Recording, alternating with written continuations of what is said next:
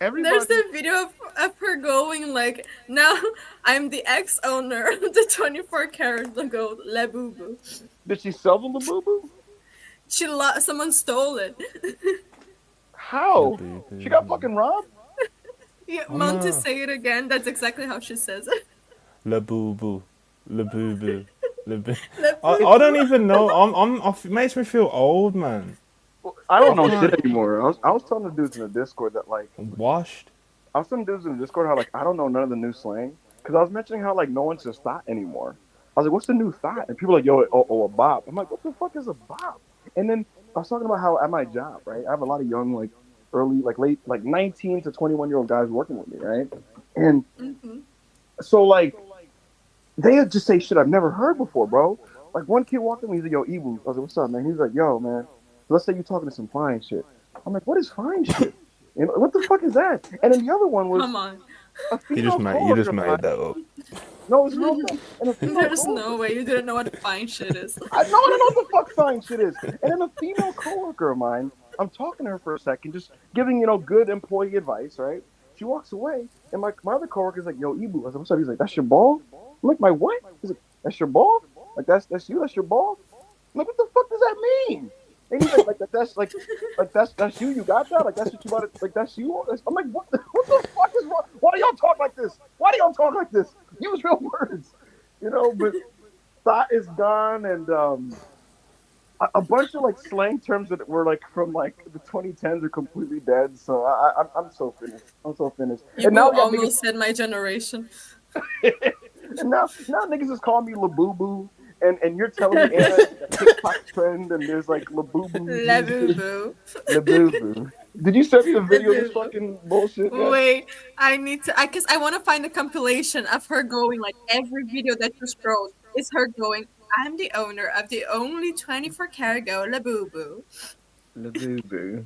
Where did they Labubu. come from? This is what I don't I understand. don't This is know. this I is what don't this is know. what this is what I Did this is what I bro, sympathise with Ibu, bro. Because it's like these things come out of nowhere and they're like the biggest thing in the world all of a sudden. this shit is Like, crazy. how have I not heard of Labubus at all until like three I months found it ago, even. and now they're like unbelievably like it's Bro, the biggest Monty, thing in the world. everybody calls me He's Labubu just. now, and I don't know what it means. First of all, you know what the word sounds like? It's like you're talking to a baby, right? And they just said some bullshit, and you said what they just said back to them. Like they literally made a noise, and you're like, that's what it sounds like to me. I just don't get it, man. I don't fucking get it. Oh, But you know what? Before we go We're live, washed, bro. I'll make sure to yeah. pretend to be hip to all this random hip slang bullshit. That's Um, worse though, because I feel like when pretend to you be hip. try when Ibu tries to pretend, like our live chat always just It like makes me they mad. see they see through him, bro. Like it's just It's fucking it's, look, these guys, this audience does nothing but hog tie me. Like it's it's fucking crazy. And then Anna, every Yeah. time you fucking take a day off, Ibu, after you came up with the term Iboobies, I feel like you deserve everything that comes your way, you know? yeah. I had to stop defending Ibu after he came up with. Remember hangy Oh, fashion, oh my god. Hangy hangy fashion. fashion. He even disappeared now. He know he cannot defend himself. Ibu, you gotta get your mic back on before we get this stuff started, brother. You've cut out for some reason. Yeah, Ibu is just not there. Hangy Yeah, we've fashion lost was too him. much. He's The van. run off he's run off embarrassed. He's not. The We've wings. lost him. We've No, lost the him. wings. The wings. Hangy fashion. Iboobies. La boo boo. Like, how, you know?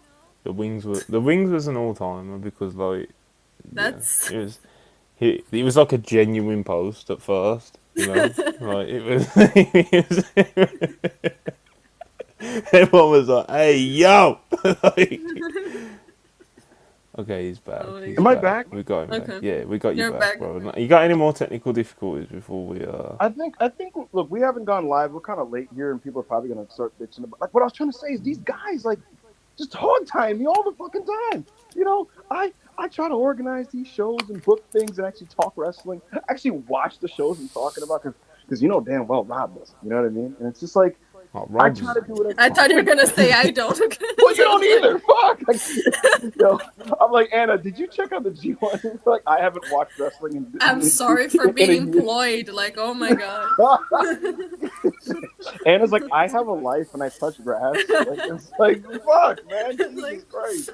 But look, before we go live, we got to pretend to give a fuck about like this wrestling shit. You know what I mean? So we'll deaden our battle stations or whatever. Before we go live, since it's just us three, let's be honest. Anna, he's keeping it up with me. Yeah. MJF was terrible. Happy Gilmore, wasn't he? You can be honest. No, he was fine. Becky though, I don't know. she didn't say that much. She was like kind of. No, but like what she did say, I was like, okay, that's why she's not an actress, you know. I know, but who could have done that? Like those like 3 lines that she had and came off well. Like, the character It was wasn't just 3 dumb, lines. wasn't it? Yeah. I think I'd say she spoke on like 3 separate occasions in that film. I watched it yesterday. Yeah, probably like 3 separate occasions. She actually the thing is, like, she doesn't need to be like a good actress, right? Because like Bad Bunny, for example, love the guy. He's not a good actor by no means. Of course not. Yeah. But he made it work, you know. He did his Like thing. he did his thing, you know. Like I love Becky. I was really excited to see her, but I just think it was a bit like, nah.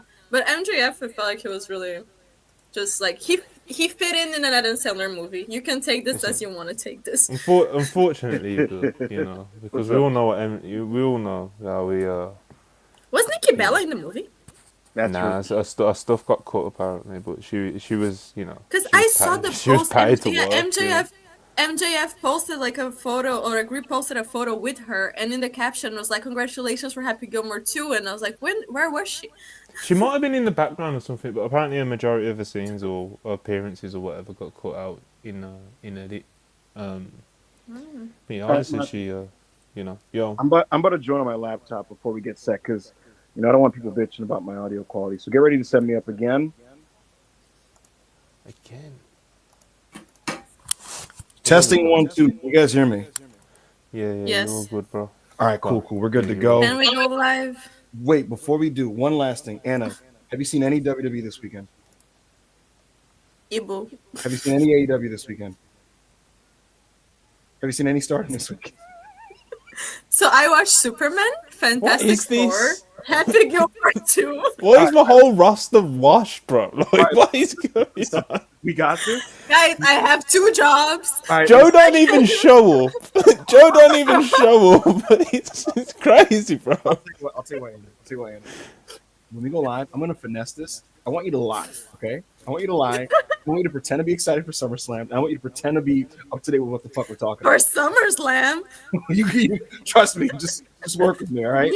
Monty, get the fuck out and let's start this countdown. Yeah, 30. Yeah. Let's go. go. All right. Peace. I need to get the music on. Mute everybody. Okay. All right, see you on the other side. Peace.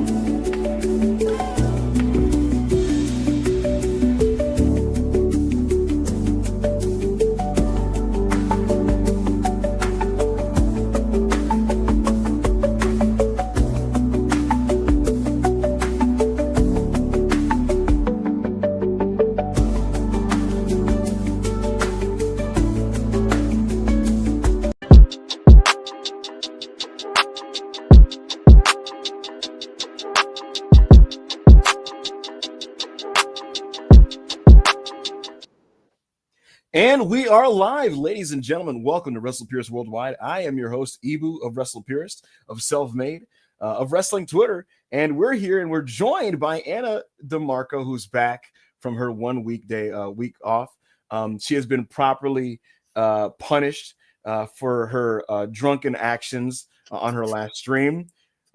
She terrified myself, Tyrese Halliburton, and the entire community. But she's back. She's learned her lesson. And folks, today we're going to talk about some pro wrestling. In fact, we're locked in. We're excited. We're ready to go. And we're going to talk about WWE SummerSlam, a 2-night event, the biggest party of the summer in my neck of the woods.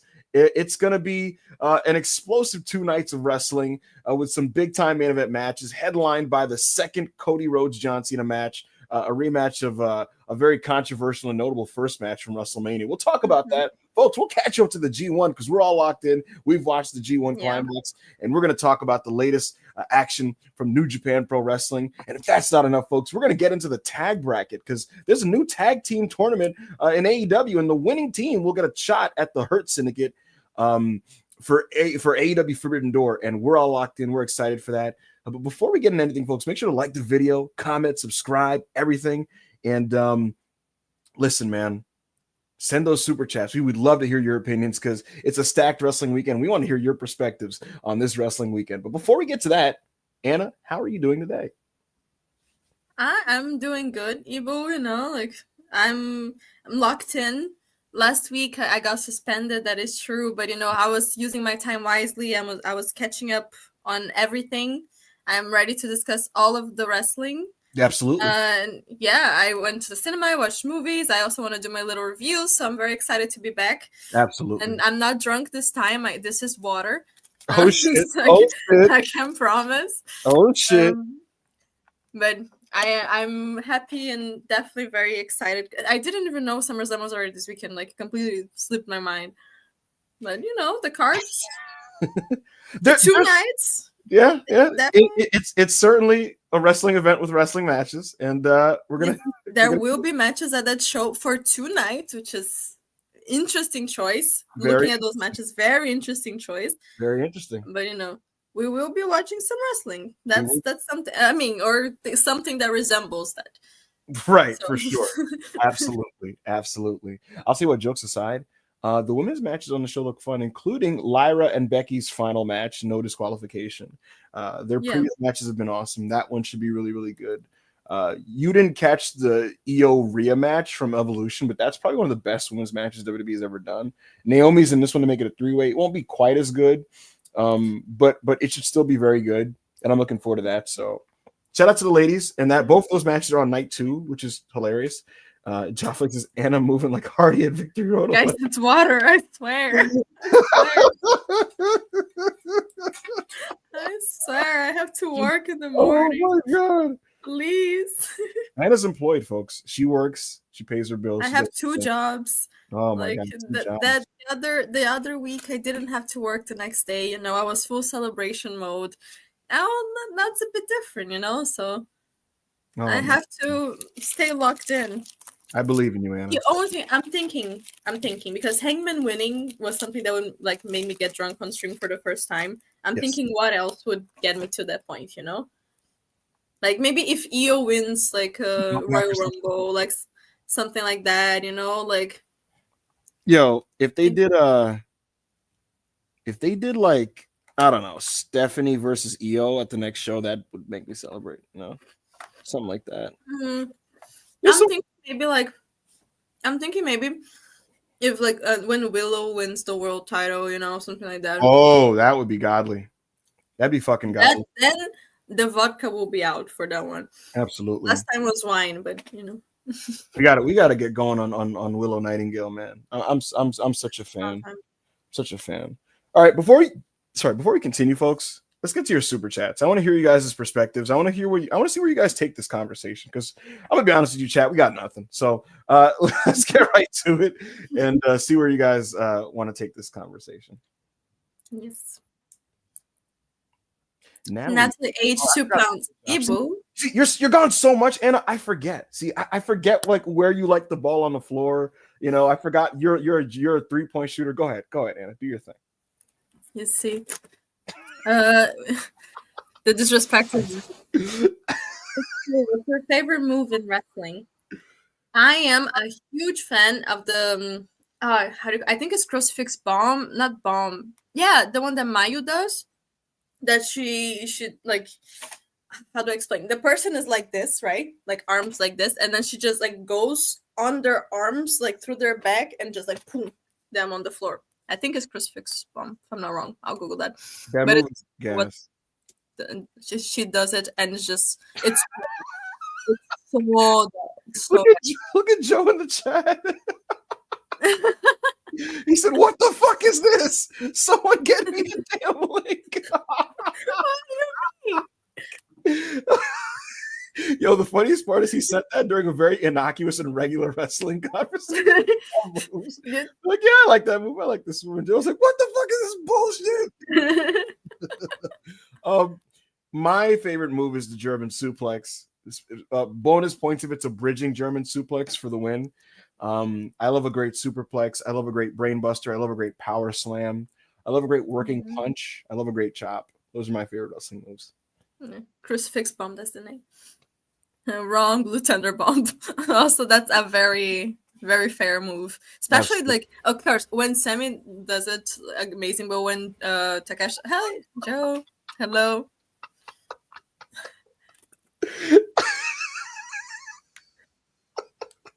Just where do we start?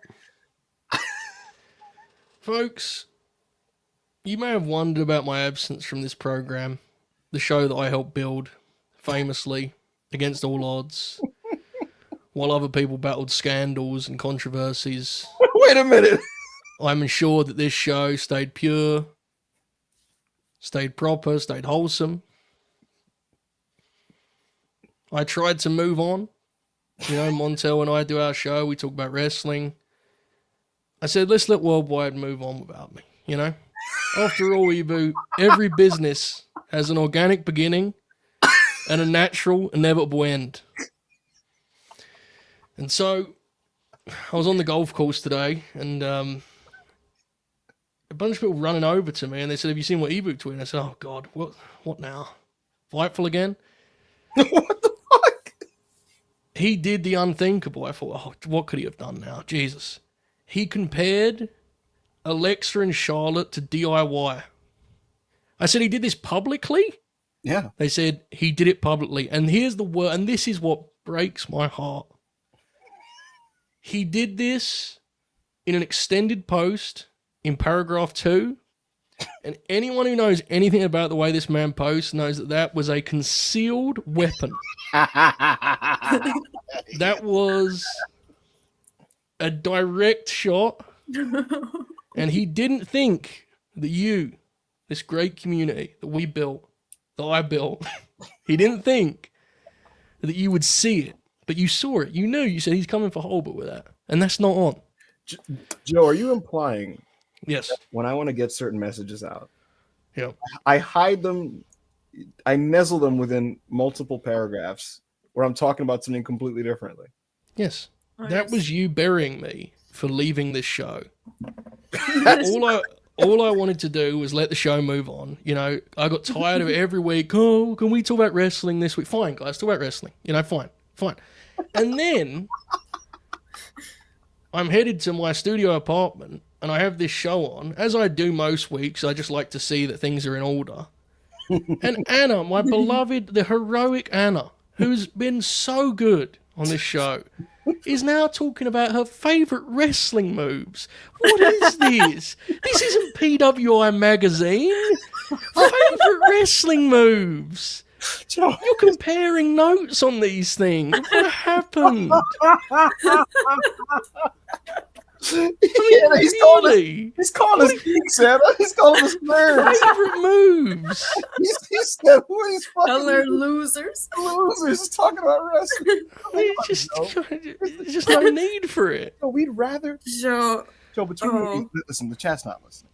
Between you and me, I'd rather just shoot the shit about Fantastic Four and Superman. You know what I mean? But Yeah. but Montel, Happy Gilmore too. but he I just want to talk about movies, man. Is it The Office's fault? yes, dude, this motherfucker, he's like, all I pay you is $15 to talk about wrestling, bro. Is he? Well, are we now claiming Monty's a big wrestling move guy? Oh, yeah, that's his shit, dude. Okay. That's his shit. I felt like I can only imagine what it would have been like for Sabu to put on Sci-Fi in 2009 and just have a look at it. And see like Jack Swagger and Sheamus. That's what I felt. That's what I felt. I don't, Joe, I'm sorry, man. You know, we try to live in your honor. You know what I mean? We try. Yeah. 2 weeks ago, Anna got drunk and we talked about like, I don't even remember what we talked about, to be honest with you, Anna. I just remember. I don't remember. I would never rewatch that episode. Neither will I. I just remembered that I kept going like, "This is for you," and saying the name of a wrestler and just chugging the wine. Yes. I think at one point I literally said like, "Hell yeah," and you were like, "Drink to that." And I was like, "Drink to what?" You know when people like want an excuse to take another shot? Like someone will be like, "Yeah, man, you know what? My kid got a C in his test." And like, we'll fucking drink to that, man. It's like, wait, what? Yeah. Well, Anna's You great. said something about women's wrestling. I was like, "This is for you women." And then I'm like, I bet I Anna's will never great. find those. It's just, you know, I don't know what's happened to you, man. What? I love. Why would you tweet that on a Monday afternoon, bro? You know what I've been through. You don't think He killed Hulk Hogan, Ibu. Like, you have to give the man some time. Anna, what did you think of Hulk Hogan's death? No. I just need to say that I saw the news and then I scroll down and the first thing I see is the post from Joe with the video that they made. Like fantasy booking, like if Hulk Hogan never went to WCW, was that the video? Yes. 4 hours before. Okay, quickly. Because this was funny. When my initial plug tweet will just be the link with a thumbnail with today or tonight. And I do appreciate and accept that in hindsight, today felt a lot more threatening than I intended. I do want to apologize for that for anyone who's because in hindsight, today felt quite ominous, really, with how the day panned out. So, yeah, it was a coincidence, folks. I'm innocent. If we're gonna do wrestling talk, we got to do it in the World Wide Way. So I'm gonna ask you a question, Joe. Have you seen what's happened to Drew McIntyre? No, I generally avoid that sort of thing. Right. So he's apparently stranded in the UK and legitimately doesn't have his passport. I do feel for him there, Jesus. Yeah. So he's stuck in your land and he can't go back, and he doesn't have his American. I think he's missing one of the passports he needs to go back, and there's a legitimate chance he cannot make SummerSlam. So here's my question. He's not fooling me, bro. He's not fooling me. So I was gonna ask you a question. Be honest, Joe. They told him he's eating a Pin Jelly Roll, and he said, "I'm gonna fucking throw my passport into the river." I think it's a great day for Carmelo Hayes. I think he's in the money. I think they don't do pay-per-view payoffs anymore, but if they did, Mel Hayes, he could buy a new house out this weekend, I reckon. I reckon he's in. You know what's going on right now? Anna, Hunter's looking at his list of the SmackDown roster, right? And he's customizing and he's adding filters to trim down the names, right? He's like, SmackDown men, singles men, heel, and he's looking for this on it. It says The Miz, and then under it says Carmelo Hayes, and he's like, I think it's time to call Mike on this one. Like, when you think about it, the only two people that can replace them are Mello and Miz. And guess what, Joe? I kid you not, on my life. Today, the Miz made a video, Joe, and he said something to the effect of like, people keep calling me underrated. I'm tired of being called underrated, man. Like it's time to give me my flowers. And if Drew McIntyre cannot make it to SummerSlam, I will gladly take his spot in that match. Yeah. This is about to be the worst match ever put in a wrestling show. Is that a part of the story? Did they tell him this? Have they already said Drew can't make it, or do you think he's actually? There's no way Miz has done that on his own accord. No way. It's the Miz, though. Like, if there's anyone who would do that in their own accord, it's the fucking I don't know. Miz. He's like full company guy, though, right? Like Joe, it does feel like they were like just in case. Yeah, just in case. Shoot this on Instagram. Yeah, I don't know. I mean, I will say I'm rooting for Jelly Roll because I quite like him, to be fair. Yeah. I think he's gonna be better than Logan Paul. But when he started to do physicality on Friday, I did sort of go, I don't know about this. The Black Hole Slam was cute. The punches were a little, Did you hear the crowd when they started actually fighting? It was like, you could tell the people kind of went, well. Like, Jelly Roll, and they did some moves, and it's like, oh, Yeah, I mean, they like the Black Hole Sam. I mean, I'm rooting What for did him. you Seems like a expect cool from a guy. guy called Jelly Roll, though? I have a secret for you Like- guys. If you guys don't aggregate me, Hmm. I have pitched a spot for this match directly. Oh God, Canadian Destroyer.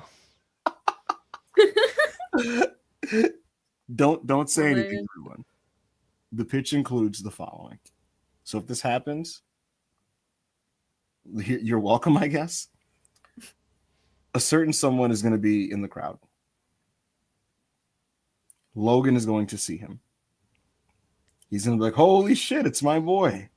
He's going to walk over to him or whatever the fuck. And he's going to drag Jelly Roll out of the ring and beat up Jelly Roll. This is Logan Paul.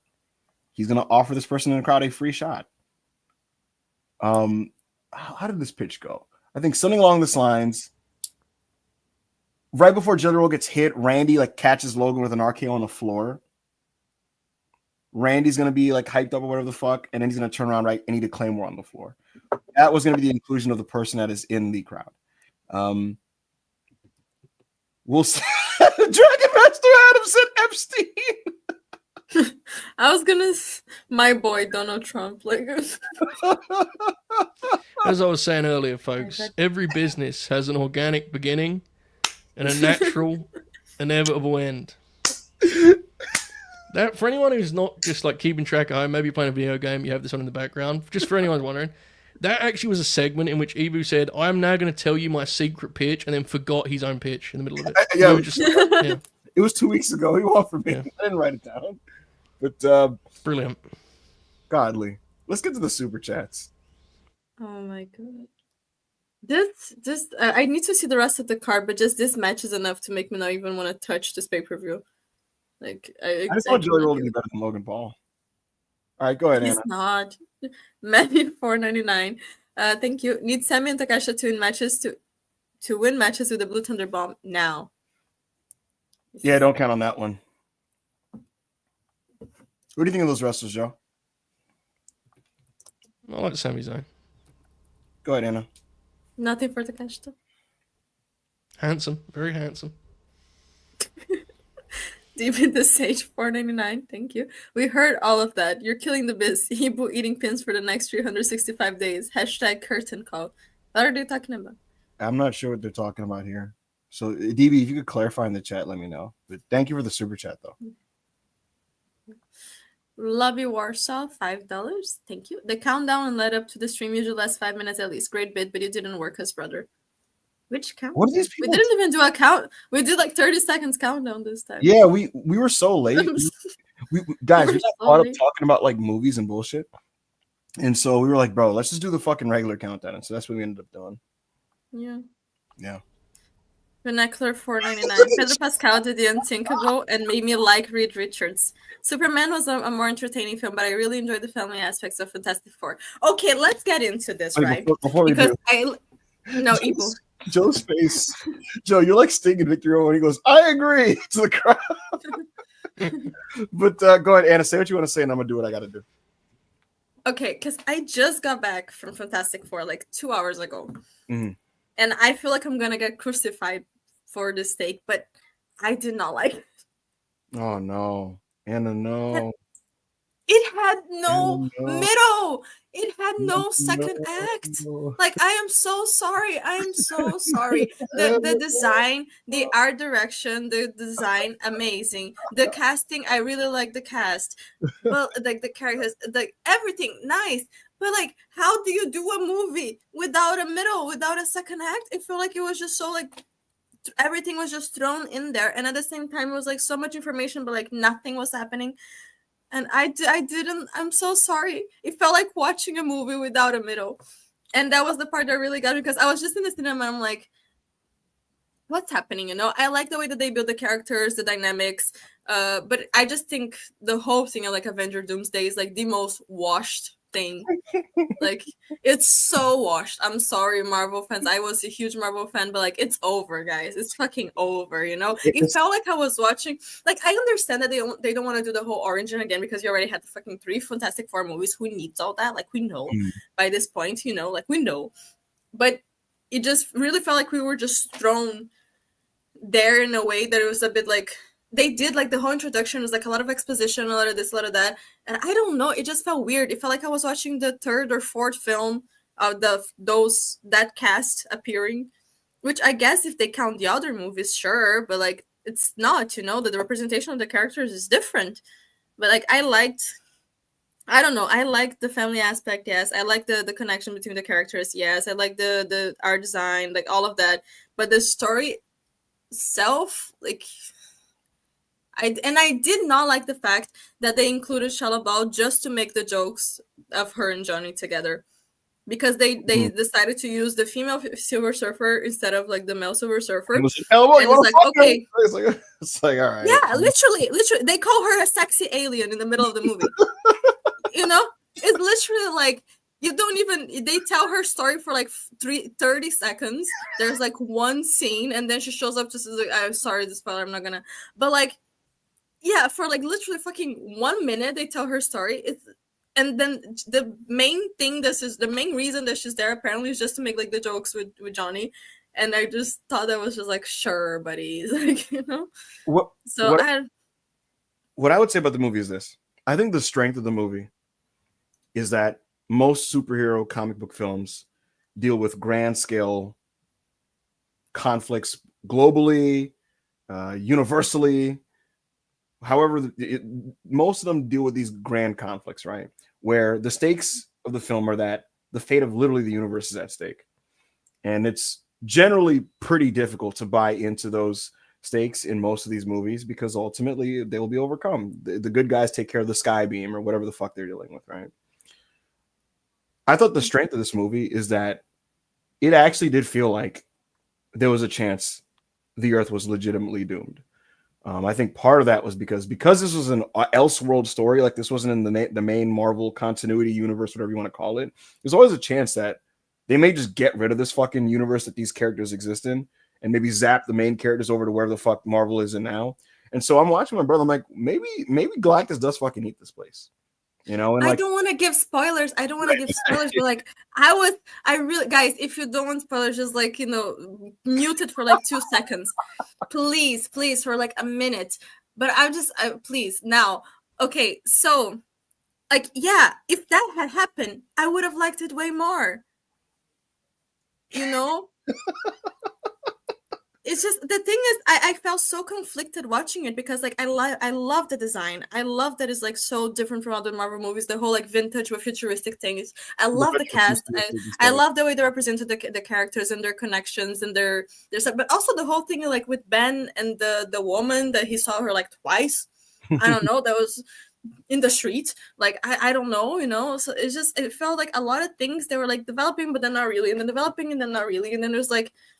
Stop start, you know, like I don't fully know. Like I liked some aspects of it, but then yeah, I do understand like, oh, the middle is when they're out in space, but I don't know, it just didn't hit for me as much as Superman did. Like Superman, I was obsessed. Like I left the cinema, I was like, okay, this was amazing. Like generally not even like a good superhero movie, it was just like a good movie, period.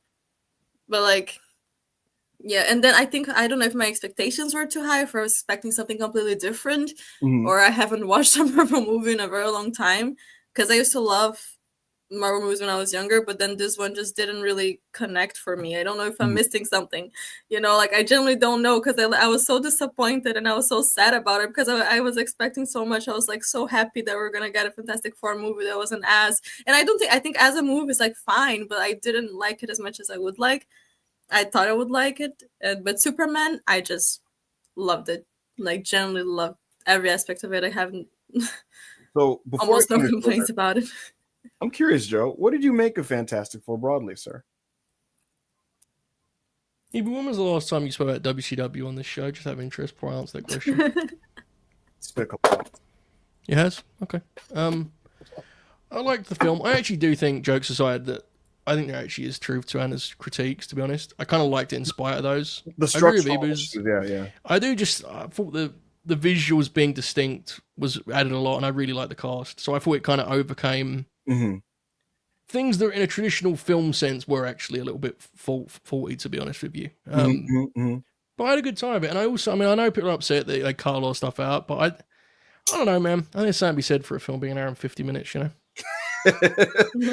Because Joe, did we not get out of hand with these comic book movies being like 240 and stuff? You know? Yeah, I think so. But obviously, it depends. Like, the people that I went, my friend really wanted to see it bad, and we went like 8:30 a.m. Yeah.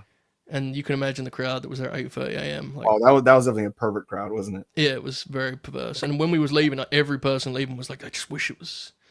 I thought it was pretty long before. It was good when hour and 50. Like, we could have gotten more with this guy, and like, you know, this character. We could have got a cameo from King the Conqueror. Right. But it depends on, it's like same with wrestling, right? So, but yeah, I liked it. I like Superman more. I also like Thunderbolts more, actually. I didn't see that. Yeah, Thunderbolts. Yeah, someone just like, what was the last Marvel movie I watched? I did watch Thunderbolts, and I did leave the cinema saying like, okay, that was fun. Like, it was nice, you know. I'm gonna be so superficial. I looked up Thunderbolts. They look lame. I'm not gonna watch it. Bro, that's the point of the picture. Oh. I googled it. I was like, lame costumes. Nope. Oh, point, man. This is what's wrong with this show. Let's look at the synopsis. What the fuck is this? It's good. It's like, it was chill. It is good. It's like, it's just like a solid, like, you leave the cinema and you're like, huh, I'm happy with this. Florence Pugh's amazing. Anything she's in. Oh, she's great. It says, what is this about?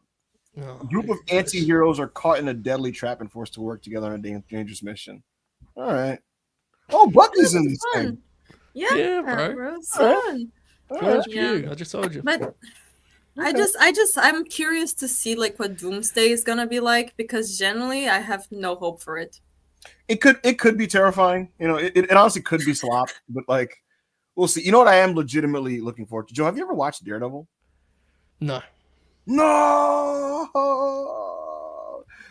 Here's the thing.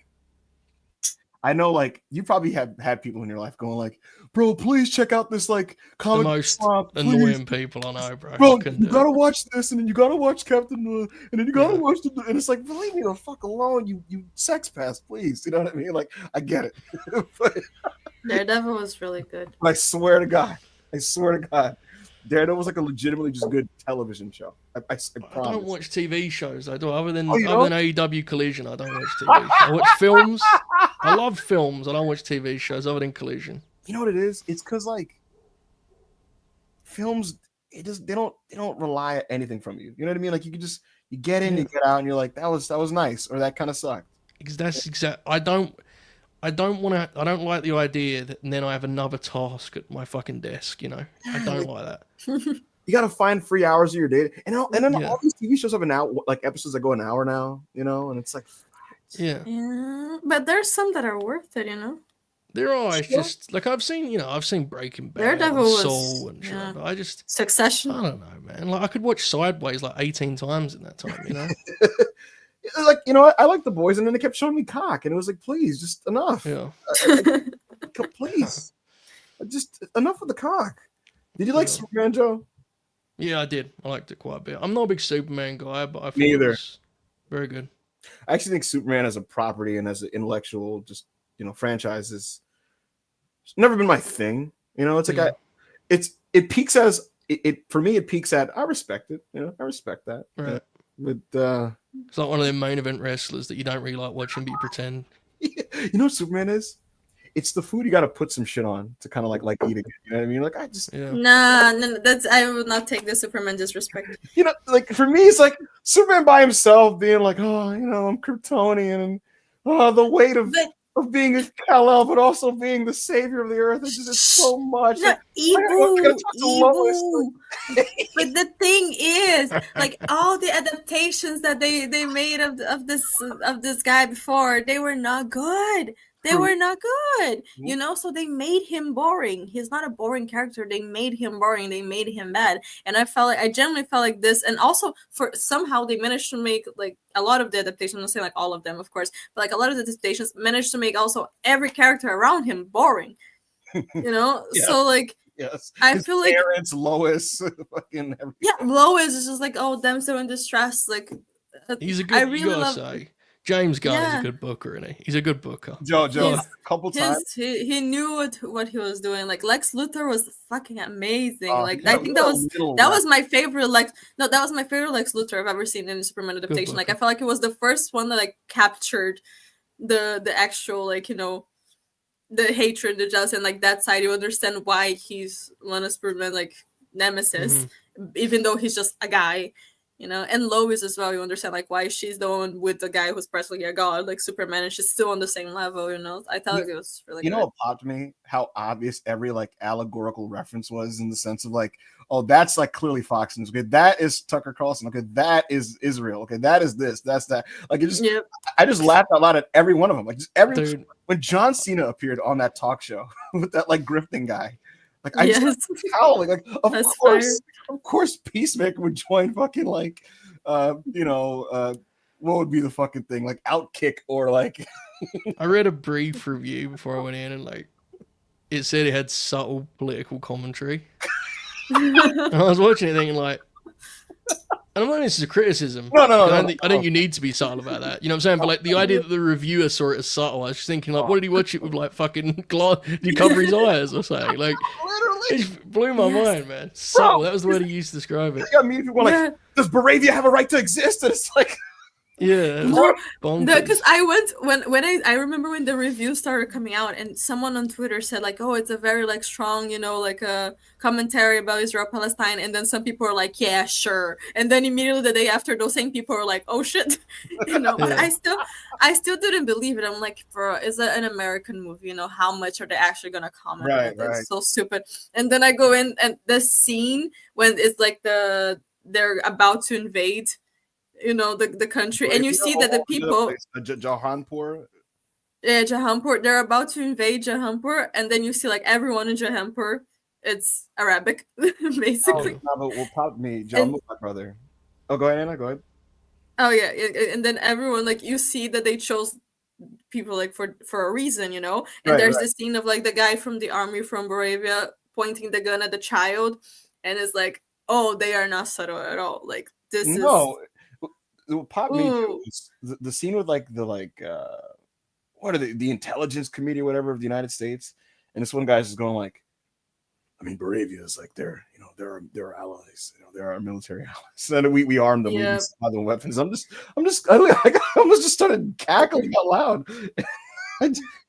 No, the one when they define guys, Superman's been out for almost a month now. I'm so sorry, but if spoilers, I'll wait when the spoilers are done. Because when they find out like the whole thing that Lex Luthor he wants to build the thing there, I just remember that Trump he posted a fucking AI video of the Trump resort in the Gaza Strip. Did you guys see that?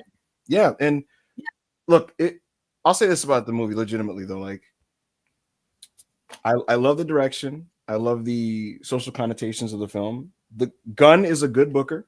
He is a good booker. Joke is set. No, I'm not going anywhere. Whatever. He does a good job. There's a couple times where he did certain things, and I go like, this guy knows what he's doing. You know what I've noticed also? I said this to Chris yesterday on Selfmade. Because yes, I think a lot of Marvel movies from about 10 to 15 years ago aged bad if you watch it now. And the thing is, like, those movies were constructed for the movie-going audience of that time, I think. And so, like, it's designed specifically to pop people at that time, if that makes any sense. And so there's a lot of, like, theater bait moments in those movies that you're, like, if you did it now in a movie, it's hacky. You know what I mean? And I forgot what was the moment in Superman where it was just, like, they kept building to, like, a certain thing a character was supposed to say that I don't remember what it was, but, like, I remember telling my brother, like, they're like avoiding the cheap pops in the theater for certain moments. And I think they did like one, whereas Fantastic Four did like, I think 1 or 2 towards the end. But you know what I mean? Like, those moments in superhero movies that are just so theater bait where like they clearly just pause for like the applause. You know what I mean? And do you guys do this every week? Yeah. We're doing our thing. About to leave. Go ahead, Anna. Go net debt to $5. AW needs to take titles off Mercedes and Tony. The roster seems stuck in time right now, but not dead in water, thankfully. How do you feel about this, Joe? I know you go for it. I was gonna say that I don't think so. I feel like the women's roster in AEW is having some of the best times they've ever had. You know, so I don't really see the stuck in time. Yeah. Maybe because no, I don't really see it. We need more non-title programs, certainly. I do worry a little bit about like what Mercedes does now, because I don't necessarily know what Willow matches. Yeah. But do you think they go back to Willow for the TBS belt? I always thought they would go back to that when Mercedes had the world title. Which is why I thought Mercedes was winning at Same.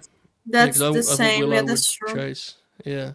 I mean, there are enough new people in the roster also for her to have just like matches against, you know, and she can still keep defending. She can keep the whole story that she's like, you know, with with 8 belts now that she goes around. She's like, okay, Tony beat her, but she's still like the biggest champion.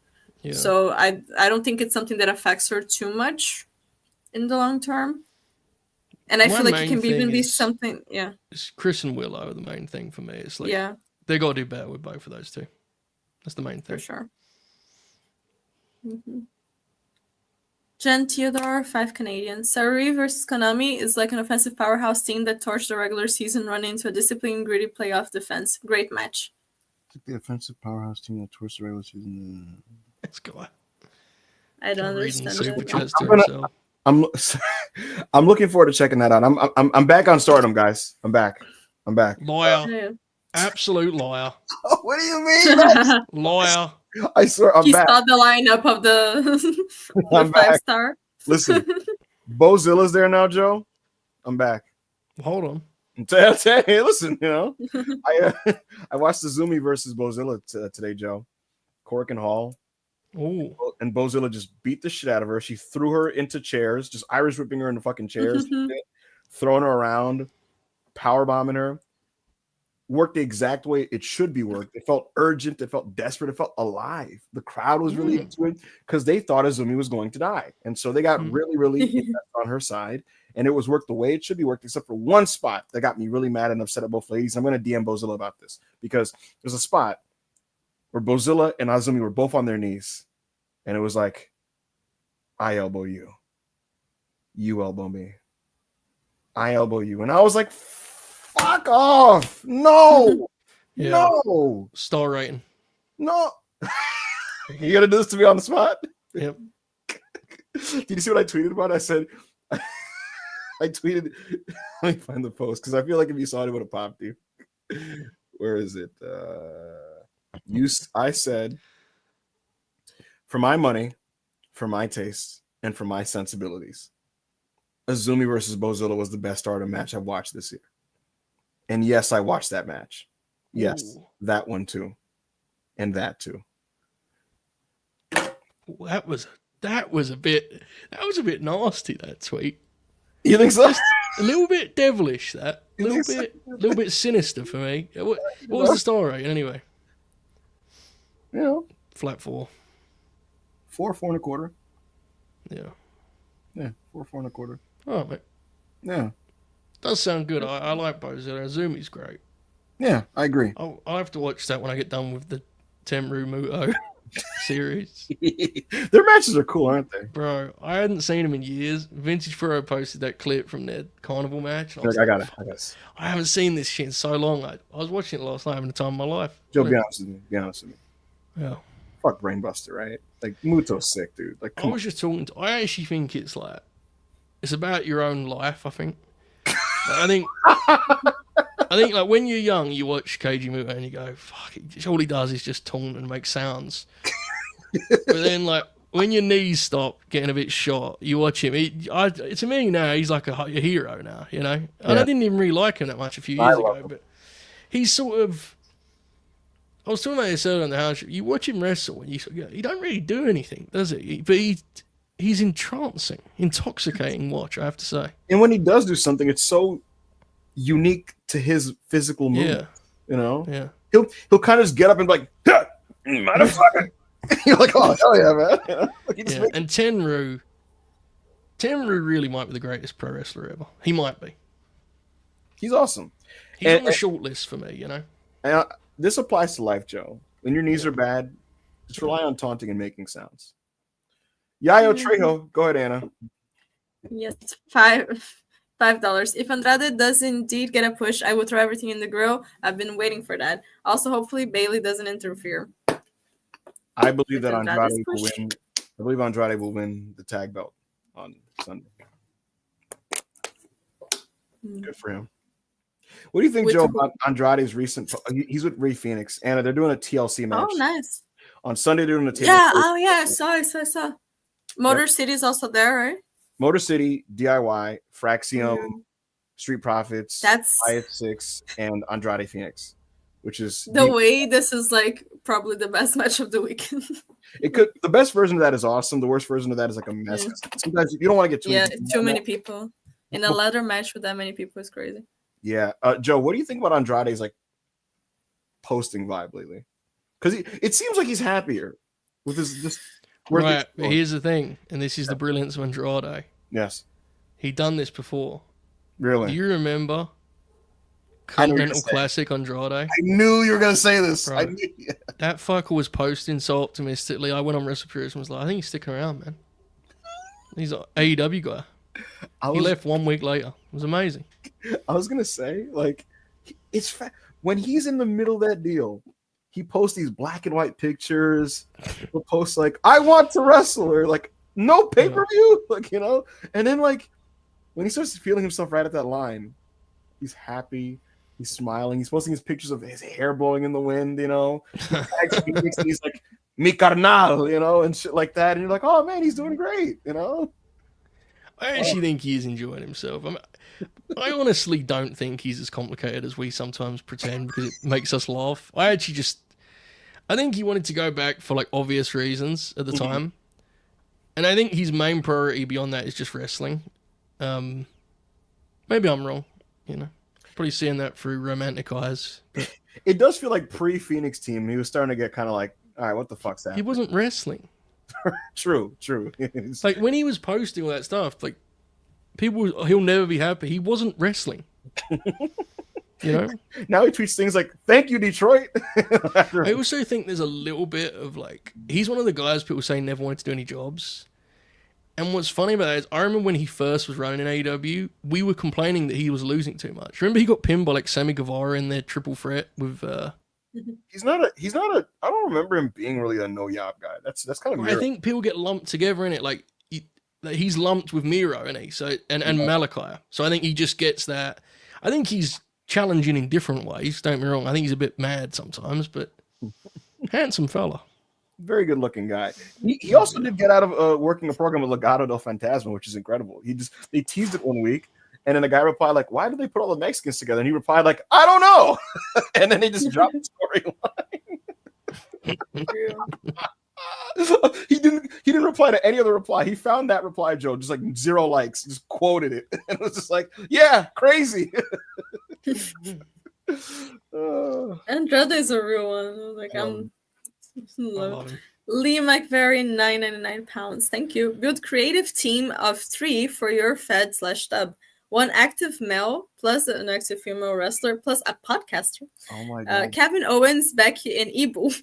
All would focus on traditional wrestling stories plus matches as primary goal. Can't pick yourself. This is interesting. Go ahead, Joe. I'm gonna be completely real with you, okay? I love Ibu. He has some good ideas. Kevin Owens would fucking hate him in this setting. Like, if he met you just generally, he wouldn't hate you. Okay. In this environment where you're pitching ideas, he would absolutely despite. You remember, Kevin's really picky with stuff, bro. Can you imagine him debating it with you? It's just fascinating to think about. I know this. During that Judgment Day versus Good Guys era of Raw, like Cody knew to just be like, "Look, Kev, Sammy, you guys do your whatever y'all want to do, whatever you guys want to do," because he knew the easiest day for me would be if I just go, "Do your thing, guys," and then tell me what we're doing later. And then that's when Kevin goes, "We're gonna do the heat in this point in the match, and then I'm gonna do the fucking tope and then the da da da da da da." So him and Sammy are very particular. Oh, Kevin's brilliant, no question. I think I could learn to speak Kevinese in a couple weeks. I think I could. Maybe. Kevinese. He worked with Vince, you know. What an incredible comp you made there. The point being, he can bite the bullet. He can. It's an interesting question, this, because like It is. you got. I mean, it's hard to gauge with wrestlers, isn't it? Like what their, how do I put this? Their instincts sometimes. Yeah. I don't know, Anna. Have you got any feeling on this? Because I'm kind of scared about this one right now. Yeah, just like podcaster. First of all, why would I want a podcast to the creative team of my thing? Honestly, the only wrestler that really came to mind for me is like Sari, because I already trust her enough. And I was gonna ask, like, can we consider Kenny Omega an active wrestler? Like, he's not retired. Yeah. He's just out. Yeah. So I would do like a Kenny Omega, Sari team, and then podcaster. I don't know. I don't listen to that many wrestling podcasts. All right, give me Joe. Do you want to book my with Sari and Kenny? I don't know if I'll be the best fit on that team, but I'll try my best, Anna. Absolutely. Learn Japanese, buddy. Yeah. Give me I don't want to hear shit. Give me CM Punk. Give me Becky Lynch. Yeah. Dave Meltzer. No. I love Dave. I do love Dave, but no. I feel like I actually have a couple good options for podcasts. I gotta be honest with you. Does Matt D do podcasts? No. Does Alan Cheapshot do podcasts? I don't know. Does Rob Naylor do podcasts? Yeah. That's it, yeah. But that's kind of a cheat because he's in the business. Yeah. If I can't do Rob Naylor, you can't pick Dusty Rhodes' right-hand man as a podcaster. he was on the NXT. Bella Twins. Oh, yeah. Hey, man, listen. Get the current demographics. Yeah, if I can't do Bella Twins, give me because I actually do want, like, diversity. Give me a diversity. Give me. I feel like I feel like I have a funny. I'm on the precipice of a funny one here, Joe.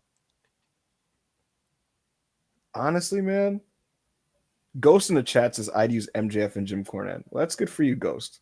Monty said AO. Fuck it. Oh no, AO on the CM Punk team is actually not a good idea at all. No, I would not take Conrad Thompson here. I would not. Maven. Let's do it. Maven. Oh, Jesus. Give me... I got to take Dax the Axe. Because he very blatantly was booking that Garcia-Nigel feud. Yes. And I can tell because I also like 1989 WCW television. Shout out to the Axe. Give me Dax. Give me Evo. Give me... See, Athena, I like Athena's mentality to the business broadly, but I do think she can get a little bit silly sometimes. Mm-hmm. Yeah. Oh, fuck it. We'll do Athena. It'll be fine. That'll be fine. Evo will rein her in. Would you put Bully Ray on your team, Joe? Would you be able to handle that one? I'd have Bully in. I'd have him in the room. I would. I'd have him in the room. Because you need people that are absolutely just despicable. You need them about because it's like Bruce Pritchard. He's valuable in that he's just a horrible bloke, but you got to have him around because you need someone to just go. You need someone to just put their hand up and go, I'm not seeing it with this Julia situation. You need someone to say it. You can't all just sit there agreeing all the time, can you? Joe Hunter's sitting there like, I'm thinking we really elevate Julia this year, and everyone's just sitting there like not feeling it but being quiet. And Bruce is like, you need a bit of conflict because otherwise you start just booking for each other, don't you? Yes. Imagine me. I'm sitting there. I'm going right, and then we're going to have Athena do this, that, and the third, and Bully's over there sweating bullets. She's gonna challenge me. Obviously, I'm going to make the final call, but you just need. Are you telling a story on your show? Right. And you're like, yes, you fat fuck. Like, what do you want from me? Like, you guys go back and forth. Absolutely. Bully actually, he wouldn't be the right guy because he was actually terrible at that job. Like, yes, really bad. But you probably do need someone that's a little bit of a different viewpoint. Like, genuinely, it wouldn't be Bully Ray, but yeah. Yeah. Right. The thing is, I don't know wrestling podcasters, guys. That's so bad. Well, it's also difficult. Like when we say wrestling podcasters, do we mean like wrestlers that now do or like actual podcasters? Like that's the other I part. think right? it's actual. Yeah. You know what I'm saying? Because everyone does them, don't they? Now. Yeah. Joe, would you put Conan on your team? Yeah. Oh my god. Conan's fucking insane, but Conan's like he'll have a good. If you give him enough time, he'll come up with a good idea. You just got to get rid of all the bad ideas. Did you hear about what happened to Alberto this weekend, Joe? Once again, a thing I generally avoid. No, I did not. He on that same AAA show that had Dominic getting a monster pop, Alberto was in the main event show, and the stipulation was loser leaves AAA, and he actually lost, and like it just ended with him like crying. Is he like actually leaving? So Lucha Blog was like probably not, and then Fightful were like, yeah, he's leaving. So I don't know what to make of that. Wouldn't it have been better to just like have him leave quietly rather than putting sympathy on him? Well, so that's the fascinating part about this show, because I have been loosely monitoring this like Alberto thing, and like the Mexican audience loves him, and they feel really bad about what's happening right now because they like are aware of it. And Alberto's doing that Hulk Hogan thing, where like when Hogan would lose, but like he kind of like puppy dog eye the audience a little bit. You know what I mean? Like, but, yeah, he did that especially like when he was doing Mr. America. He'd sort of go, "We all know this is shit, don't we?" But and so he's Joe Alberto, like he's supposed to be the heel. He's supposed to lose and just like be like a heel about it. Like when a heel loses and is forced out of a territory, they're supposed to be like, no, this is bullshit. Fuck everybody. Fuck you. Fuck the audience. Right? He's like looking up like, y'all are doing this to me. You know what I mean? He's doing that thing, and he's like looking at the audience. He's high fiving people in the crowd. And shit. Fuck. That sounds like a mess, dude. I don't know. I mean, obviously, I hope the guy's not around, but like what I'm saying is just I don't know if that would have been the way to do it, because you probably would have best just stop booking him, right? Take the belt off him and stop booking him. The most, the most over heel is right now in Triple H. Triple H, Kingo, bro. They should send Bruce Pritchard over as he should play Brother Love and get like a lot of heat. Manage JBL. Thank you, Lee. This is a great question. It was a great, genuinely really fun question. Yeah. Yes. Thank you. Black Yakuza 94, $5. I'm taking my dad this weekend to SummerSlam, and I need the Sunday prices to be less than 100 right now. I refuse to do just Saturday. What's the card for Saturday? I mean, good for you and your dad. I hope you guys have a great time. But what is happening on Saturday? What are you gonna see live? Genuinely fascinating the way they've put this card together. It's let me see. Unlike right now. anything they have put. If you challenge them to put it in a way that's really lopsided, they would have nailed it, right? Like yeah, exactly. I'm gonna try to pull it up right now. Anna, I'll put you this way. All right, here we go. Here's Saturday, and compare this to Sunday, right? Yeah. So Saturday is Alexa Bliss and Charlotte challenging Raquel and Roxanne for the women's tag belts. Mm-hmm. Drew and Logan versus Jelly Roll and Randy. Oh. Tiffany Stratton versus Jade Cargill for the women's belt. Mm-hmm. Roman Reigns and Jey Uso versus Bronson Reed and Braun Breaker. Carrie and Cross versus Sami Zayn. Cool. What? What? Carrie and Cross versus Sami Zayn. Joe, I had so many funny DMs I wanted to send you the day that match got announced, but I forgot to. Because I was like, I could make a really funny post right now, but I was like, this is going to be mean-spirited if I do it, so I'll refrain from that. Yeah, and in the main event is CM Punk and Gunther for the belt. So that's Saturday. Sunday. Okay. AJ Styles versus Dominic for the IC title. Mm-hmm. Lyra Valkyria, Becky Lynch, no disqualification for the Intercontinental Championship. Naomi, Io, and Rhea for the Women's World title. DIY, Fraxium, Motor City Machine Guns, Wyatt Six, Street Profits, Andrade and Phoenix, and another team that I'm forgetting off the top of my head, for in a tables, ladders, and chairs match for the tag belts. Steel cage match, Jacob Fatu and Solo for the US belt. And Cena Cody in a street fight in the main event.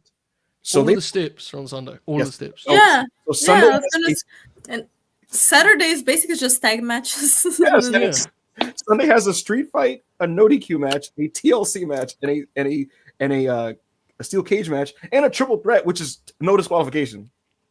That's too much. So Sunday is ECW, and Saturday is like a Korakuen Road 2 show. It's very strange. It's very strange. Well, Saturday does have a better main event. To me, anyway. Yeah. Without question. Well, I, yeah, but Mhm. people, get mad about these things. Yeah, it's like I'll say this though. I've been anyone who's been paying close attention will know I've been publicly baiting Cody to doing the right thing. I've been kind of What subtle, is the right thing? just having a good match. Well, at Okay. least this time there will be no Travis Scott. So Yeah. Is Saturday? Is it one of those shows that could sneak up on you and over deliver? Yes. What do you think? So here's the thing.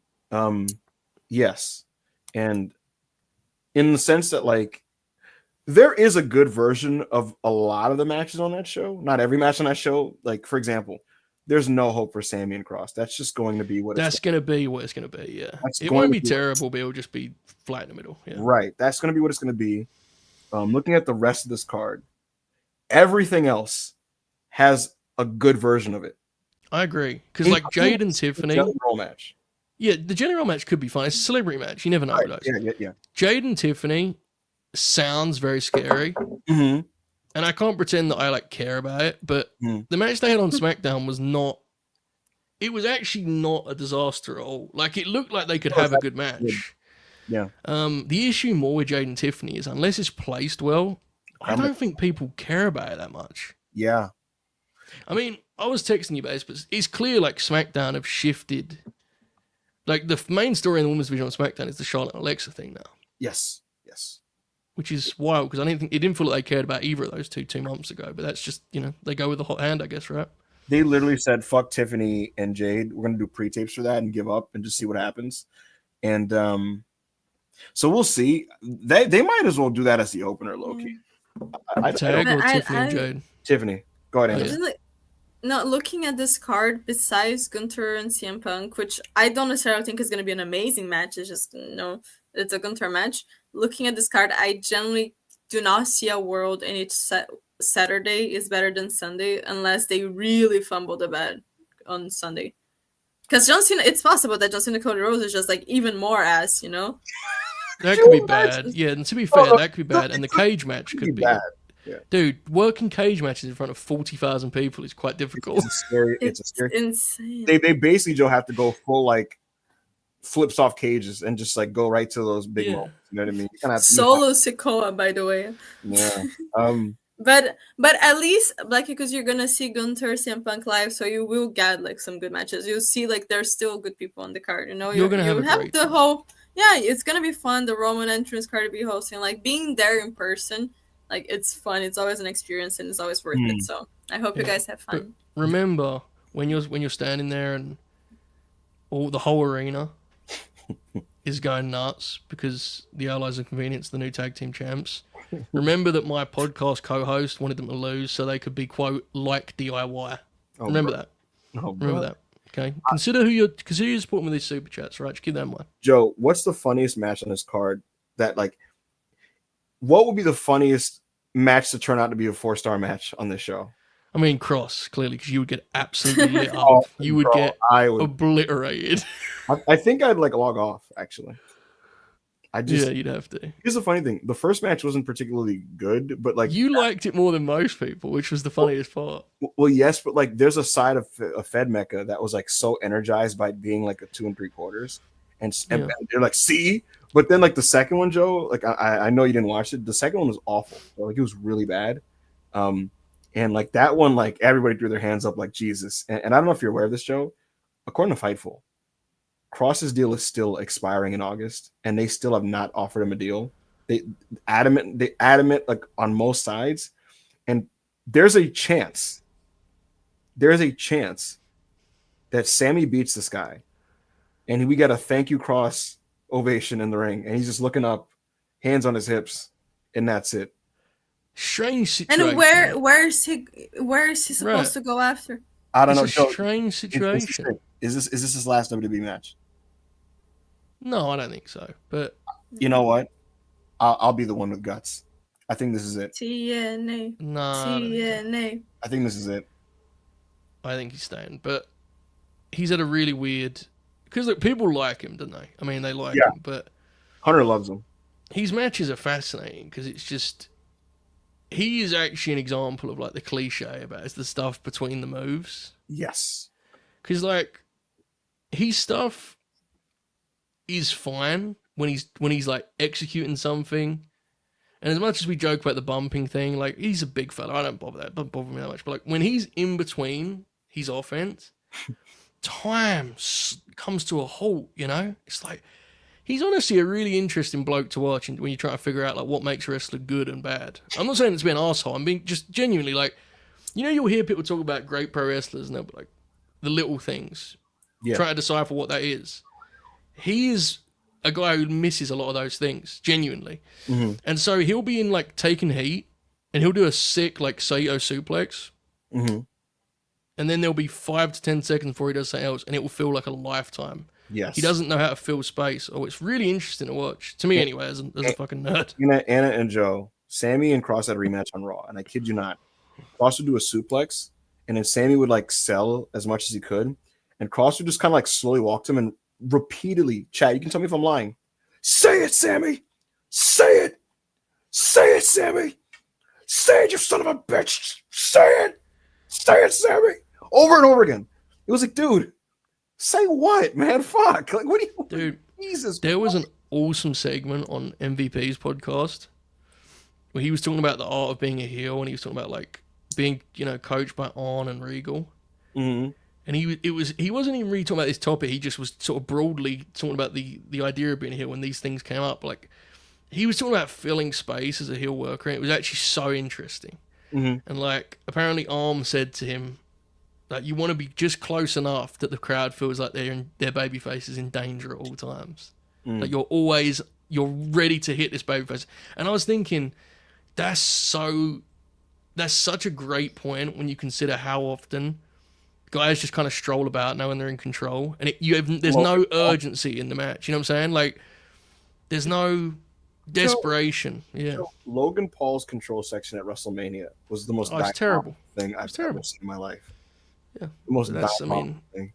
You know, it's like he's a great heel. It's just he's a great example of all the stuff that like the biggest Logan Paul fans hate so many wrestlers for reasons that he's the worst culprit of. Like, it's all about the moves. Yes. He has no reason to do any of the moves. He just does moves. You know, like it's doesn't know what any of them mean, what purpose it plays. Yeah. As a celebrity wrestler, that's fine. Yes. When he's being framed as like this is actually just AJ Styles' equal, not only is he equal, he actually beat the hell out of AJ in that match. It's really like sad. Yeah. Yeah, it's insulting. The audience doesn't. To me, anyway, the audience doesn't want. I mean, I was in the stadium for that, so I feel like I'm in a pretty good place to. You know, I didn't think the audience cared for that at all, that match, but. That's just me. Yeah. Thank you, Black Yakuzu. This was the first WWE show I considered going to like in years. Yeah. And then I opened it up and it was like $700 like a pop for a decent seat. And I said, go fuck yourself. That's a shame. Yeah. Love Dogs Avery 499. Thank you. The memes about Pedro Pascal have gotten out of hand.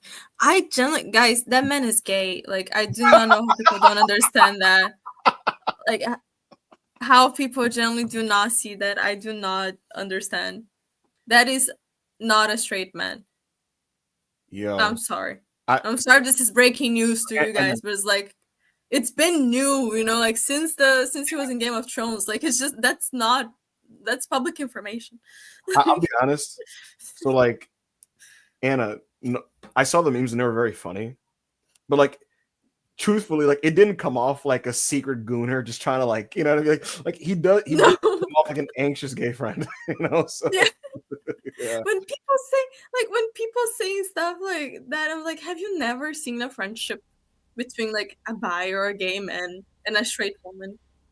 Like people always think I'm a couple with my gay friends. Like it happens, you know, but like it's fine. Like it's clear like the women are not uncomfortable, you know. And then you know, and then you get me who this is a true story, Joe. Last week, a kid at my job, about 8 years old, maybe, he was like, "You're not a girl." I was like, "What?" I was like, "I know." And he was like, "But you're wearing an earring." I was like, "Yeah." And he's like, "So you're gay?" And I was like, "No, I'm not gay." And he's like, "Oh, okay." Just a real interaction that happened. I think you need to pitch that, to be honest, but I'm glad you told it. It's because you know it's funny. I got lost. The actually thing I wanted to pitch to you, Joe, is you would never believe what the number 2 trend on Twitter is right now. Do you have access to the phone? We want Cross. Do you have it's We Want Mello. What is like for the Drew McIntyre spot? Yeah, because Miz is campaigning for it, and people are like enough is enough. Mello is now replying to the people hashtagging. This is godly. Good for Mello. I like Mello. He's a good kid. He's really demeaning. He retweeted one post about it. Nothing can stop what God is cooking for you. Hashtag. What God is cooking for you is crazy. That's They should have him. They should give him a chance to work maybe like a 7-match series of Andrade. Give it, like give them some time, see what the matches. You know what's funny? I feel like Levesque is gonna just be more mad. Well, you know. Go ahead, Anna. Chi-Town Spurs $5. After the comment on long movies, might have to join the self-made Paragon level to make Ibu watch Lord of the Rings Extended Edition. Oh, fuck yourself. Just no. Also, thank you to Leo, last night's Paragon tier, who recommended us. He wanted us to watch the second Raid movie, then he changed it to NXT Takeover Portland. Big time pivot. Time pivot. Portland. That was a fascinating live viewing experience. Rob was having the time of his life. Chris, not as much. Chris hated half the show, and then he decided to entertain himself. Joe, he said he was gonna rage bait me for the match that I really liked, which was Rhea versus Bianca. He's like, it's all right, you know. He was because I think I said like for the third time 8 minutes in, like, man, the physicality in this thing, and he was like, we fucking get it, dude. Fuck, it's all right, man. Like, what do you? That was fascinating, but I thought it was a fun show. Rewatching Adam Cole Takeover main events now are really it's interesting. It's interesting. It's a lot. Yeah. But yeah. The funniest thing I saw in rewatch that I forgot happened was Tegan Nox did one Shining Wizard, and then before doing the second one, she like looked shocked at the Shining Wizard she did, and she took a couple steps back and said, "No, I am going to end you." And then did another Shining Wizard. Jesus fucking wept. Fuck. The Takeover, I Jesus. Fuck. So literally just, I am going to end you. Is this the one with Keith Lee and Dijak? Yeah. All right. That's my what was NXT. There you go. I used to love that. I love those takeovers. I love it. I can they're so awesome. I could rewatch it to this day. I'm like, yeah, this is wrestling, you know. Joe, you knew the opener. You just wanted to fucking. That was subtle. That was your get back. You know. That was look. Look. Full Sail Behind will run until Takeover New Orleans. That is the end of the NXT. Never run a show after Takeover New Orleans. That was the last show they run. Joe. And I know the cage match for New York is a 10. I know. There is a difference between star ratings and justice. All right. Joe, there's a spot in the Keith Lee match. Keith Lee does the spear bomb, and Dijak flips out of it, stands to his feet, and is going, "Ah!" and Rob is losing his mind, and you just hear Chris go, "All right, man." It was so funny. I remember vividly when Pete and Tyler Bate had some really good matches. Yeah. But when they would do that spot where they would trade punches, bro, that was like a game change. My life was never the same after that. I was like, this enough. I want you to literally do the punch form because it wasn't just like it was like yeah, like this. Yeah, like it was like forward, like it was weird. And then like Moro would go, "Oh, it's like the fucking Mayweather fight last week," you know. And they were like throwing these fucking slap punches. Bro. Oh mate, it just wasn't. It just you can't see. This is the thing with star ratings where you have to be careful. Samoa Joe and Shinsuke is fucking 3.5, isn't it? But it's got some grace to it. It's got some dignity, you know. Sometimes you got to just go. We're not going to have a 4-star match tonight. That's life. Yo, Ciampa and Cole, this Oh. is unethical. It's undignified. There's no dignity to it, mate. It's just They started near falls at minute 20 and went 35 minutes. yeah. And then like at minute 30, I'm like, all right, guys, we have passed the peak. Undisputed Era walk out. He gets high low on the floor, and then Roddy gives him like a knee and shit. And then it's like back in the good days, the blokes would just go, "We're not going to be able to follow the women's title match. Let's just leave it there." no, but here's a great. Oh, good. Go ahead, Anna. I was gonna say, I remember watching those pay-per-views live when I was like 16, 17, and just think like, this is the height of wrestling. It was fun. Like, it was fun. It doesn't get better than this. And then I saw one New Japan match, and I was like, whoop. Joe, the funniest match is Gargano versus Balor, because it feels like Gargano, it feels like Balor, right? It feels like he walked back in NXT and said, "I need to correct all of this." Yeah, that run is awesome, dude. It really is. And he was so physical, but then like Johnny is trying to have his Johnny match with Finn, and Finn is like, "No, like just we're staying grounded. I'm gonna kick you, and we're gonna trade holds." And Johnny's like, but what if I did a one final beat to the outside? You know, and it was a fascinating thing to observe. And it went 27 minutes. 27 minutes. Jesus. Chris, Joe, Chris was saying an hour in, he was like, we're only 2 matches in. Yeah.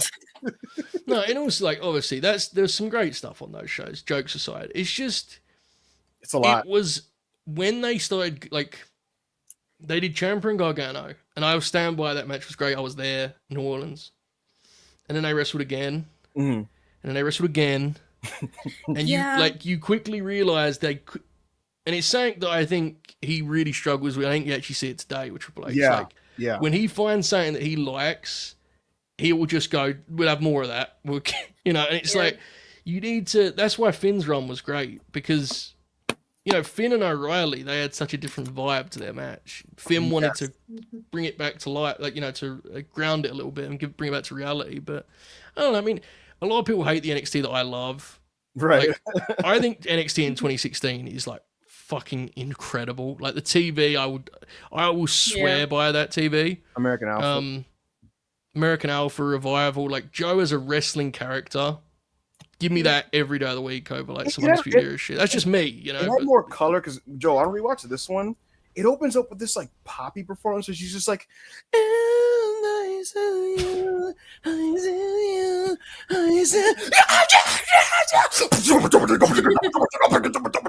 I'm like, just calm down. Like, and the visual on the screen, Joe, it's like black gray filters of Ciampa looking intense and like Roddy shit.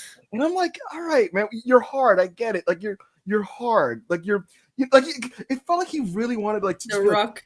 Like we're dark, we're edgy, like it's Batman. Like yeah, that was actually a thing. Like at one point NXT Poppy with singing, like at one point NXT had the vibe of like an old school territory wrestling show.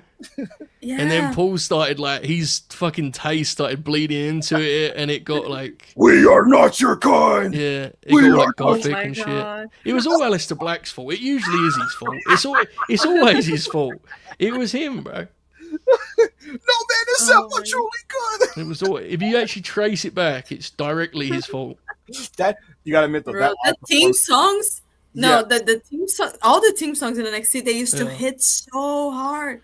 Like Gargano was good, Ciampa's was good, like the Aleister, even like the Undisputed Era was banging. Like all of the theme songs was to go like so fucking hard. Yeah. Before we move off this, I will never not laugh to myself, Joe, about how much of a chant bait theme song EC3's theme was, considering it never caught on with the crowd. I feel so bad for him, bro. When I heard that song, I'm like, they constructed it so that the crowd sung this. I'm in the top 1% over and over again. That's the song, and like nobody ever sung it. I remember like watching that run and covering that Fightful, and just feeling terrible for that guy. Like, and then he had that match with Dream. Well, I get it, but like he had a match with Dream and he got DDT'd for a shoe on the fucking stage or the ramp, like blatantly concussed. And Paul afterwards did his little post show with Kathy Kelly and was like, "Some guys just can't step up," you know. It's like, well, I mean, He probably can't spell his name right now, Paul. So maybe like cut him some slack, you know. But I just remember it felt like one of those ones. And look, EC3 has his faults, and I get it. And he wasn't good in the run, and I get it. But it felt like one of them runs where every person in power had no interest in him actually succeeding, you know. But like, and as soon as he failed, they were like, "Well, there you go, knew it would happen." That's the way it felt. He got called to the main roster, and he never spoke. He wasn't Dusty Rhodes, he wasn't Ric Flair, but he didn't speak on the main roster. That felt like someone trying to, you know, dunk on him or whatever the fuck. To me, anyway. I don't know. And then they had the whole thing like with Mox, like, you know, where is this you wanted to? Yeah. And then like that was basically just it. They just made him a joke. But I mean, I don't know. I get it. Yeah, I get it. I just if sometimes they do stuff like that where it's like they just want confirmation that someone's know that, you know, they want to be able to confirm their own belief on someone. The last Go ahead. I was gonna say, like, this type of conversation makes me miss the WWE network so much. Oh yeah. Because I just wanna like open the network, go there, like NXT takeovers, goes back to like 2017, 2016, and just start watching shit, you know? Isn't it so weird that they move shit to Peacock and just you can still access it? But so here's the thing: I have access, but I'm not compelled to click it anymore because you know what I mean. It's weird. Well, the network was so perfect. It was great, but we're also, you know, next month marks a decade from Brooklyn, and what we're starting to, what I think we're starting to discover is and this is someone coming from someone who's doing a full series about this time. I'm not convinced this stuff is gonna, you know, stick in the memory the way that I hoped it would. I could be completely wrong. I have referenced stuff that they did in 2015, 2016 NXT, and people already have no fucking idea what I'm talking about. And it's like, like for example, I was doing a Brainbuster on Full Sail, and I was like, yeah, they're setting up the Blue Pants thing, and like he'd forgotten they did the Blue Pants thing. And to me, it's like forgetting that. It's like forgetting my fucking mother's birthday or something. You know? You know what my theory is, Joe? I think it's because 60% of Takeover watchers didn't watch the weekly TV. They popped in for the takeovers. I agree. It's that. I also think the amount of damage done to the NXT stars of that era hurts people's memories of it. Because Vince just chewed those guys up, you know. Besides like Io and Rhea, and maybe us, like the women actually turned out way better, but like not really Shayna and Kyrie and stuff, but like from the men from that era, like from 2017 to 2019, so like no more Sammy, no more Kevin, like who actually succeeded, like very much succeeded in the main roster. Right, that's the thing. It's a weird it's a weird one. I think at a certain point Paul started booking differently, and he wanted it to be a third brand, and so he pushed guys that, if we're being honest, and I mean this with all respect, like Triple H knew Johnny Gargano wasn't going to be the WWE champion. Like, he knew that. And the evidence for that would be, look how he books Johnny now. He's an underneath guy, and that's fine. It's a good role. That was different to when Vince was fucking up, like, you know, Bobby Roode and Shinsuke. I mean, Bobby Roode came up as a baby face. Yo, do you remember that? They brought him as a baby face. I remember being like, this is so strange. He had a one match with Randy, though, like months later, and I thought that was a run, and it wasn't. But that was someone like 2008 Vince, which was already a washed, spent fault. He would have got something out of Bobby Roode. You know what I'm saying? Like, it's yo, chat. Melo's going crazy on Twitter. He's been a good soldier, Joe, for a year and a half. He's been the head down, plug away guy. And now today he said, I'm gonna start posting. Fuck it. If I get fired, I fired. He's retweeting people just shitting on the creative. He tweeted, if this works, LOL. And then he retweeted someone saying, move Melo to Raw. Dom needs someone to dethrone him for the IC title.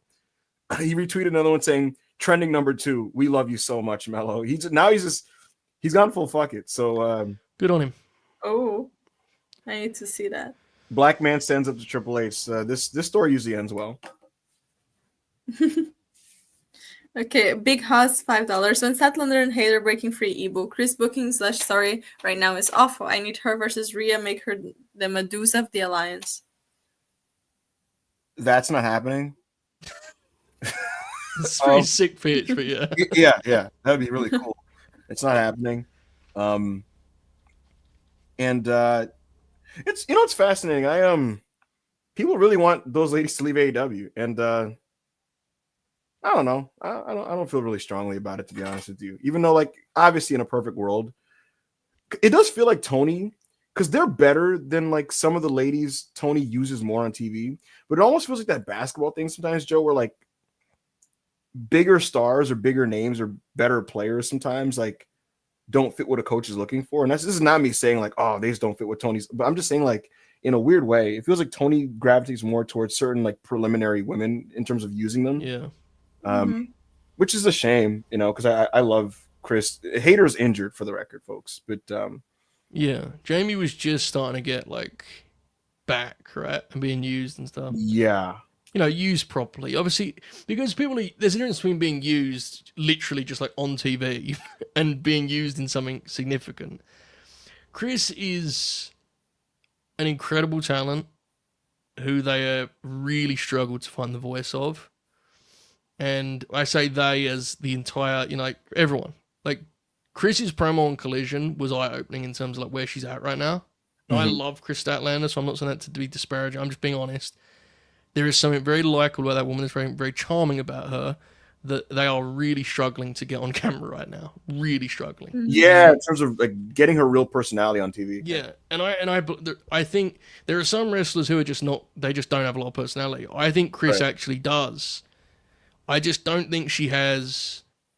I'm going to get you this Saturday night wrestler personality. I think you're going to have to figure out what it's supposed to be. But you've got to try. I mean, in ring, she's one of your most reliable wrestlers, and you know she's God, man, with her size, the way she can carry herself and work. I mean, she's a superstar. But they've got to really figure that out because it's a, you know, she's turned babyface and heel back and forth, right? So yeah, we'll see where it goes. They're going to do the reconciliation story. They're taking a while to get to it, partially because Tony hasn't decided when to launch the tag belts. So we'll see how that plays out. Yeah. All right. Dylan G499, Ludwig singing Spanish to the crowd as El Grande was incredible. It was very surreal to see Grande be as over as he was in AAA. Like the crowd like loved him and sung with him. And then after the show, he was like hanging out with the fans in the full getup, and they were like just going. They were super into him. But that was fascinating. It was definitely fascinating. Thank you, Dylan. Thank you. Love Ducks Avery 499. Thank you. Apparently, Travis knew about John who turned before John. I don't believe that. I don't believe it. Love Ducks Avery 199. If Drew cannot make it, who is to replace him? It looks like fucking Carmelo. Carmelo's trying. Yeah, I think it's godly that what triggered a full-scale nationwide Carmelo Hayes trend is the threat of a Miz match on a Big Four pay-per-view.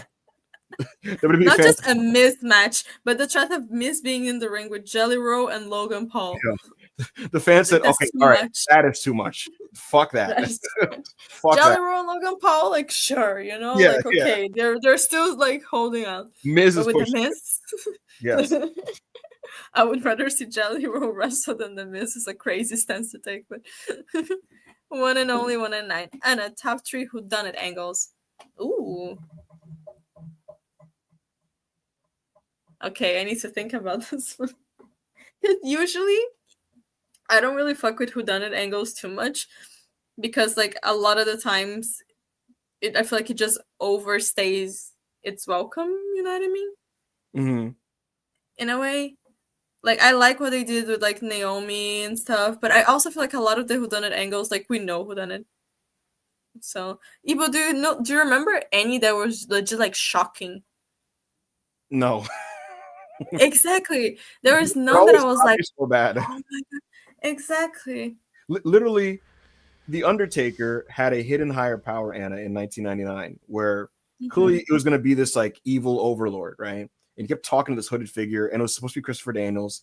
And then just the week of, Vince Russo changed his mind. And the day that it was going to be Christopher Daniels in 1999. Crazy enough. The day it was supposed to be revealed, Russo changes his mind. And then on TV, just to swerve everybody, Vince McMahon reveals the hood, and he's like, it's me, Austin. It was me all along, which made no fucking sense because Vince McMahon was in opposition to the higher power throughout various points in the storyline in the last 3 months. Yes, whodunit? They did a fucking, I'll never forget, the Who attacked Roman Reigns thing from like 2019, where like a bunch of things fell on him. And then at the time on WWF Twitter, that was like the week after Bischoff and Paul E got, brought into creative. Oh my God. And we were all like, oh my fucking God, Bischoff is doing a whodunit. And he had nothing to do with it. We thought Bischoff had like cooked up this crazy angle for his big return. Nothing to do with it. Austin actually had the right answer in the chat. The best wrestling whodunit was the Hanging with Hulbert Halloween special. No one in the world expected MJF at the end of that. No one. Nobody. I'll tell you what. I'll admit it now because I don't give a fuck. In the moment and at the time, I liked the Who Attacked Roman thing for about 3 weeks. Yeah. He got a good. Buddy Matthews got some fucking good matches out of it. Literally just because Buddy Matthews was having cool matches. So I was like, all right. I will say, I don't even remember who the person was. The Aleister Black NXT thing, where Nikki Cross was like the main character. I have no memory of who it was. Some of those segments were really well done, I thought. Nikki was really good in those segments. Good angles. Yeah. I was going to say, like, it's not necessarily like one specific storyline, but when they used to do the things like, oh, this person got attacked in the NXT parking lot or something. Yeah. Oh, and then, those are like just fun. What about when but I don't really... the ninjas took away Samoa Joe? Oh my god, the ninjas! Yeah. The ninjas! We never found out who that was, ever. No, we still don't know. I forgot about the ninjas. Maybe it was the Death What was... Yeah, well, there were the ninjas, and there was like the hackers, right? There was supposed to be like Mustafa Ali or something. The hackers was... that ended up being what they called. What were they called? The Ali group. Fuck. Yeah, but they were there for like Retribution? 2 weeks or something. And who was even there? Retribution? Oh, it was like Dijak, right? Who else was there? Mia Yim. Mercedes. Oh my god, that was terrifying. Some of the people Retribution. Jesus. Retribution. I had forgotten about the existence of Retribution. The day of Retribution, they did like a media T-bar. push, and all of the media friends of the WWF were like big angle coming on Raw. It was shameful. Oh my god. And then they put on like WWE.com. Oh, it was terrible. Because it was supposed to be the hacker, but then they changed because Ali, he wasn't. Was he there? Oh my god. He was the leader for like a year. Okay, I need to see the name of the characters because Mace, T-Bar, Slapjack, Retaliation, and Reckoning. Retaliation. That was Mercedes Martinez. That was Mercedes Martinez's big fucking break, being retaliation. Don't ever tell me pro wrestling's a fair game, folks. Jesus. No. I don't know if you remember. They lost their first match. Yeah. They had their first match against the Hurt Business, actually. You got their asses kicked. How you doing, Ryan? Hi, Rob. What's going on? Are we talking about the greatest group of all time? Oh no! Oh, Too far. Nah, I'm True story, Joe. First year of us all knowing Rob. Rob went and rewatched 2020 Raw for fun, right? For fun? But listen. Where's the fun in that? Listen, but then this is how he framed it to me and AO. He was like, bro, man, Monty got me watching this Raw stuff because he wants me to do a project for it or some shit. It's crazy, man. That's not what happened. You got the story all mixed up. That's not what happened. I was doing a pandemic thread, right? I was going to do a thread, and I stopped at WrestleMania Night 2, and I was like, yo, this is really bad. I can't keep doing this. You were watching it for fun and then told us that Monty made you because it was a project you were doing. No. You see that the story you're mistaking is I said Monty made me watch Raw later on in like 2022. It was not pandemic Raw. You keep mixing up the story. It's telling a totally different story. If you say so, Robert. If you say so. But, look at my balls. Oh my God. I just want to read the section of on Wikipedia about Retribution. There's the section about the reception, right? And then this is so evil. Retribution was met with widespread mockery upon their debut. Retribution was later voted the second worst character of 2020 by the Wrestling Observer newsletter, behind Bray Wyatt. Industry figures also expressed confusion and disdain. Mark Maiden and Chris Jericho questioned WWE's handling of the group, while CM Punk joked about Slapjack's mask. Eric Bischoff criticized the execution of the invasion angle, suggesting it had been quickly mishandled. Reports from Fightful indicated that WWE talent were highly critical of the group ring names representation, with one wrestling comparing to a bad movie or video games. Lance Storm praised Mercedes Martinez's decision to leave. Former WWE writers Vince Russo and Andrew Gosling further criticized the faction's lack of clear motivation and coherence. Those people are criticizing you. You just know you fucked up. It's legitimately, I watched that stuff. It's the worst stable of all time. CM Punk on stage for the Hogan trip, for the Hogan 10 People are saying Punk is next to Bruce. I need to. Oh no! Oh, no. Matter of fact, I'm about to screenshot it and put it on screen. I just saw. I'm about to put it on screen right now. We had that super chat earlier about Travis Scott knowing before Cena or whatever. Yeah. I just saw what that's in reference to. What? So, like, on WWE Unreal, they've got the. God, Triple H is like explaining the process of turning Cena heel. And there's a fucking like chart that maps out all the people he needs to talk to. And it looks like, I have no audio, but I have subtitles in the visual. This looks like a historically insulting piece of entertainment, I have to say. There's like, they're showing him like calling Travis Scott. He's got the phone graphic on the screen.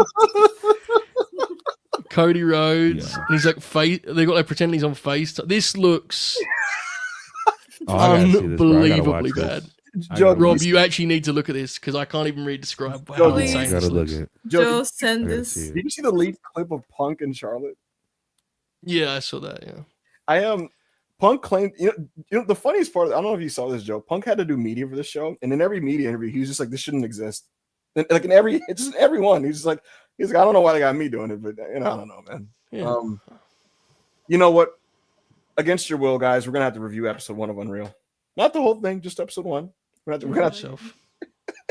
I'm gonna make everybody do it. I actually am legitimately angry at how much that's gonna take over my timeline. Like, it Joe, makes me mad. Joe, it's gonna every clip, dude. And it's like, if people want to watch it, as honestly, like, it's not for me, and that's fine. Like, people can watch it, obviously. I'm not trying to police what people watch, but you just know, like, every clip's gonna be dissected, and like, it's gonna be excruciating. Yeah. It's gonna be like. Rhea shares a moment with Bianca Belair backstage, and they talk. I don't mind that. I mind like fucking like Rob Fee will say a sentence to someone, and people will go, "This was kind of insulting, huh?" And then it will be like, "Oh my god!" day-long conversation about WWE Unreal, whatever the fuck it's called. Gee, bro, dude, Joe. Yo, I have the picture of Punk and Bruce, by the way. But continue. Joe, there was a day-long conversation because on LFG. That's what I'm saying. Like, it's just like extensive LFG chat, and it's like, can't you just like watch it and realize it's just a bit? Like, it's just it's entertainment, man. It's fake. People being mad that Bully yells at people on that show, and it's like, right. It's like that's his whole point of him on the show. I don't like Bully, but he's obviously on the show to be an asshole. That's his whole fucking. Oh no! Watch Wrestling EU's gone. Fuck.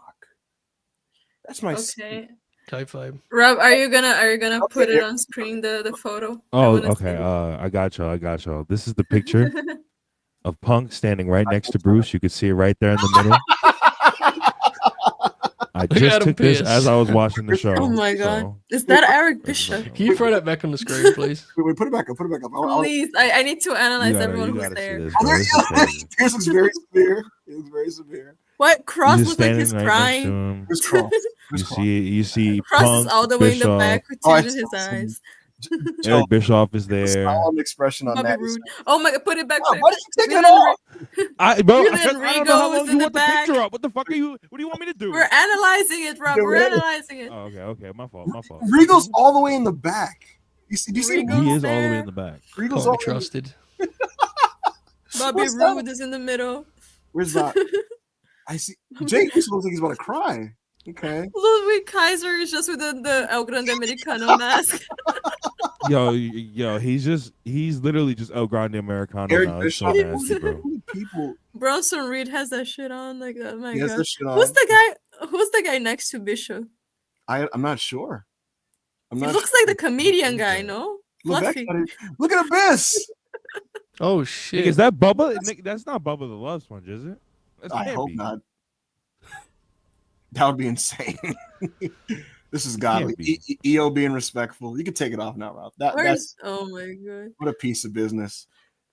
That guy was Fluffy, the one got next to fucking Eric Bischoff. Wasn't a comedian guy. You know what? I had to pull up Netflix to analyze CM Punk's facial expression. I gotta be honest with you. I had to see. Yo, this is like, yo. This is not a man that. Nick Hogan. Okay. It is Fluffy. Damn, Nick. What is Fluffy doing? Is that Big Horace? CM Punk has a fascinating expression on his face. Let's go to the next. Let's go to the next super of course, yeah, for sure. Is that Big Horace? Hold on. Okay, guys, I'm gonna go sleep. Have a good night, Anna. Okay. Have a good night, Anna. All right, Anna. Have fun with the rest of the show. Rob, see you next week. Take over Super Chats. Goodbye, Anna. Have a good one, Anna. Rob, you're in charge of Super Chats now. Thank you. Yes. All right. Danny Quang, $5. Braun Strowman, Dakota Kai, Shayna Baszler, Kaden Carter, and Katana Chance. 90 days are up in 3 days. Any thoughts / predictions on where they go? What do you think, Joe? I think Braun's done.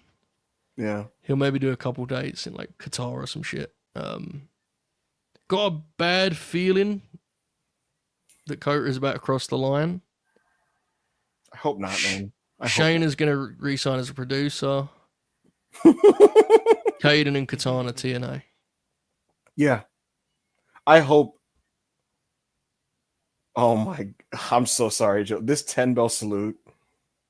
If we were not live, the amount of DMs and screenshots I'd be sending you, because they're doing the slow pans to people's face, Joe, during this 10-bell. And there's a part where Triple H said we're going to do a 10-bell, and some of the talent, like while maintaining the folded hands, start clapping, right, with their hands, and everyone in the front row is doing it except Punk, and then there's a lot going on. It sounds very uncomfortable, very unsettling. Yes. You were saying about Kota. I want her to go to AEW. Yeah, but Alex Windsor and Thekla kind of fill where she would have slotted into, I think. So I feel like that one might be a timing thing where she probably should maybe do some, I don't know, New Japan Strong stuff for a little bit, maybe get some buzz around herself. But yeah. I'm rooting for Kota. I'm not actually like super interested in the other names here. I like Caden and Katana, but I think they're an example of like they're a little bit better in theory than in actual. Yes. Reality. And I think Braun's done, unfortunately. I don't think. I think Strowman literally like is physically not in condition. He's finished. Yeah. Katana and Caden have a couple good matches, but they never really realized what they were trying to be ever, and it's unfortunate. Yeah. There's something there. Katana's a Casey Catanzaro. She's a real athlete, and Dave used to be so bullish on her, Joe. He would talk about like how she's gonna be a big star and she's so marketable because she's like small and like athletic and shit. He thought she was gonna be Ray Jr., which is really funny. But yeah, well. Oh man. Nevertheless, best of luck to everybody who's coming out of their 90 days. Aren't the Good Brothers a part of this? Good Brothers? What am I saying? They're already out of their thing. I'm about to say they just worked like Maple Leaf like last weekend. What have they been since? I can't get into that. I'm not doing that yet. You motherfucker. They make towns every weekend, and the New Japan thing will be the New Japan thing. We'll leave it there. Okay. All right. Line mark. Okay. I'm not reading that name. 199. Tiff's on mic. Low key, one of the worst in the industry.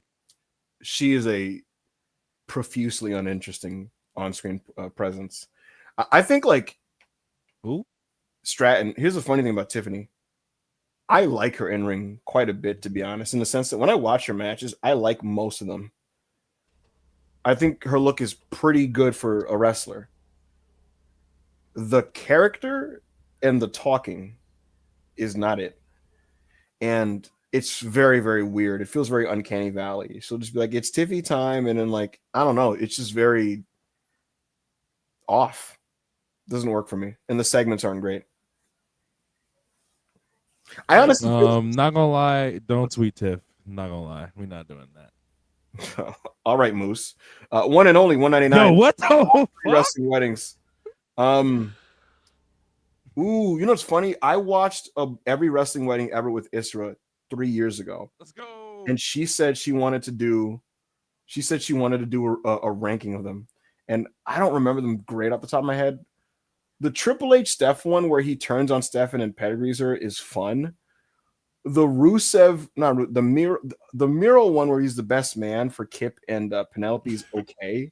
That one's all right. The Lashley Lana one is repulsive.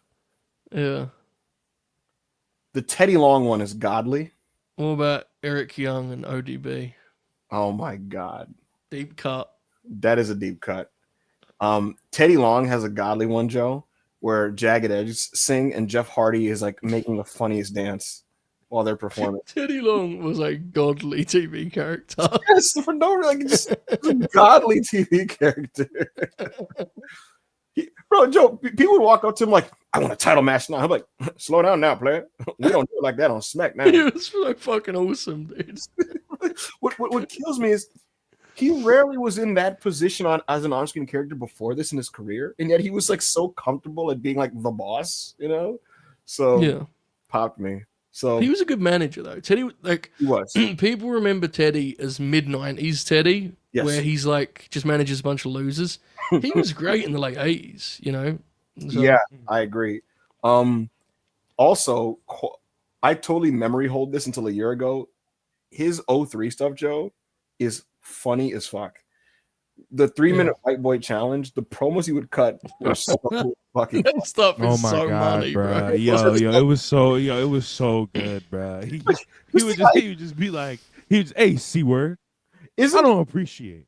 Literally, wouldn't he literally just be like, which white man wants to step up and get his ass whooped now? Which is just incredible.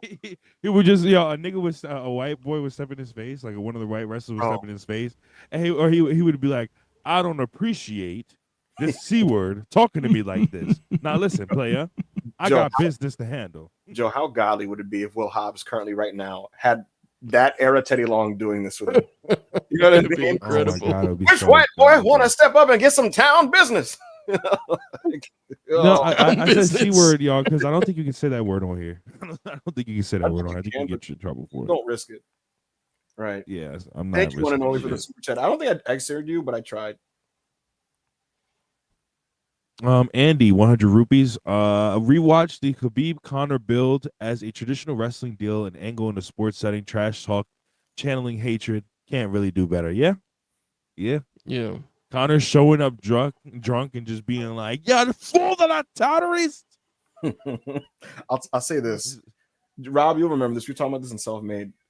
Joe, we were reading like old Observer Awards, and we're reading 02, and like WWF won a lot of awards in 02. Best weekly show, wrestler of the year, most outstanding, match of the year, best major event. Feud of the year went to an MMA feud. I can't remember which. It was Ken Shamrock and somebody. Tito, right? And me and Chris were popping about how like when MMA was good, they did have feuds. Like there were feuds. of course, it's the same with boxing, right? Yeah. Same. And we were talking about how like there were legitimately godly MMA builds and boxing builds back then. Yeah. Dude, do you remember when Lennox and Mike had the brawl and had to move the fight? Yes. Like, Vegas wouldn't show the fight anymore. Oh my, just incredible That's stuff. where like wrestling old heads will always just say like they're the same thing. And obviously they're not literally the same thing, but the point they're saying is the idea of both businesses used to just be you're selling a fight. Yes, you just promote. That's like fucking, I think there's people that work in wrestling now that wouldn't even wrap their head around that. I agree. You're literally just creating controversy and selling a fight. And the last fun one, I got to admit, even though it was a farce, the Mayweather Conor build was fun, unfortunately.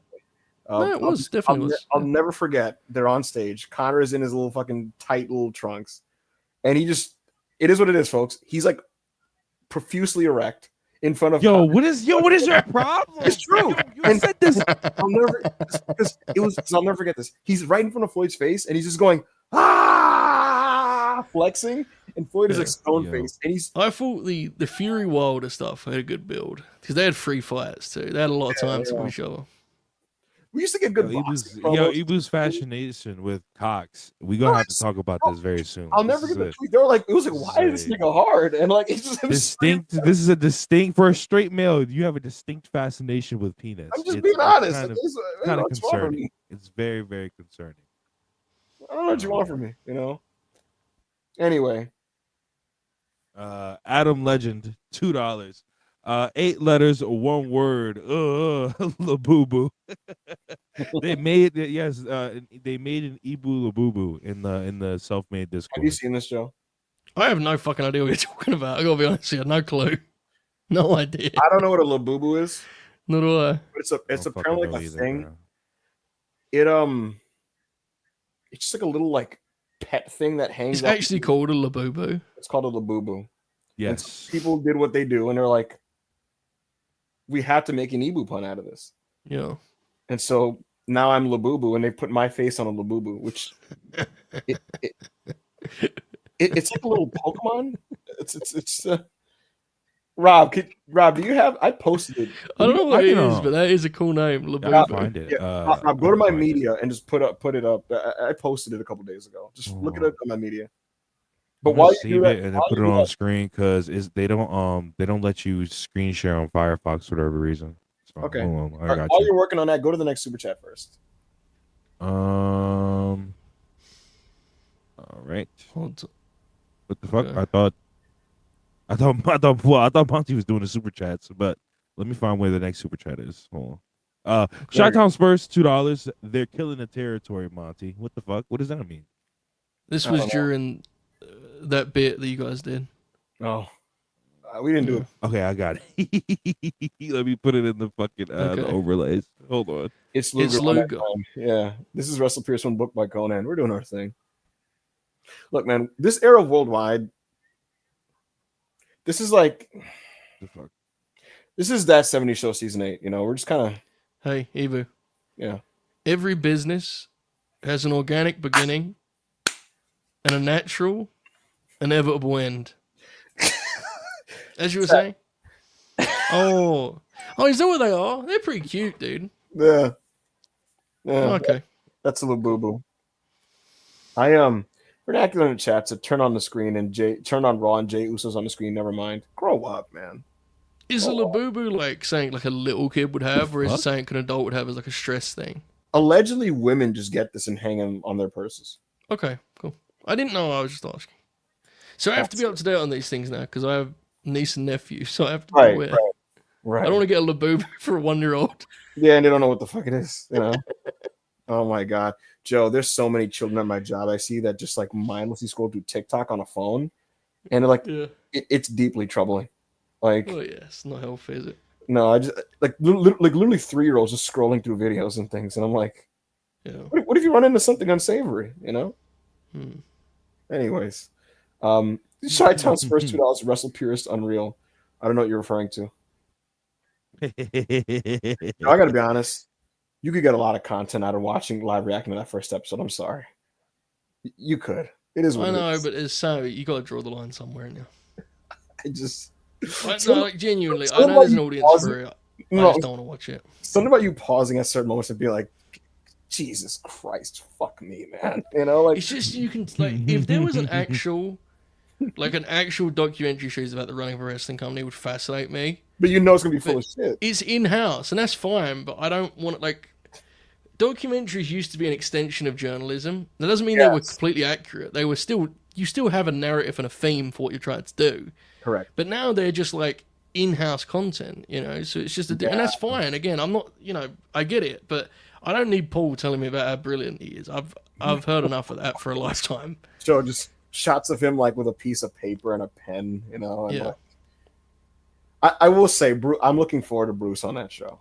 Bruce will be good on it. Yeah, he'll have a couple absolute just whoppers when he just absolute. It's better than it's ever. This is actually the hottest it's ever been. He'll say something like disparaging about like Roddy Piper for no reason, you know. People say Roddy's the best. Punk's on a different level, you know. Exactly. Look at the size of that hammer. Oh man. Oh no, Anna missed this Anna favorite match of the past week. Anna hasn't seen any wrestling this past week. Yeah. Shottown Spurs $2. Finally, a professional. Rob? No, I'm not a professional. N'Golo Conte, $2.79 Canadian. Thoroughly enjoyed LNG's stream today. # Aura Farming. Yeah, I asked the chat what that meant, and then they tried to explain it. I understood it less, so then I started to I was like, "Give Wait, me you didn't a know what list that of." means? No idea, no clue. Roman So then I Reigns was was like- Aura Farmer. But then I was like, "Chat, give me a list of wrestlers," and then they just named loads of good wrestlers, and I was like, "Okay, what good wrestlers are not Aura Farmers?" And they were like, "Arn Ooh. Anderson, Yeah, no, true. Bret Hart." Yeah, Brett's not an Aura Farmer. And then I gave them a list. I was like, "Okay, Sasha, Becky, Sasha, Becky, Bailey, Asuka, Alexa, and who am I forgetting? From Alexa Aura Farms. Alexa Aura Farms. See, this is what I said, right? So I said to the chat, Alexa's an I Aura went, to me, Alexa would be a prime fucking candidate for this. Yes. And they said no. They said she's not.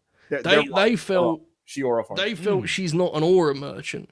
They sort of the LNG chat sort of separated. Thank you. I thought Charlotte. I'm sorry, everyone. The LNG chat sort of separated charisma and aura. Charlotte is a huge Aura Farmer. Charlotte's No, an Charlotte was. See, this is the thing. Charlotte, everyone Isn't agreed, charismatic. aura farmer. She's an aura farmer. Yes, but she's not What charismatic. the fuck? And then Becky, there was some debate. Okay. Mercedes, the chat was going recently, big time. You know.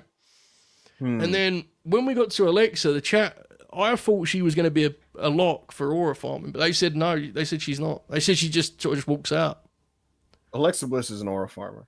I agree because she don't really do. But then I said, and I made a big mistake. I said because she don't really do wrestling moves. And then someone quickly, I think it may have been N'Golo Kante, he went, "Listen, moves and aura, they're not connected. You can do a lot of moves and be an aura farmer." I'll tell you this, Joe. I think you do know what Aura Farming is. I feel like you're just overthinking it and like. I had to kill 20 minutes of the house show, but didn't I? Joe, I don't know if you just saw what Rob did, but this was surreal. Raw is on my screen, and I'm looking at Rob on my laptop, and Rob did the physical yeet right when Jay did the physical yeet. That's beautiful. Like, what a fucking mark. Who's the biggest aura farmer in WrestlePurists? On WrestlePurists? Ayo. Very, very protective of his aura. Very protective of his aura. You know, it's like Steve Austin. You know, picks his spots. Yeah. See, that's the other. So Steve Austin, the Grinners went. He's not an aura farmer. He is a naturally. gigantic. This is what I'm saying, right? The chat said his walk is aura farming. That walk he does with the head. I'm just telling you what I was told, right? Wrong. The chat said he's got natural aura. It's not the same because he doesn't farm for it. Well, you can do both. You can have natural aura and be an aura farmer. No, just they got a repeating lot of to you what they the got a lot of consensus was. segments. They got a lot of segments and moments where Austin is Aura farming. Austin Kinkel said Ibu was aura farming hardcore during the debate last night. I was aura farming mad hard. My only issue with it is the more I hear about aura sounds farming, like the more dicks it up to me. sounds like just being a good wrestler. To be honest, that's my concern. Well, here's the thing. Part of being a top star is being able to summon. And Exactly. When I said who's not, it was like, yeah, there were some good wrestlers, but a lot of them were just like underneath guys, you know? It's like Roddy Strong. It's like, well, obviously Roddy Strong's not an aura farmer, but it's not really. I love Roddy, but you know, Adam Cole used to aura farm a little bit.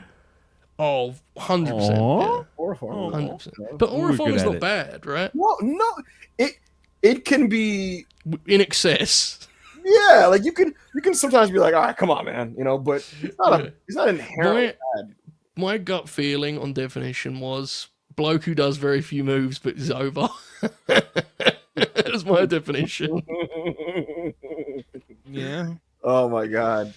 Well, the man that does many moves is Alan Jones, who's coming up right now for the 6-person mixed tag. It's AJ Styles and the Kabuki Warriors. Let's have a look at that. Oh my god! You know what's funny, Joe? I had a feeling. I didn't want to say it earlier because I wanted it to be organic, but in my head I said, I feel like this one's gonna get weird again. Yeah, not as weird as last man. time, but I'll have a look at this. Yeah, we'll have a look at this one for sure. Austin Kinko says, "Are we gonna get Julia Cardi B this weekend?" No, but they're gonna do a Cardi B segment. Oh boy, yay! One and only 199. Joe, top 3 SummerSlam endings. Ooh. It's a really good question. You probably asked the wrong person. I got next after this. Fuck. Top 3 SummerSlam endings. Man, I'd really struggle with this. I don't know, mate. I'm sorry to say I'm terrible at this stuff. I don't know my years, do I? But you know this about me. I don't know what's going on. I don't know. I mean, even the SummerSlams I think are great. It's not the ending that really sticks out about what makes the show great. like Bulldog and Brett is a like. I think them sharing the ring afterwards is cool. So Nice. that would be one on my list. But like, I don't know. Jesus, this is very loud. Hold on, let me turn the sound down on Netflix. Fuck, everyone, calm down. Okay, I'm gonna say Triple H pedigreeing Daniel Bryan and Randy Orton cashing in is a great ending. I was thinking that, but that was so polarizing. But I guess that made it a good angle, didn't it? Yes. I think in retrospect, it can be respected as a good ending. Yeah. I think Brock Lesnar straight up beating The Rock was a great It's a ending. good one. What other ones would you say? It's a difficult question, isn't it? A little bit, yeah, a little bit. The 88 ending's great with the Mega Powers beating the Mega Bucks. Yeah. I suppose I was thinking more like happenings, like angles, which made it hard. Right, Like, which makes it Cat's tough. got a good one. Brock killing scene is a good one. Yeah. Yeah. Right. Brock returning in 2021 at the time was explosive because he was legitimately gone for a year and a half, I want to say. And it was very unclear if he would ever wrestle again. So when he came back at the time with that like new hairdo and the beard, like it was like it felt like, what the fuck is going on here? When he showed up on front of Roman Reigns, it felt like you were looking at Roman Brock in a completely different light because like it was a totally different context of their matchup. So at the time, it was like, holy shit, this is pretty big. This guy, it's not Super Roman versus fucking Uber Brock anymore. Well, yeah. So, I can't really think of like my top 3. I don't really know, bro. Like I really don't have like a top 3. I can think of some worst, my top 3 worst, but I have more than my top 3. It is a the cool start show, of the Authority though. angle, 2012. Yeah. The fucking 2012 was when Brock beat Triple H and Triple H died at the end. They stretching him out and everything.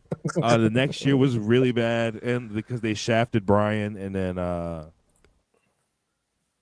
probably like 20. What did 2015 end with? No, that was the gas Brock and Taker match. Oh, that was awesome. That was sick. Yeah. Finish on that was bonkers. Though. Do you remember the finish of that? No. It was the one where it was like the referee and shit. Or some shit, like some weird funky pin. Yeah. 2016 was so frustrating when Randy just like got knocked out and then like Shane comes out and gets like F5'd and shit. Yeah. That was very weird. It's a weird That show, was so bro. bad. Weird show. Yeah, then they were like, and then all you saw online was reports was like WWE planning Brock and Shane McMahon very soon. Yeah. Dude, Joe, that show, I remember my biggest issue was their placement of matches was so strange. Yeah. Like AJ's match and then the Sasha match happening like the first like 40 minutes was so fucking weird. Bro, I remember being so bummed for Dolph on that. That Dolph Mox match died. Ass. It was, bro, that's like, and the thing is, he didn't really have much of a chance because everyone knew he wasn't going to win. Mm-hmm. But you could tell it mattered to him, and that match just wasn't any good, was it? Shame. That match was terrible. I wanted it to be great. I remember the promo segment was awesome with Dolph and Mox. Yeah. And I was so excited and stunk. Look at Roxanne Perez. What a star. Take it easy, man. Come on. Come on. No, he's just a star. Who is it? I was asking my chat this today. Who is it who says that when, you know, when Brother does the "It's Still Real to Me," damn it? Okay. One of the boys says it like he starts crying. And one of the boys goes, "Take it easy, man." I think it's Robert Gibson. That's hilarious. Take it easy, man. Take it easy. Take it easy, man. Oh, God. Now, wait, before we continue, the funny thing, because live show charisma does come from Dave, but even before that, I'll never forget. You couldn't mention, this is like circa 2018, 19. You could not mention Tony Storm without Dave just being like, she's just gonna be a star. She has a great look. Her look is so good. He just kept going like her look is just so good. And it's just like, all right, man, fuck, you know. You know what I love about this visual, Joe? Look at all the colorful gears in the ring. You know? Mm-hmm. Yeah, it's a shame half of the music that goes with it is kind of shitty. But Andy, 100 rupees. Is Punk going to swing for a home run tonight, or is it time to give up on him? Expected so much from a Punk Gunther promo segment. What the hell? I mean, it was a stripped back segment last week, but like, I like what they were going for. It's not a personal situation, and Gunther has no interest in litigating all the things that people like litigating about CM Punk. So the idea was simply just, you can't call yourself the best in the world unless you hold the World Heavyweight Championship. And Punk basically just promising that he was going to do his best to win. And like, that's very simple. Bro. But like, I think wrestling fans sometimes, I mean, seriously. Mm-hmm. I think like we have to get out of the habit of every promo segment and every build has to be a rap battle or a diss battle. Like sometimes, ultimately, this is about going for the biggest prize. And yes, there's nothing wrong sometimes with the build literally just being that a legendary wrestler wants to win the big one against like the young athlete who's on top. I would like a more expansive verbal segment this week, but their very brief one last week wasn't the wrong direction, in my opinion. So I would say, bro, and then also, bro, Gunther's not gonna be like fucking AEW, huh? Bro, those are his fucking friends, bro. Like, well, like he doesn't give a fuck. He doesn't give a fuck about none of that. That has nothing to do with anything. If there was anything more, I would have liked them to say. Gunther alluded to it. What happened? No, just you know, like if we weren't on YouTube, I'd be calling you dangerous things, right? Rob, I'm agreeing with you. My point is like, what is it? Huh? Are you all right? What's happening? No, I'm sorry. I was talking to my dad. My bad. Oh, I was so confused. I'm like, what are you yelling at me about? Right, oh, it's Papa's paragraph. What's going on, brother? Bro, he's about to go to the store. Joe, this guy was talking to his dad. He's gonna come back. He was talking to me, and I was so confused. I'm like, why are you yelling at me? What are you fucking talking about? Yeah, Ibu, can you be nice to me for once, please? Oh my god, he's like, holy fuck, just be nice to me. You were yelling at me. I was confused. I'm about to get the chat to turn on you. Let's go. Andrew Brown, $5. Do you think Saruta versus Masao was the best feud to never have a blow up? Don't ask me. That would be up there. Their program was excellent. And the jumbo stuff against the young guys is some of the best Japanese wrestling I've ever seen, and the best All Japan stuff of the 90s, in my opinion. Joe, Kyrie's looking dialed in. She's looking dialed in. Oh, boy, stop. Love Dogs Avery, $2. When is Hallie coming on? Give it time. Soon. Okay. Low Dogs Avery again to $199. How the Yankees doing, Ibu? I don't like being trolled about my sports teams. Fuck. I really don't. Doesn't feel good, does it? I just don't like. I don't want to read this wrong. So Golden Age Death 2, $2. Nick Khan, we can use Black, Triple H or Alistair. I get it. They don't get it, but I get it. That is his favorite Black in WWE for sure. Yeah. Hey man, you see what's going on. Love Dogs Avery, $199. What is going on with Gail Kim and WWE? Not much. She was a guest at the PC a couple times, did some helping out, and that's that. All right. Yayo Trejo, $2. Hashtag we want Mello is trending. Hope WWE does something. It'll put Triple H in a very funny position, is what I would say. And we're gonna. They just didn't they just do another We Want with somebody else they're not really booking, and Triple H is just like, yeah, go fuck yourself. No, it was Cross, and he got booked, Joe. Rob, he literally got booked. Yeah. Oh fuck! It might work. Well, shit. Maybe it'll work. I hope so. I wish Mello nothing but the best. Corey David, $2. Dominic Mysterio for AAA Mega Champion. Amen. Amen. Rob, did you see the pop he got in Mexico? Oh my god. Yo, did you see the video they did where they showed the non-taped version, like the live version? No, I didn't see where that. he took off his mask. Yo, they did it like a live. Somebody took footage from the audience, and when he took off his mask, yo, it was like God showed up. That like, was crazy. Yo, it was insane. Joe, Man. what are they doing in the commercial break? Again, heat on Kyrie. It's okay. Have the men stepped in yet or no? No, Gotcha. heat on Kyrie, and it's pretty, just standard fare. Nothing crazy. Raquel's thrown about 6 big boots, which has been interesting. Godly. They're a good team. I like this team. I do like this team. They have good continuity. I like that they wrestle a lot. Yeah. What we predicted of Roxanne is already proven true, Joe, and that like they're just gonna use her a lot and she's gonna get a lot of time in TV and stuff because of like her skill set. Yeah, she's very, very polished. Mm-hmm. Go for it, Rob. Corey David, $2. Kaiser really snatched Gable's chain, unfortunately. Yo, in what I will say this. Talking about what bro, he is not, bro. He is doing he is getting way more. He's doing a better job at this than Gable. I can't lie. Now, the wrestling may not be on the same level because Gable's a better wrestler. What do you mean? Did you not see his performance in Mexico over the weekend? It was tremendous. Every Chad match in that like gimmick was good. Like this is a made up thing. But was he over though? Yes, actually. We need to separate how people felt about the gimmick versus how well he was doing at it. Because like no one noticed how well Chad was doing because people were focused on, not liking the gimmick, which is their prerogative. But Chad, throughout this entire year, has been excellent, including in that gimmick, including the time that he main evented a pay-per-view against Vikingo in the gimmick. The idea that his chain has been snatched by Ludwig Kaiser is not true in any way. Why are you saying his name? Ludwig Kaiser? Like, grow up, Yo, why are you saying his name like that? What the fuck? What the fuck? Ludwig Kaiser?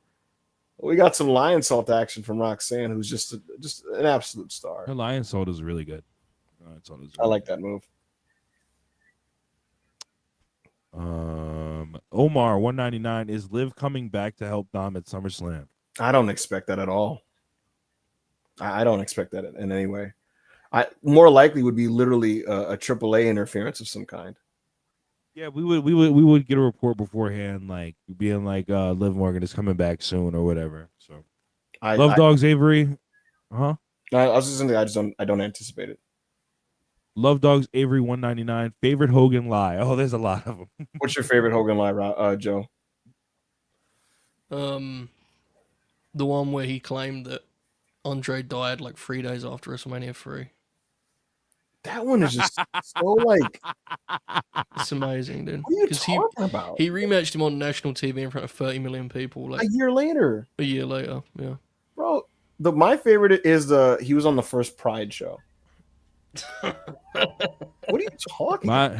My favorite is the one from the WrestleMania 9 documentary when we was like, see what happened, brother, is something hit the boat and the boat flipped over and the jet ski hit me right in the eye. I'm like, yeah, a fucking however much the fucking jet ski weighs, fucking pound jet ski hit you in the fucking eye and you survived. I'm so sure. Another good one just so sure was when he claimed that he was the guy who had to work with Brock when Brock left the UFC. Oh my God. Yeah. What are you talking about? That was money, dude. That was incredible. You worked Rock in 02. He finished UFC in like 2011. What are you doing? Oh my God. Yo, that at that point it was literally just like people taking advantage of his like poor mental. AJ Styles got a monster pop. You could see the people visibly move. Oh shit. Hey. Oh shit. Oh shit. Oh shit. Yo, he's going nuts. Sliding. Yeah, baby. Let's go. You know what we do. Alan is shredded. This match could be very good on Sunday. Oh, she. Yeah, actually. Oh, it's a Sunday match. Damn it! Can they give us anything on set? Like, fuck, dude. Like, what? No. They give us aura and hype moments on Saturday. Is this a rib? Like, what? You didn't need it on Corey- Sunday. Go ahead, Rob. Corey David, $2. Ibu, Coach Prime, Hall of Fame, Riz, Dion pulled Carucci. Yeah, he did. I saw this. I had no idea about that. He's a god. Dom, I think you gotta keep this one, Dom. She's protecting you against. Look at this little. Oh shit! Look at that Pele. That's a cool spot. Styles leaping over Asuka with the sliding kick. I think this is a real, a bit of an untapped thing. This, I think, the mixed tags. Yeah, they're fun, dude. Mixed match challenge is the coolest fucking shit ever. It was the best thing they were doing at the time, and Yes. they didn't really Cease figure around. out how much they liked it. Holy shit! That was sick. Yo, that was nuts. Good camera work on that. Hey man. And we're gonna end this with no, he's not landing this. He's not landing this. Really This good is a camera swerve here. work. Oh, he is. No way. Wow, he's gonna win. No. So he's not winning this thing on Sunday. He might, to be fair. You think so? You can pin Dom twice, can't you? I was gonna say, can you really pin Don? Look at Asuka's so geek. That finishing stretch was really cool. And to your point, Joe, like the mix, like it just you can't not help but just be into it. You know, like when the fans always come up from just like the guy assisting the girl and doing something, and like it also works better when there's like a bitchy male heel that gets like his ass rocked by like a tough lady. That gets on all the time too. I always think like if you're a little kid and your favorite wrestler is AJ Styles, this is like the fucking coolest thing ever, right? He's fucking teaming up with Asuka. Yes. Like, Dead ass, bro. like, Look at this if you visual. book that way, like you just think of wrestling that way, honestly, it makes it a lot easier. Look at this visual. I gotta say also, Joe, it's only a 3-match sample size. The Kabuki Warriors right now look far better than they did. What was it, 2023 to 2024? The run right before Asuka's injury, where they, to be honest with you, looked very scary because Kyrie was very loose and Asuka was also very loose, and it was honestly terrible. I mean, Kyrie's a bit of a roll of the dice, but Asuka's been really good. Right. Really But the best way to explain it, the form that they were in at the time when they were tagging the last run, Kyrie was averaging like 8 and 2 on the season and shooting like 20% from the field. And Asuka wasn't making up the scoring slack because she was averaging 13 on like 40% from the field. And now, I felt like it was over. I can't lie. me too. And now they can both give you 16, and it's a good 16. You know, Efficient. yeah, exactly. Asuka's been getting 16 on like 7 shots. So. Yo, can they stop with this enough? I listen. I'm saying no. I am saying no. I do like Kofi's outfit. The lack of mustache is unfortunate, you know. It's all a bit sad. Really. Yo, I had that cut for like a week before my mustache grew back in Texas, and I felt like a massive pervert. I had to be like, Rob, I gotta grow my mustache back fast. I saw the pictures of you and the videos of you without the mustache, and I was very scared. I was just like, I felt disgusting. I was like, I gotta grow my mustache back. Yeah, it wasn't even on purpose. It was an accident. I tried to cut it lower, and I fucked it up. And I was like, well, I can't walk around like this. This looks crazy. Joe, when was the last time you shaved your mustache? Oh fuck, 7 years. Joe, is it just me? Sometimes like I'm compelled to change my look up, but I'm terrified to shave my beard. I can't do. I got my chin's not. It would be really bad. I don't know what my chin looks like. Is that like I don't know what it I got a looks pretty good feeling how mine looks. I don't want to see it. like. You think it's like some Samoa Joe-esque deal there, or like? No, it's nowhere near that cool. Nowhere near. Joe's Become pal, bro. Like it. Yeah. Bad. Oh my goodness! Fuck, that's a big. Oh, So, holy shit! What happened? So it's Sheamus and Waller, right? I just saw the house. Fuck. Yeah, they have a 14,000 in this building, which is crazy. Jesus. 14.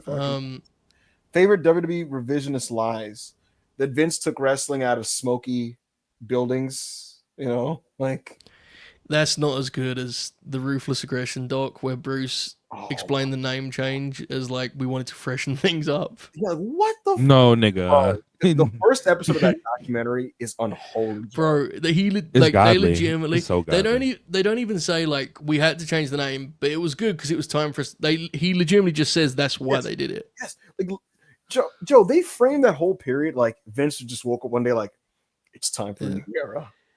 I saw someone. Was bro. like, The World Wildlife Fund was up y'all ass. They was on y'all ass. What were you saying? I don't want to go off the rails, but like, I saw someone was saying, someone pointed out very fairly that the video they did for Hogan, I believe, was 6 minutes long. Like, you know, whitewashed him, like made him, you know, just made him this like pure soul. And someone was like, well, it's a tribute, bro. Like, what do you want him to do? And I was thinking, I mean, there are like adults that make it. They could have easily like just threw a line or two in there to at least acknowledge that he was a deeply flawed. You know what I'm saying? Like, wrestling is so.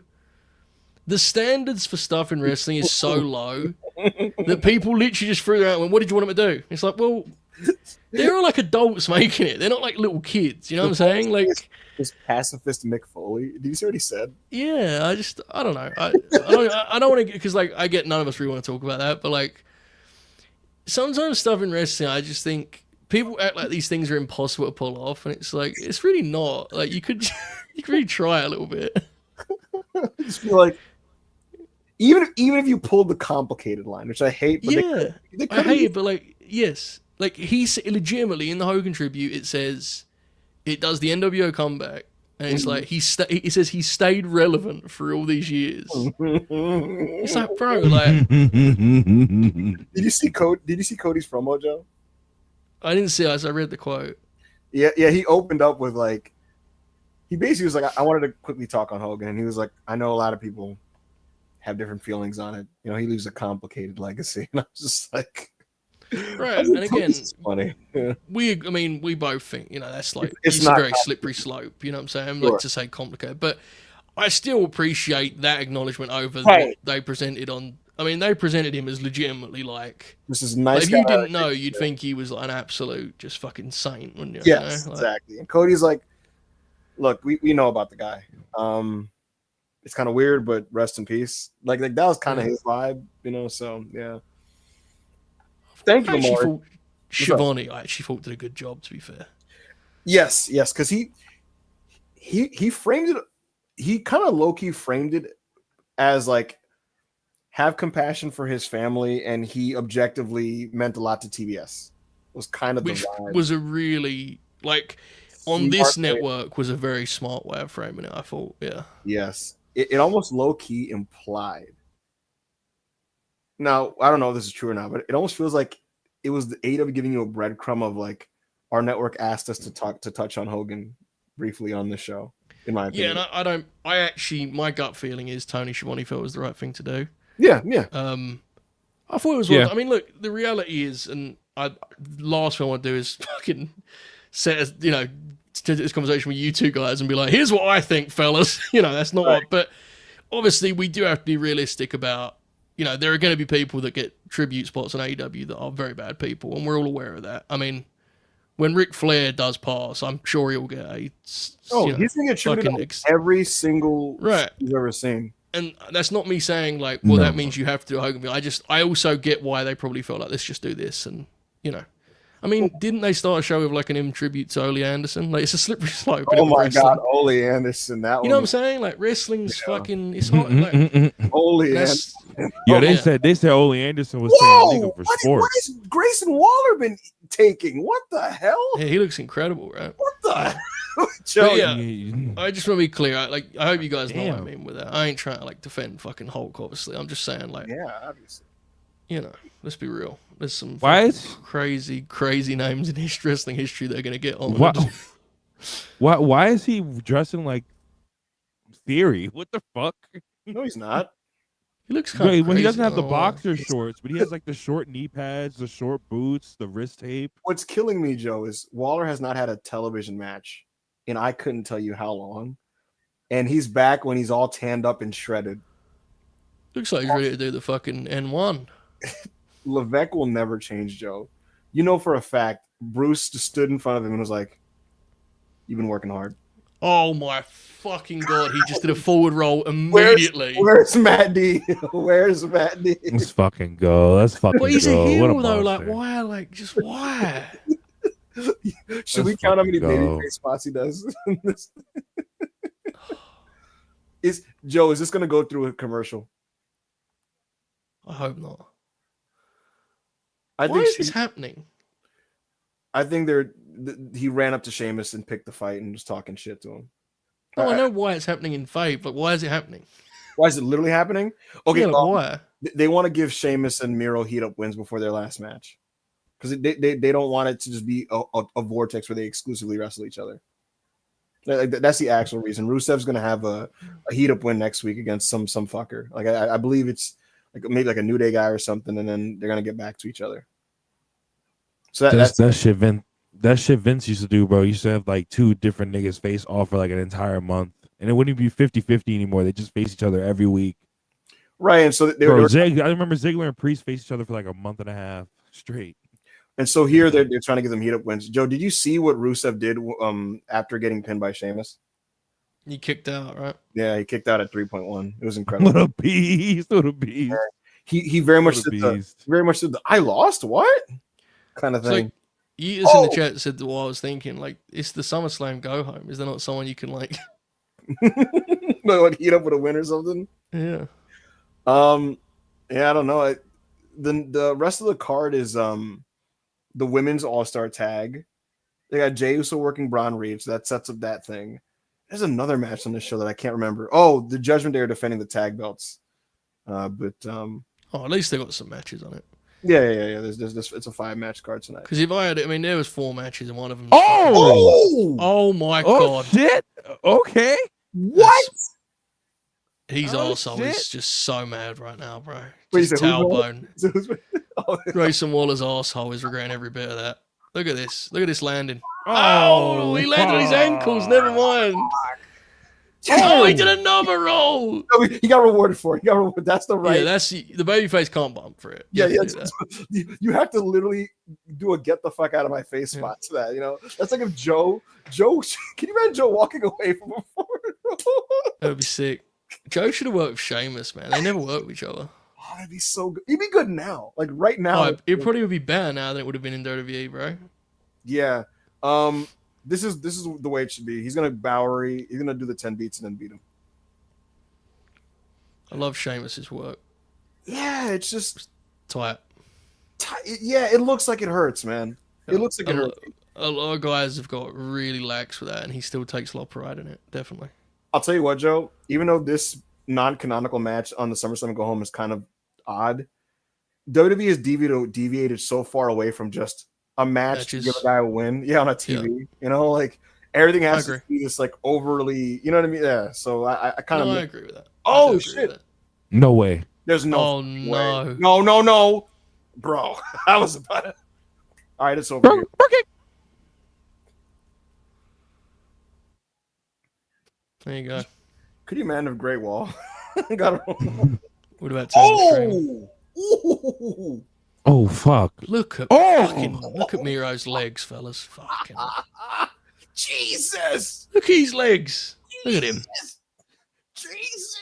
Give me a Donnie. Yo, can we get a Donnybrook? Can we get a Donnybrook, please? Put it on the show. Grow up. There's like 5 hours. Bro's wearing like a fucking football shirt. Look at him. Put the Donnybrook on night 1, big bruh. Rusev's shirt is like 4 sizes too small. Look at him. Godly. And you know that's intentional, Joe. Oh, of course. Book this at SummerSlam. I've been informed the crowds don't give a fuck about Rusev, but it's what a wrestler. Yeah. Right. Just listen, Joe. Some guys just rule in spite of what the people in the arena do, you know. Yeah. Joe, I feel like during the peak of your Collision fandom, there were a couple guys like that, right? Like they just all of them, yeah. All of them. They only liked FTR at that point. And the thing is, Joe, the really good ones, they got the reaction at minute 15, you know? Yeah. Hunter says they were chanting, "We want Lana." Go fuck yourself, you know?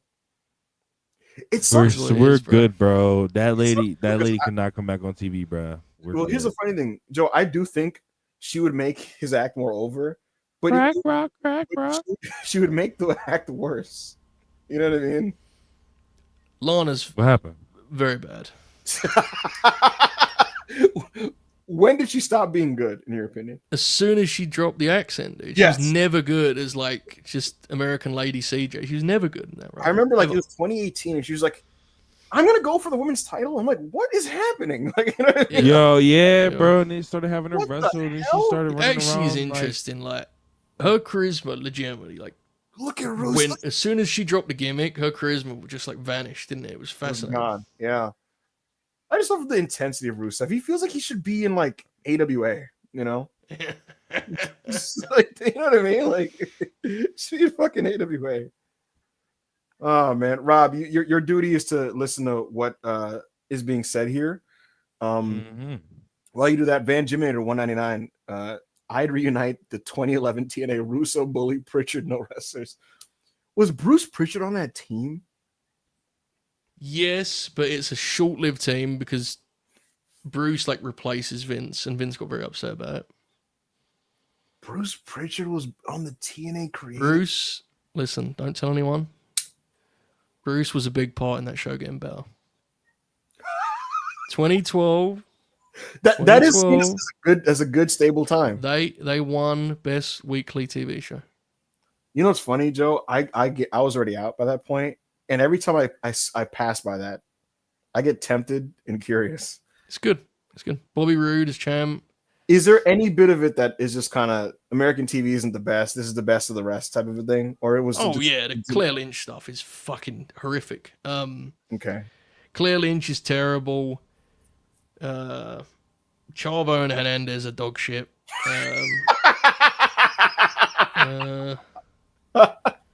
Most of the knockout stuff's bad. Like Madison Rain's like in love with Okay.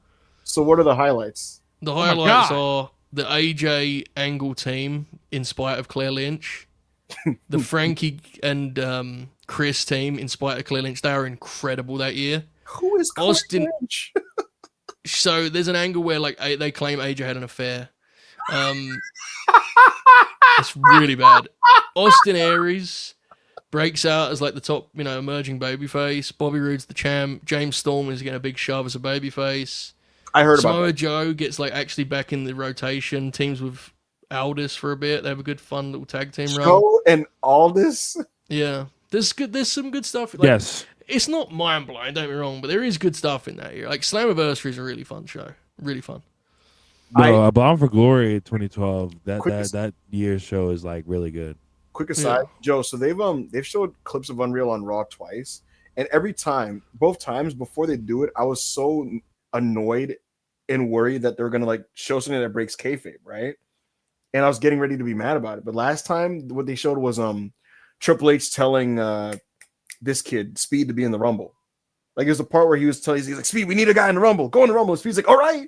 And so like that lined up, and here it's just the day of John Cena preparing for the Raw Netflix premiere. But nevertheless, love Dogs Avery 199. Has Triple H found his level wrestling in? I mean, I don't know Paul Levesque.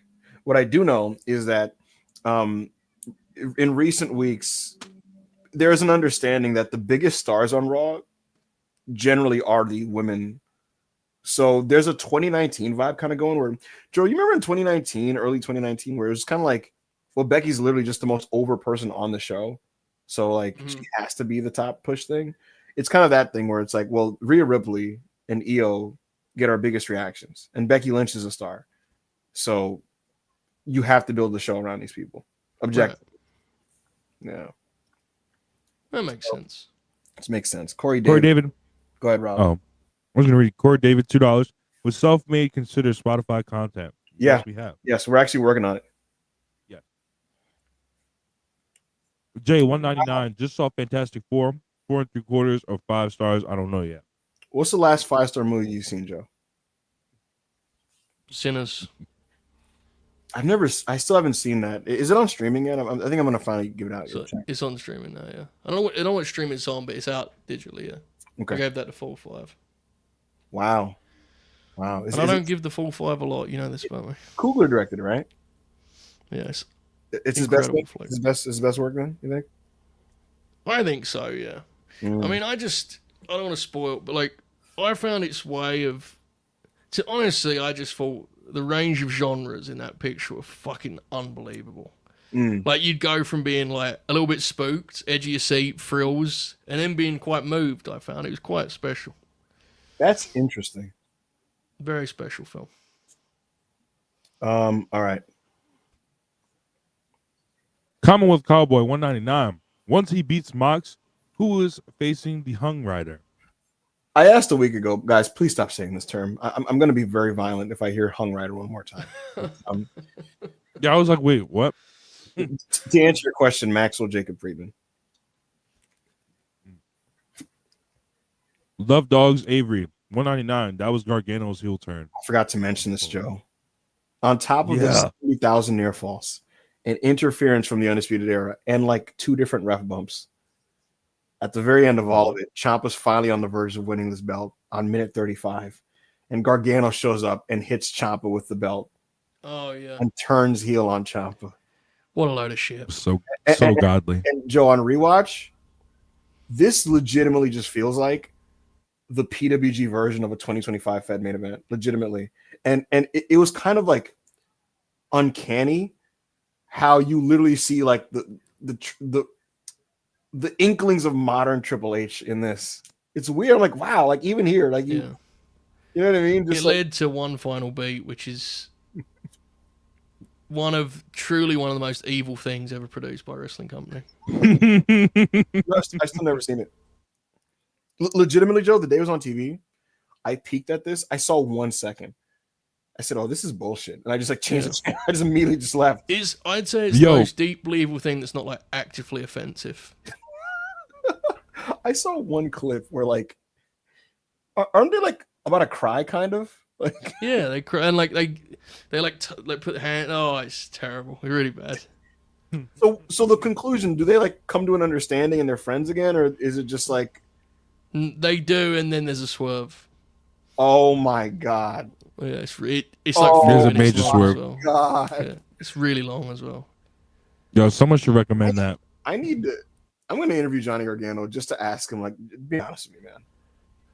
How did this come to be? Whose idea was what? They put everything into it, and there was no one in the like. Look, all my jokes aside, it was fucking pandemic wrestling. They shouldn't really even be wrestling. Let's be honest. It's fucking May 2020. Jim Duggan. They're leaving their houses to tape NXT. I mean, God bless. They're trying their best, and They got Jim Duggan on this TV show saying Hulk Hogan was his mentor. This is gross. Was he?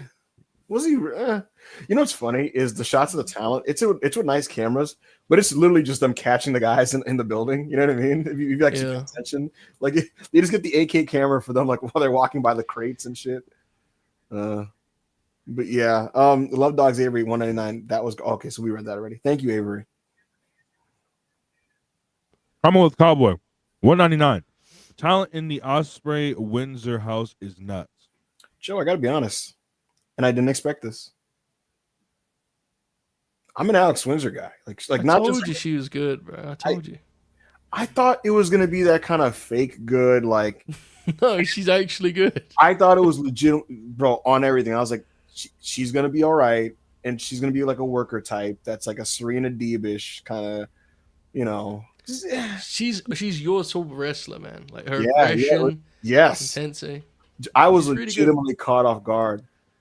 Yeah, I'm really happy for her. I think she's gonna have a really nice run.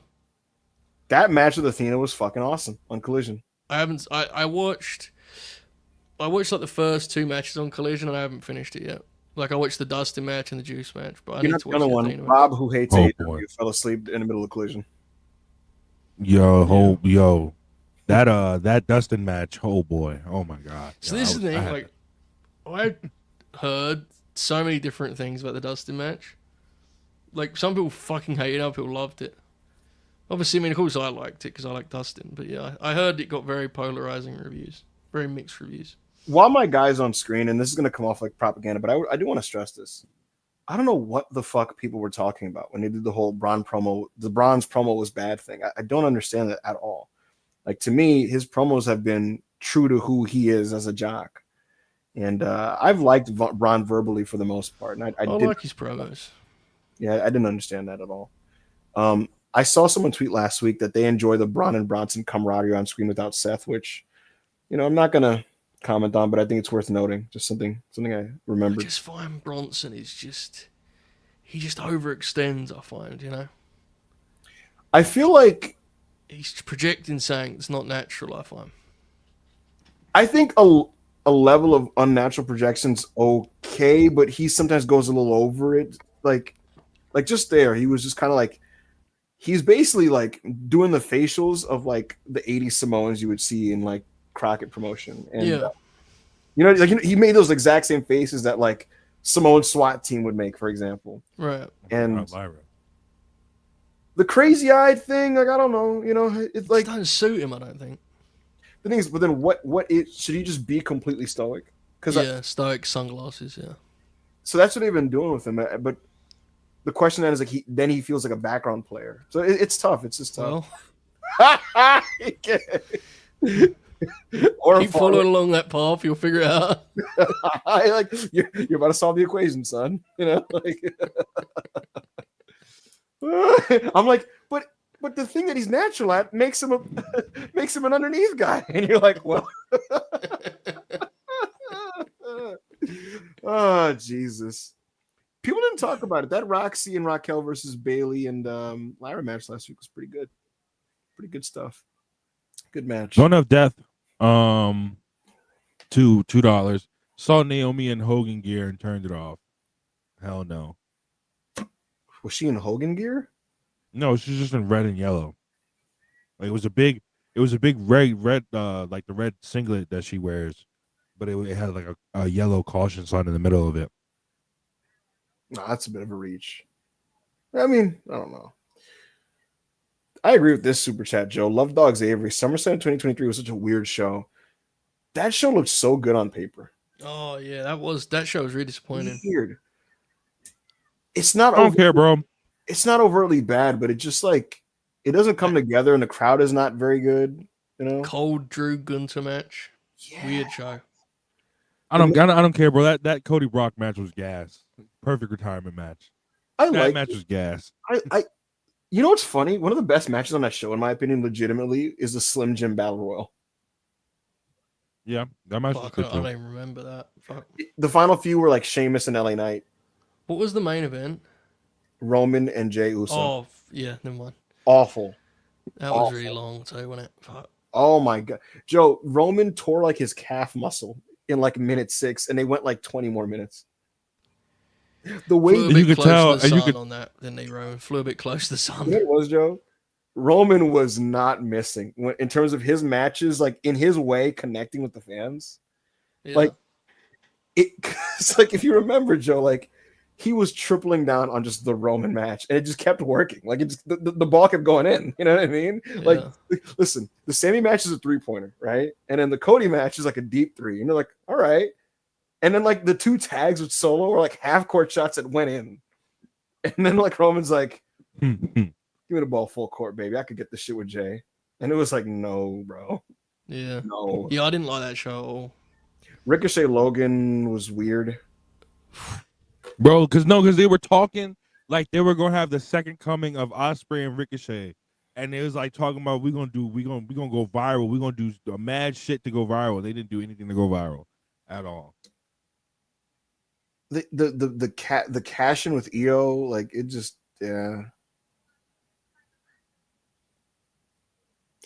Johnny Burney 199. WWE canceled late night because low tickets. Cody less than Roman. Hey man. 99 2-belt Dom moves me. I can't lie. The picture was godly. That picture of him with the Mega Championship was amazing. It was amazing. This was scheduled on the rundown to be a physical angle, so I don't think Becky's actually going to run out from the stage. Give me back shots. Oh fuck! Nah, shit. You got him. I read it. I read it. What heel actually gets booed outside of Nia, Gunther, and Paul?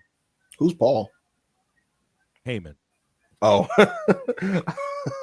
Logan. Wait, what? I was low-key alley-ooping Joe to say Levesque, but Who was Logan Paul? Maybe it is. I don't know. Grayson Waller. I Grayson. don't know. Yeah, I'm not sure. Oh, they said they meant Logan Paul in the chat. I thought he was talking about Heyman. Joe, what's the best match off the top of your head with kendo stick shots? fuck. Maybe a Charlotte match. She used to lever people with a kendo Yeah. stick. You know what? Ronda's second run is abhorrent. That match is fun. Yeah, that backlash match is great. Charlotte's like, I think I'm not a big Charlotte guy. When she gets into a match and she turns into a bit of an animal, she's quite fun to watch. Bro, her face gets all red and she just looks like she has a crazed look in her face, We're like, Sick. Bro. I think we were DMing each other after her Rhea match at Mania, and we were both like, bro, this lady just like fucking like transformed. Like, she has to feel it, man. Like if she doesn't feel it, she's honestly like a pretty cold wrestler to watch. Yes. When she gets into it, she could be very, very good. My God, actually, I think the best match with the kendo sticks was New Day and the Usos when they were trapping each other with the fucking kendo sticks and beating the fuck out of each other. When they fucking hog-tied Xavier Woods. Incredible match. What's a match that like actually conveys like hatred with kendo stick shots? It's not great because it's fun. It's great because it actually feels like angry and cantankerous. I don't know. There's something comedic about the visual. It's very hard to pull off without being kind of fun. To be fair, Uso's New Day is pretty hateful, man. Mm-hmm. Bro, they handcuffed him to the and just beat the shit out of him. That one is actually probably the answer in it. That match is unbelievable, man. Oh boy, thank God I'm listening to Raw. We rewatched it on Self-Made and No Strong. This what's on my screen right now, Joe, is going to be all over your timeline by a million blue check accounts within 3 minutes. Good. Yeah. They're all muted. It won't be on my timeline. Layered. Andrew Brown, $2. Remember the swamp fight? Yo, this was actually really disappointing. Did you see? I loved the. Go ahead, Joe. No, go for it. No, I was saying this was very disappointing because I loved the Firefly Funhouse match. So when this was like horrible, I was like, oh man, this is like wow. So we're going in the same direction because while I wasn't a big fan of that genre, none of you guys saw like one of Bray's like main writers. He did a tweet about this a while ago. He was like, "Fun day, stressful day, but it was nothing like what they intended for it to be." Like apparently, Bray had an idea for this swamp fight thing that was going to be entirely different to what eventually made air. Is the swamp fight a New Day match? No. There's two things. One is that what you're referencing, but I think Rob's talking about the Braun Strowman one. Right? Oh, is that the shitty pandemic one? Yeah, the one where they did like the fucking cinematic horror in the middle of the summer. One of Bray's folks was like, we had this whole idea for it and it didn't make air at all. So, Joe, do you remember the name of that pay-per-view? Horror Show Extreme Rules. What the fuck was wrong with Vince McMahon? It was July, and it was a horror show. It was indeed a horror show. Why? It was that was a crazy time in history of. I mean, it was a crazy time in the world, and the way the WWF combated it was quite extraordinary. It has to be said. It was. But do you remember like the Profits had like a cinematic match? Yes. You know what's even funnier, Joe? That show has 3 good matches that are good in spite of like really stupid things that happen in the matches. In fact, one of them is Dolph and Drew, which is Dolph and Drew, Asuka and Sasha. Yes. Ray and Seth were having a good match until that eye bullshit. That's the show where like every finish is shit in it. Yes. Yes. Oh, it's ladies all-star tag time. This is the 8-person tag. I'm so damn, it's kind of early. Me, bro. Look at I I had the reaction I had on LNG. I tried to stop you, bro.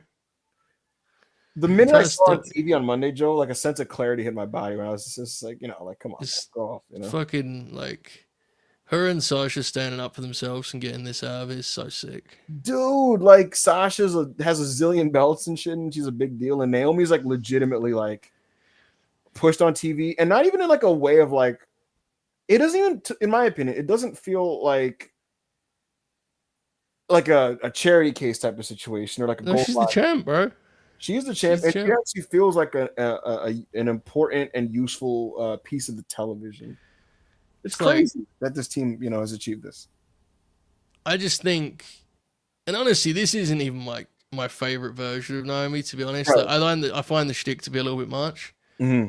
But just as a fan, like what she's been able to do in terms of evolving with the times Mm-hmm. is criminally underrated. Like she started with WWE like 16 years ago, bro. Like When she came into the company, women were working in a completely different way. yeah, like she's evolved, she's grown into the role. She's shown so many different sides to herself. She's almost always been more over than her push until this last stretch where she's actually been like. It took so much from her to even go with her. You know, she's just again, to me, she's someone that you look at and just go, "What a great example of how it should work." Really, you know what I'm saying? Now, obviously, the layers to that are that in a just world, things probably would have gone a lot easier for her. But you can't help but be happy she's at least got this. You know, she didn't get fucking frozen out. That was my fear. I agree, and if everything is to be believed about this being her last real like sustained thing in wrestling before she kind of parks it for a bit, I mean, if you're her, you gotta like feel like you made out pretty well. You know what I mean? She's a legend, bro. She's a legend. You gotta feel like you made it out pretty well, and good for her. I forgot what I was gonna say. Oh, you know what's an underrated part of this period? That like 3-4 month stretch where she was tagging with Bianca before that was quietly strong. But that's the thing. She's a better babyface worker For sure. know? But Yeah, 100%. Yeah. you have to just go with it, and like she's gone with it, man. Question is, who's inducted in the Hall of Fame? Who's inducting Naomi? Who do you think? Bianca? Probably Bianca Belair. Yeah, they're legitimate friends, so it wouldn't shock me. Yeah. Yeah. Bianca would do such a classy speech, you know? Oh, absolutely, and it'd be approved by all those. I was going to use a word I shouldn't use on air, but by those people that run this place, you know, like people are saying it's going to be Jimmy. I'm crying. Jimmy Uso's speech would be spectacular, no question. It'd be funny because he would pop himself by embarrassing her. You know what I mean? Like he would just say like stuff that like she would roll her eyes like, "What are you doing right now, dude?" You know, they did their dad's speech, didn't they? I think. Yeah.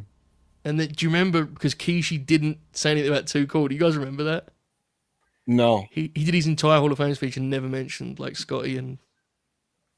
That's kind of wild because that's what got him over. So that's kind of wild. He just talks about like the Undertaker and. Oh my! Do you remember when Taker? He's like, "Yo, shout out the Bone Street Crew." Yeah, bro. Remember when Taker didn't mention Mick Foley?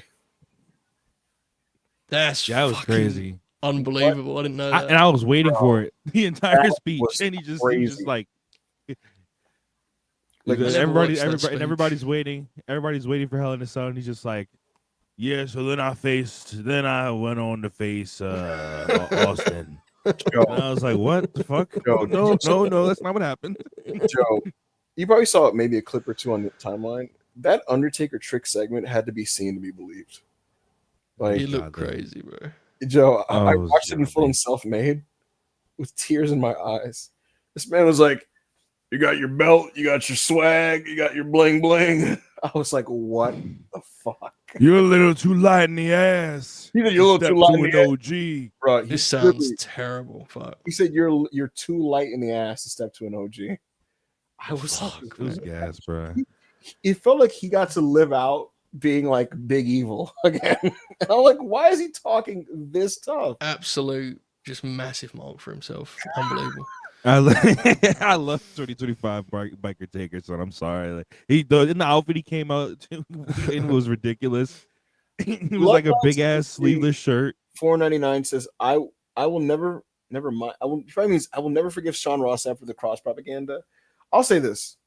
I think Sean sincerely just likes Carrie and Cross. And people are entitled to sincerely like Carrie and Cross. Fucking right. Look at some of the wrestlers I like. Yeah, absolutely. Right.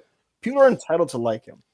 However, there are the types of accounts that like, I'm talking accounts that don't even like type extended opinions about wrestling and why they like the wrestling that they like. Just accounts that literally do nothing but like ghoulish clipping of things and stealing. You know what I mean? Like just they don't really post takes. They just Carrie and Cross cooked with this one, fire emoji. Like that type of stuff. Carrie and Cross got a huge pop on main event. And it's like, you're not even a Cross fan. You're just an engagement farmer. You know, and like that shit's annoying.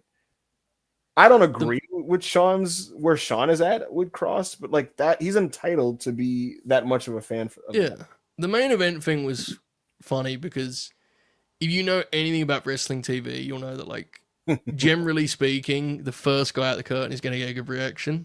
That's just how the taping works. And that's not to say that he wasn't getting really good reactions. They weren't better than the norm, but there is truth to, like, you're the wrestling fan has got to the building, is waiting for the TV star, and they see the first guy at the curtain. They're generally going to react to those people, you know. Oh, there are Sunday Night Heat matches where, Yeah. like, Brian Christopher 1998 is getting mega pops.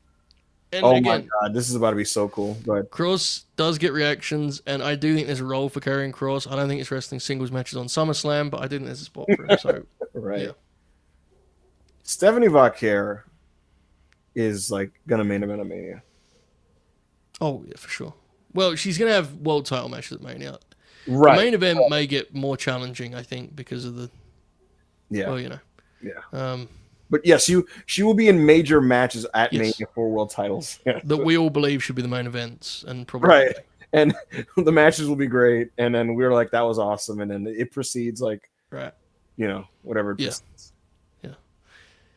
No, she's been brilliant. She's just seamless, isn't she? Just look at her visually on stage as like a striking. Oh my god! Fuck, Nikki Bella. Oh, brother. Shout out to Nikki Bella for sure. Kind of Yo, check private chat. Oh no, what's I don't know, man. It's like What's up? I was gonna watch this and then see how we go. yeah. Watch this because, like, This is the draw of the show, low key. yeah. What else is on the show? What else is on the show? Judgment Day tag title defense, Balor and Priest defending their belts. Gunther, Punk, and then the main event, which is Braun, Reed, and Jay, which is certainly going to go to a DQ and a Roman angle. Let's watch this and call it, innit? Sure. I don't need to watch Joe, so I'm on some Reed, bro. No, I'm like convinced that's going 3 minutes anyway. But that's just going to be a backdrop for. I'm like, not even saying it will suck. Anyway. It's just yeah, of course, yeah. So this is our main event, which could have been the main event of this TV, and we have this bomb squad of babyface ladies walking out. Poor Julia, man. I don't know, man. Oh fuck. Because like, I just look at the talent on this show on the women's division. You know what I mean? Like It's a tough business on families. Joe, look at the people on the screen. And early we saw the Kabuki Warriors and Roxanne. We saw Becky Lynch and Lyra. Like this brand is stacked with good wrestlers in this division. Yeah. And then, you know, Julia, who has a very specific style, you know, a very particular way of wrestling, has to just make it work with the people that she has to make it work with. Mm. And I remember tweeting immediately when she was signed to SmackDown. I tweeted like, "Oh no!" And people were like, "No, I think he's going to work out well." I'm like, "What are you talking about? Based on what?" Like, what do you? Yeah, well, it's just, you know, like, I don't watch any of the shows. We literally talked about it on Worldwide. Like, Yeah, we SmackDown just said, wasn't suited to what she can do. And And you know what they're going to? They're going to Kiana and Julia versus Alexa and Charlotte. Neither Alexa or Charlotte are a good match for Julia. And I want to preface this by I don't know any of these people. You know for a fact, Joe. Lexi's smoking in smoking and catering. Gets smoking a cig and catering. I don't do these bits anymore. I'm not doing it. They hand her the run. She looks at Charlotte. She's like, look at this shit they got us doing this week. Look at this shit. I think there are people that do it. I actually think, unfortunately, she's back in team player mode, which is less funny. But... You know what's the funniest thing I found out, Joe, was that writers will find a wrestler in catering and hand them a piece of paper sometimes. And that something about that pops me because you just like when you're in catering, just chilling and eating, you probably want to just vibe. You know what I mean? And so the idea of you vibing and catering, and then someone walks up to you like, "We need you for a pre-tape." TV days sound really weird now. I'll be honest, really weird. We need you for a pre-tape, brother. Because it's just different now, and it's a different vibe. Yeah. Isn't it cool, Joe, how like Rhea Ripley has gotten better the more reps she's gotten, in the sense that like Rhea Ripley's a good wrestler, And like she was in such bad rhythm last year because she never got to fucking wrestle. And what do you know? Letting her wrestle more was the antidote to this. Amazing, isn't it? Yeah, right. You know, like wrestlers are better when they're wrestling frequently. Yeah, it's kind of a crazy science.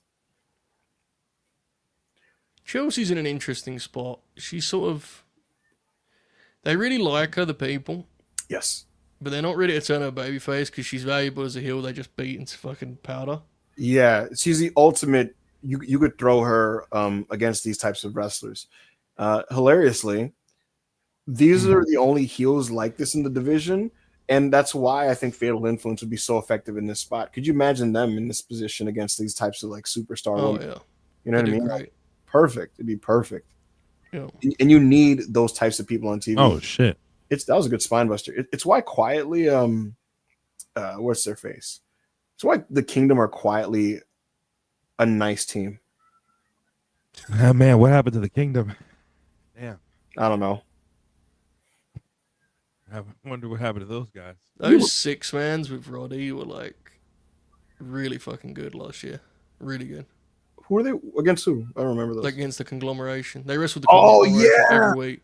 Yes. Every one of those matches was good, man. Yeah. Fuck. She just fucking mafia kicked her. Godly. Yeah, nigga. I think it was you that said this. Like you were writing. Like, Oh my god! ow. You were right about how Alba, like with her and Isla, she was the one that could go, and Isla was the personality one. And this group was a good kind of place to land for her in that it probably saves her job because she could just wrestle for Chelsea Green, and like Chelsea Green will keep the whole thing afloat. Can they stop showing us this whiteboard and shit? Holy fuck! WWE Unreal. So I forget how Netflix works these days. Are they gonna drop this whole show in one day, or is it gonna be one of those like staggered releases? Does anybody know? No, they do. They when they dropped the McMahon doc, they dropped it all at once. Pretty sure. So they're probably gonna drop the whole thing just tonight Interesting. or whenever it does drop. I know I say this every time, so I'm sorry. And if I'm wrong, then I'm glad to be. I feel like it's really tough for these girls to wrestle in this gear, I gotta say.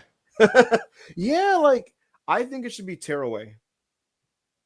I feel like it really limits like their How they work. Bro, it's really hard to wrestle. The only time I've seen them like really be themselves in this gear was there was a women's tag gauntlet and a Mania build.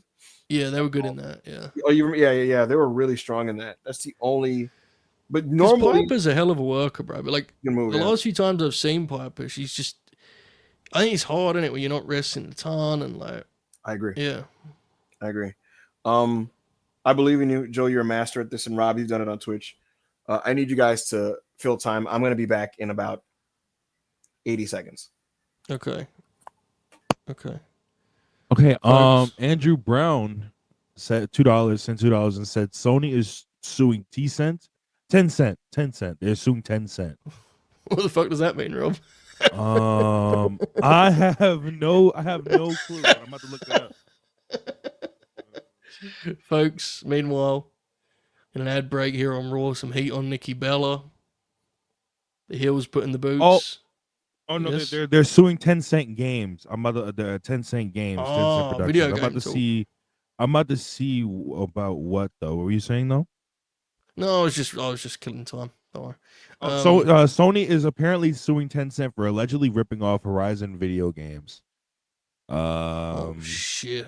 Says Sony has sued Tencent for copyright and trademark infringement in the California federal court, accusing the Chinese tech or conglomerate of ripping off its popular Horizon series of adventure video games. Sony said in a lawsuit filed on Friday that Tencent's upcoming Light of Mortarum, or whatever the fuck however the fuck you pronounce it, I've never played that, is a slavish clone of its games that copies several distinctive Horizon elements and threatens to confuse buyers. Damn.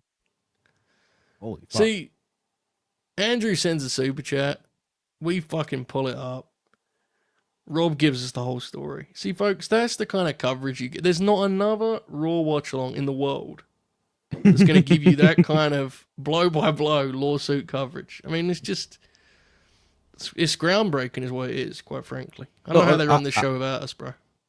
I got a VPN. Conte, I just gotta log in. But the reason I'm not like miserable this week is at least I'm watching it with the boys.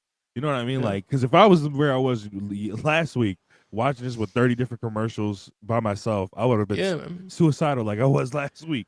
But That's nah, the thing with the I'm grin not. along. It's like the grin along. I just treat them as hangouts. Like I just imagine Yeah. it's like a fucking party, you know. Because sometimes you watch stuff, other times you just ignore the TV. If we're being honest, you have to sometimes, right? Yeah, and it's also just like, bro, like when you're in those you're in a vortex of like the same 8 commercials. It's just like, bro, holy Yeah. fuck. I was like, yo, I crashed out on stream last week. I was like, I don't fucking get it, bro. I don't get it. I was like, at least show us the wrestling on the side. If we're in Yeah. America, you don't even show us the wrestling on the side. The solo streams will fuck you up, man. I did the SmackDown after the Rumble, and it like just I did it on my own. Like, it broke my brain. I couldn't believe how just boring the show was. And I've told this before, and like I can tell it because it's not incriminating anyone. I was so mad about how bad SmackDown was that I inexplicably said to Maxwell Jacob Friedman, "Bro, have you seen SmackDown lately?" He was like, "No." I was like, "Bro, it's fucking bad." And that was the end of the conversation. He hadn't seen it. He didn't ask. I was that mad about SmackDown. I said, I need to tell someone about this. Who can I tell? And I went, fuck it. Let's tell Max about this. Bro, that's what it was. Bro, I felt bad because everybody last week was saying, "No, it was a good show. It was a good show." But I was just sitting there after, like, bro, it was. I remember it like it was literally yesterday, bro. It was like they did a match and they went to commercial break and they came back. They did Judgment Day segment, which led to Raquel and Io, the Raquel fucking Bailey match. And they both did their entrances. They did the Lyra and Bailey entrances. Then they did the Judgment Day entrances. And then they fucking went to commercial break. And I was like, holy fucking shit. Bro, the way they format the TV is crazy. Like, SmackDown, they did the Hogan tribute. They did the Logan Paul segment. Then they did Alexa's entrance. They went to a break. They came out of the break to Roxanne's entrance. They did 90 seconds of action and went to break. I was like, yeah, bro, a fucking main event last week. It was Io and Vaquer. And they were literally rushing through their sequence at the beginning of the match. Yeah. Because they knew they had to get to the dives to go to commercial. It was like, holy fuck, bro. it's just not like I've got something coming out soon that features some talent. And one of the talent, very prominent pro wrestler, just goes, it popped me huge. It's in the final cut. He just goes, TV wrestling's not fun, man. And I was like, you can tell. I never thought of it, but yeah, you can tell, right? When you think about it, it makes sense. You can tell, bro, because when these guys go to promotions where there's not like TV and they can just straight up wrestle, like they either do their dream pervert freak grappling because they know they're not on TV, or they're just like, yo, we're gonna go out there and just go insane because we don't have to slow down. We're not on TV. And like Dynamite was easy for me to sit through. Like, it's easy for me to sit through Dynamite because not only do they do picture in picture, but it's like they straight up. I remember last week they straight up did 8 minutes of action before they went to commercial break on like a 15-minute match. And I was like, okay, I can salvage this, but I'm just watching Raw and watching SmackDown. I was like, yo, this is horrible. Yo, this is getting time. This is awesome. Yes, I think it's gonna go to like at least 45 or 50. Mm-hmm. Yeah, because they're Depending into on when they end this week. They're into second heat here on EO, so it'll build to another hot tag, I think. Oh shit! Yeah. Oh, dude, the one that Piper did on Charlotte was fucking insane. When Charlotte was in the figure 8, I was like, yeah, and then, she just ended her career, bro. I was so relieved got up Charlotte and was started okay. grabbing her leg. Did you see poor Piper's face when she stood up after? She was like, oh, fuck. That was bad. And thankfully, she was okay. Oh, my God. Oh, shit. Oh, fuck. Boss Man Slam. Oh, shit. We're going into... Is she going to do a dive spot here? Oh. Damn, this is getting a lot of time, bro. Chat was right. No, Piper's still like pretty good, bro. Chat. Yeah, she is. She's still pretty good. She is. She's just like she's a really gifted worker, and she very much. When you get given Vince McMahon gimmicks, it kind of makes people think that like it kind of makes people look at you like, yo, does he suck now? It's that, and I also think she's been a bit of a victim of like what we were talking about a minute ago about people not wrestling enough. You know, like wrestling once every 2 weeks, is fucking hard, man. It got to the point where she was another one on Twitter, retweeting like, damn, wish Piper could wrestle. Yeah, exactly. Wish Piper got more time. Exactly. Oh shit! Hot tag to Vicaire. Bro, did they do 4 hot tags? Or did they 3? 3, right? I think they did a Nikki Bella one, did they? They did 3 hot tags. I think so. I think we're on the 3rd. Yeah. Because I don't think Rhea got hers. Okay. Fuck. Hill's bumping around, making sure Naomi's kind of featured as the lead of the group. Oh shit! Look at Stephanie go. Oh shit! I can't wait for this match in Paris. Oh my god. Which was the Paris match? I think the Paris match is gonna be Vicaire and Naomi. Yeah. Stephanie's I don't think Io or Rhea walk out of New Jersey with the belt. Yeah. Did Ibu die, brother? He said 80 seconds like 5 minutes ago, and then died. He's a fraud, Nicole, man. That's why this show's gone to shit. Oh! Thankfully, Rob and I had to save it, as usual. This movie's so fucking over, bro. Jesus. It's really outrageous how over it is. Look at Chelsea's cell. Oh my god. It's a good time, I must say. It's a good time. Rob and I ensuring that Worldwide stays afloat. Bella Buster. Never forget who built this show to where it was. Oh shit. Naomi said, fuck this, I'm going. We out of here. We gone. Hashtag we gone. What? We don't need to be here. Tyler said, Evil on mute doing the Booker T noises.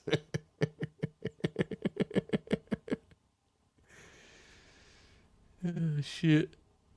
But why are you throwing why are you throwing Naomi back in the ring? She's not legal. I gotta say, you guys did a great job. This the Rob Joe thing is underrated. It's an underrated. We're professionals. We can work with anyone. I was listening to you guys. I'm like, this is I can turn I can turn the professional thing on from time to time. You know. Yeah, I was like, it's Twitch where it gets real unprofessional. Also, this match is quite a joy. It's good, isn't it? That spot where Nikki was doing the twin emote with Io was really cute. And now Rhea has been saved to be the big destroyer. Oh my goodness.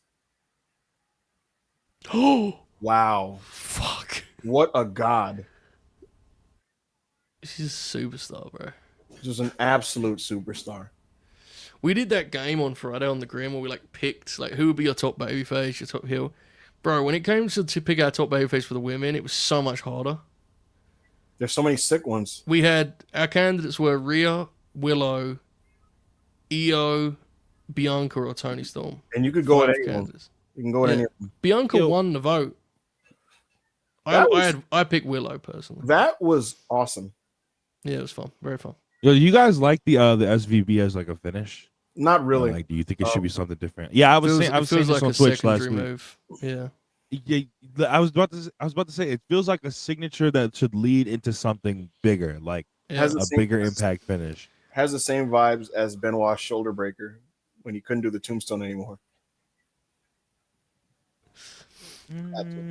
Fuck. Yeah, that was really, really sick. It was really, really sick. Did we finish? Is it Roman Aura Farm time? I think what's their face? Wild and Cruz are gonna get the tag title shot, which it's gonna happen. It's gonna be good, and then people are gonna tweet, "Oh my god, Joaquin Wilde's a good wrestler," and it's like, yeah, he's been good since TNA. Oh, that's tonight. Yep. Zima I had Ion no fucking and clue. Raul That was tonight. Mendoza are taking on Finn Balor and Jordan Devlin tonight. Yes. Do we have any super chats left, Rob? Yes, we do. We have one right here. Andrew Brown, $2. Top women's heel Sari. I think Sari's awesome. Is this in reference to the game I just referenced? In reference to the game I just referenced. That was good English. For women's heel, we were obviously Mercedes, Becky Lynch.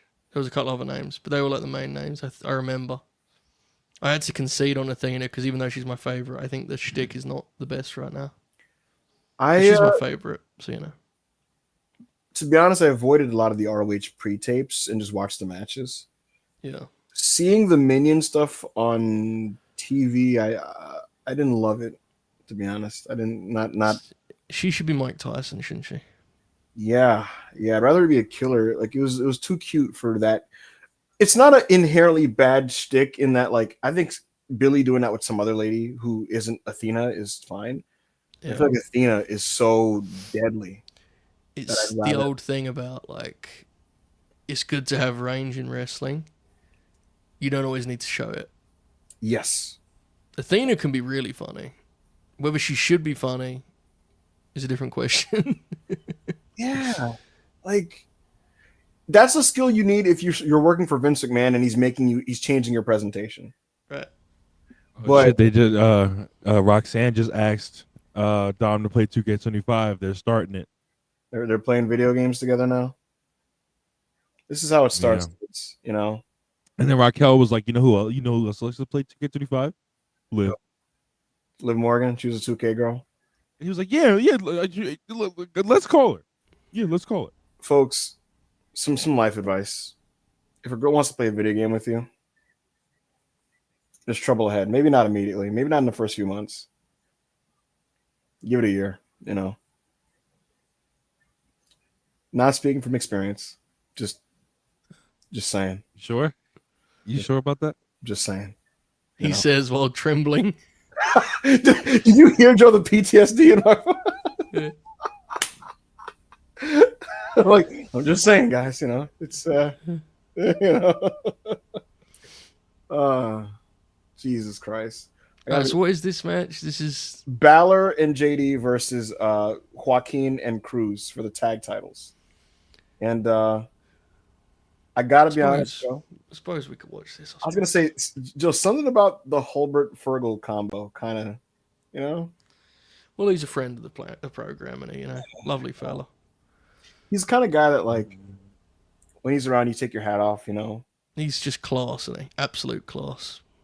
I'm predicting, Joe, just the most professional three here. That's what he does, mate. Professional. Yes. He's gonna look good. Yeah. His gear's gonna be nice and clean. He's gonna cut off Joaquin the first time he tries to do his big dive. Yeah. You know. All right, this will be our finale, folks. Yeah. And it'll be perfect because then when I can get off and then actually listen to what Punk and Gunther say to each other, and I actually do want to hear what they say to each other. So we'll do that. So if you want to send super chats, since we're hanging out for a little bit more, X Online says look at Penta. We actually got two here. Wait, did I miss something from Rob? Huh? Anyways, I have a long answer for this, so y'all can go first on this one. Fuck. Yayo Trejo, favorite B tier pay per view from WWE. Joe, you go first. Or B shows. Go ahead, Joe.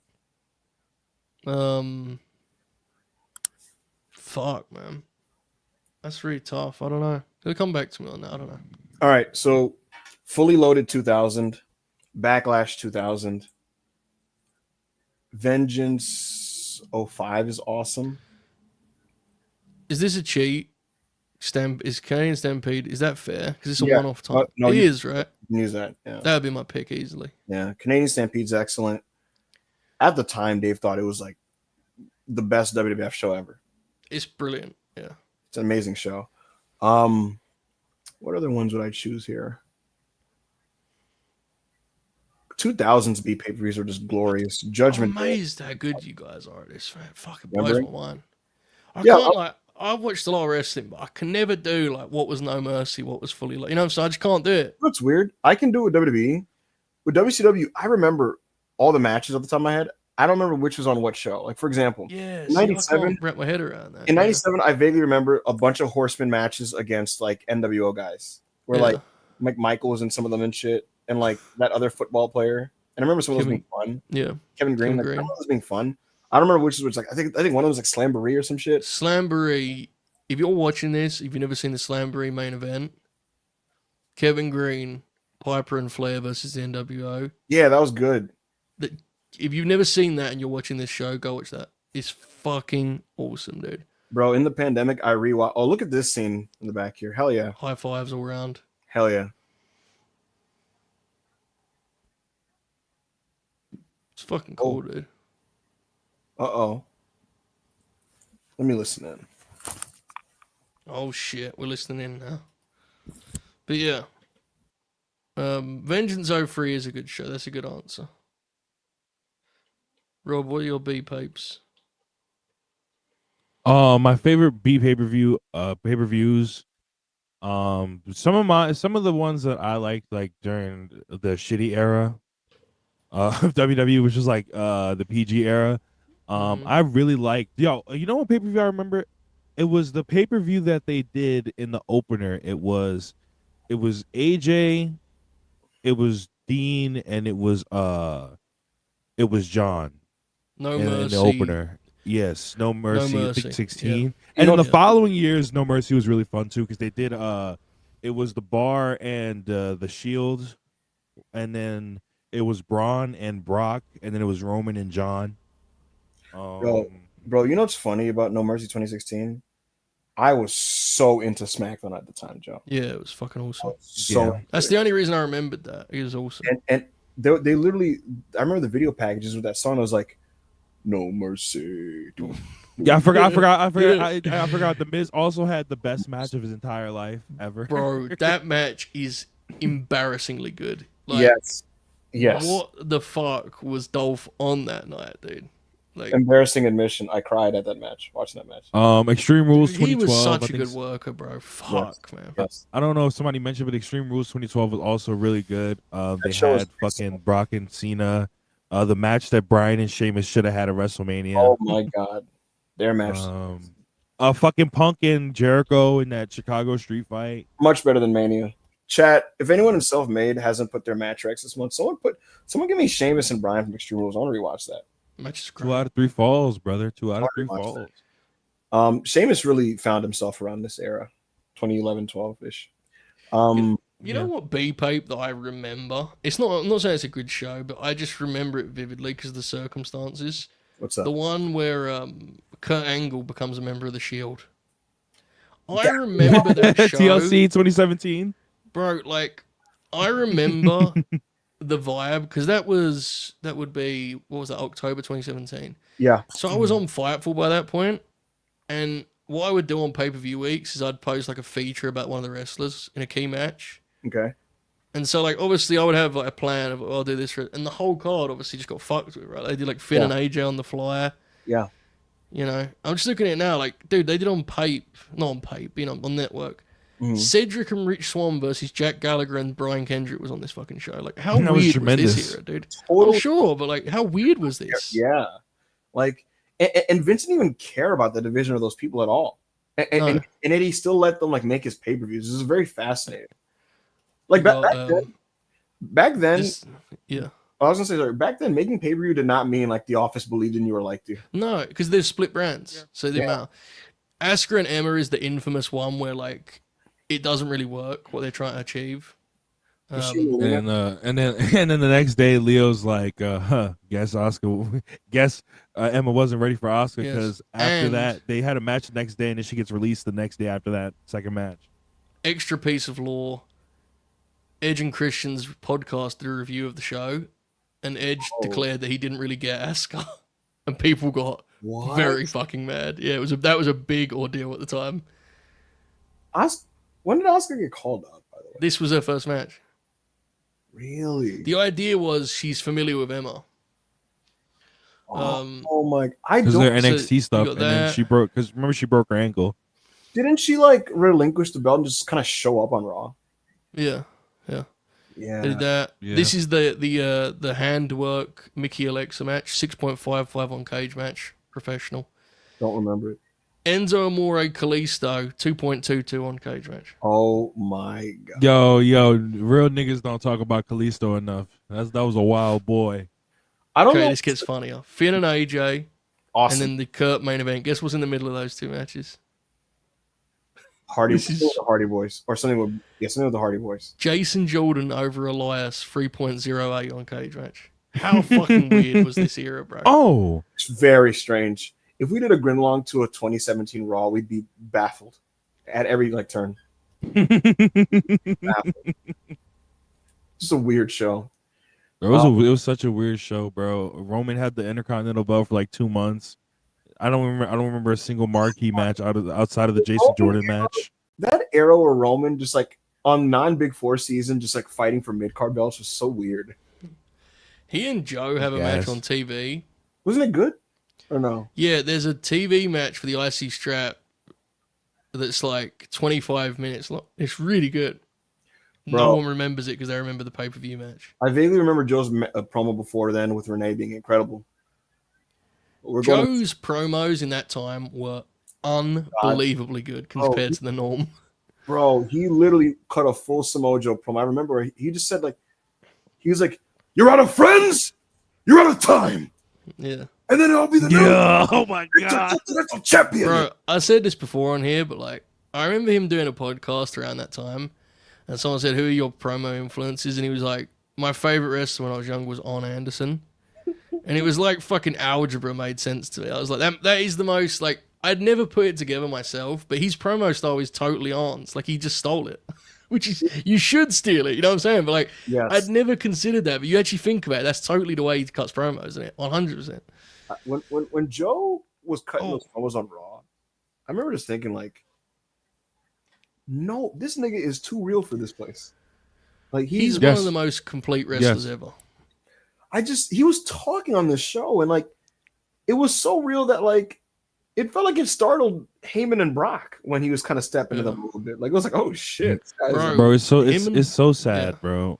Brock Yeah. wanted to do more of that too, and Vince was just like, "Go fuck yourself, bro." It was Like, doing business too, man. Like you can go back and look. Everyone was reporting on it at the time. Like that Brock, Joe, and then like the Braun Roman heavyweight scene they did. Like numbers fucking was up for that. Like people actually wanted to see that. I don't know why they didn't like triple down, lean into that because that was like undeniably like a good part of the product at the time. I remember Summers not caring about that year's SummerSlam. Like there's like two good matches: the bars match with Seth and Mox, and the main event. And I remember like watching those guys and being like, man, this is some box office shit here. Like Brock should just be working with these guys and having a bunch of matches. They killed the Strowman thing a month later, and they don't go back to Joe, and it never made sense to me. bro. He got hurt though, man. Joe got hurt after that. It was the fact that they killed all these niggas. Like they killed the Brock and the Joe shit, and like the Braun and the Joe shit in like 8 minutes. It wasn't even like 10, 15 minute like brawls. They just killed it in like 8 minutes. I remember I was getting into Braun and Brock, and then he had F5 and it was over, and I was like, what the fuck? It's hard to convey the live experience of watching Joe and Brock in real time as the match is happening. Was like oh my God. hard to explain because here's the thing about Brock, and again, I'm not trying to like it is what it is, but like at the time, like the fact that you had no clue when the match was gonna end, like you know what I mean, like you never knew when the Brock match was ending on pay-per-view. You like that's why like when he was beating up AJ, like people don't what's lost if you rewatch the AJ match now. 100%, yes, yeah. There was a legitimate chance he was just gonna keep suplexing him and then just do the F5 and that's it. And it's why I fucking look. We have different opinions. I hate when people review the match and just like he just takes the whole match and then AJ makes a comeback. It's like yes, exactly. Like that's a feature, not a flaw, dude. That was the whole point of that match was that it was playing with the patterns of Brock's matches. Like it was daring you as a viewer to go, wow, oh my god, he's about to squash AJ. You know what I'm saying? Like because he did that shit. That's what I'm saying. Yeah. Mayface doesn't have a comeback. Like that match is that again. We talk about every time how cooked Vince was. Imagine sitting in Gorilla and watching that AJ Brock match and not just being like, that's my WrestleMania match, that's my SummerSlam match. Like, they never worked again. Do you know how fucking incompetent you have to be like, yeah, These two guys had such natural chemistry. They never worked again. Unbelievable. In 2017, That's one of my favorite matches, WWE matches, like literally ever, bro. It's Like, incredible. AJ in that match is what. In that match, there is no wrestler in history that's better than that version of AJ. You know what I'm saying? Like that guy there, that's as good as you can get as a pro wrestler. Well, the thing is, like, WWE in that year would stumble into things that were like absolute money and go, no more of that, which is insane. Yeah, bro. Like, I remember the night of Great Balls of Fire. yeah, Sasha went on Raw Talk and did this fucking shoot promo on Alexa. It was fucking like the most fiery. Because remember, Sasha's WWE promos, like we joke now, but the way they wrote that shit on WWE TV, everyone would cut bad promos on WWE TV. the way people talk, Yeah. they use, Yeah, bro, she did like a shoot promo. Everyone was into it. They never talked again on TV. just They just couldn't. You could lead them to an open goal, and they'd holy did he slip? no. It looked like he lost his feet and still made it. Wow, This guy's a hell of a worker, dude. bro, I've been a Mendoza like Mendoza's a hell of a worker. bro. Cruiserweight Classic, he's awesome, and that's 2016. Yeah, he's a hell of a worker, bro. These two guys are killer, and it sucks that they're prelim because, like, I mean, I get it, but like, they're good. It's his thing. It sucks they're prelim in an era where being prelim means you don't wrestle very often. Right? Because, like, hilarious. We're talking about 2017. They would have had a couple like quiet bangers on 2017 Raw just by existing. Like Yeah, they would have worked the bar for like 10 minutes one week or the New Day or some shit, and it would have been sick. right. And this match is actually not to be like Ooh, to be expected. Wow, that was a good cutoff. This match, as expected, is good. I was saying this yesterday, Joe, because wow. I was saying this yesterday, Joe, watching Balor in NXT, like, because people were like, "Oh, can maybe Finn work this way if you send him to Noah?" And stuff. I said, "Guys, this Finn is gone. Oh, This shit. Finn is gone."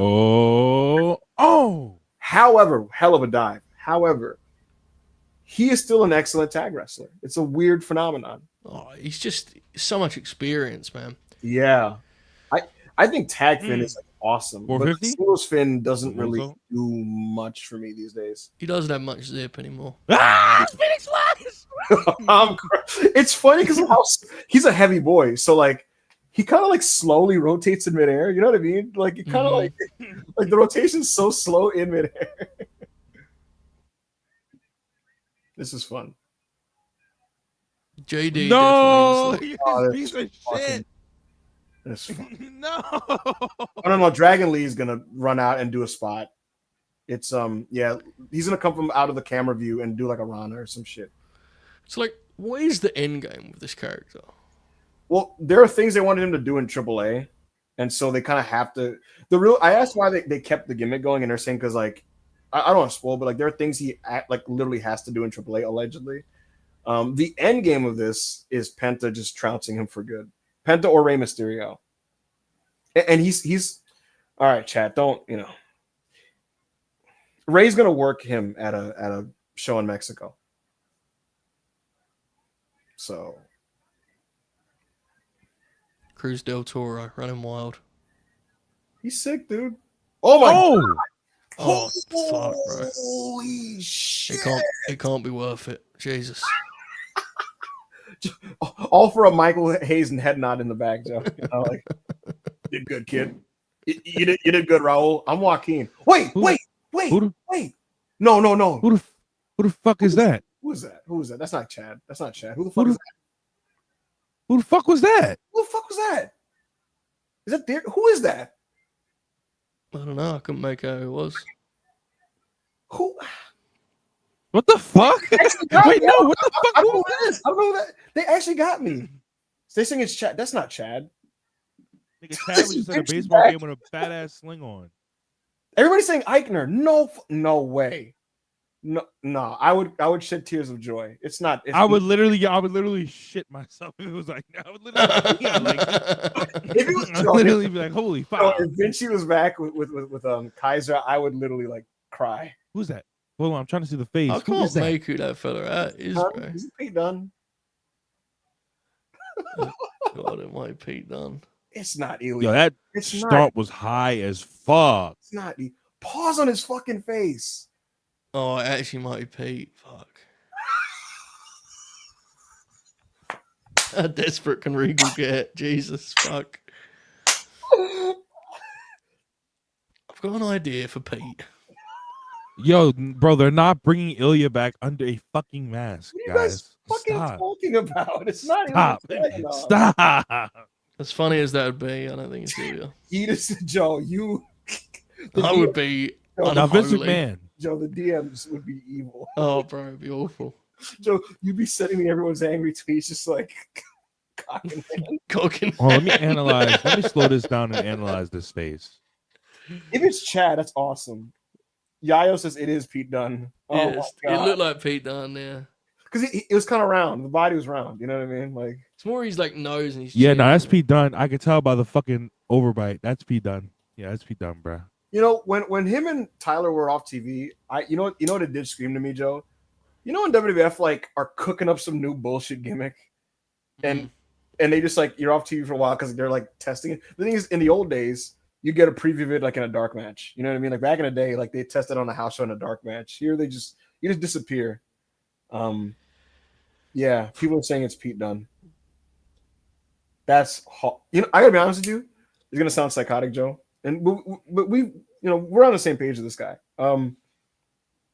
In WWF's main roster, Pete's best stuff is when he's doing shticky things like Butch. Yeah.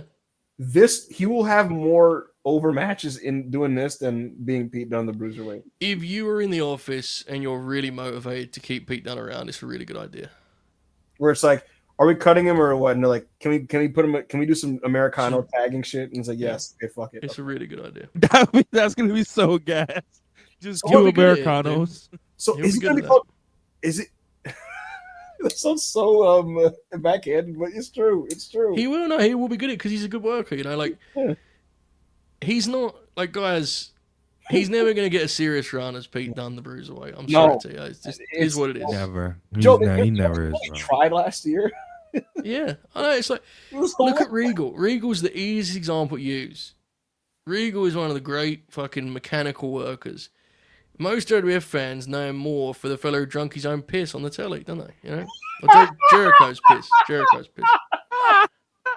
When It's he's true, bro. It's like you have to like Regal figured that shit out. You have to be a caricature, you know?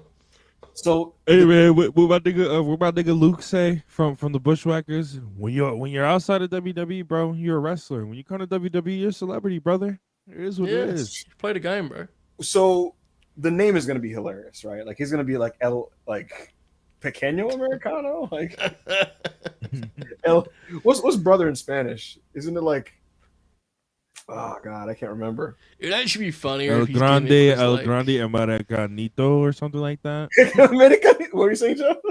Imagine his gimmick was like Brit, like he was a Brit gimmick, you know? Like the Oh my god, that would be so gas. Wait. What is what's the Spanish word for like Britain? Let's look this up.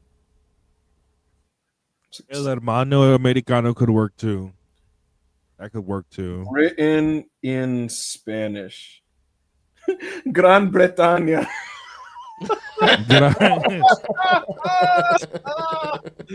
El Grande Bretano.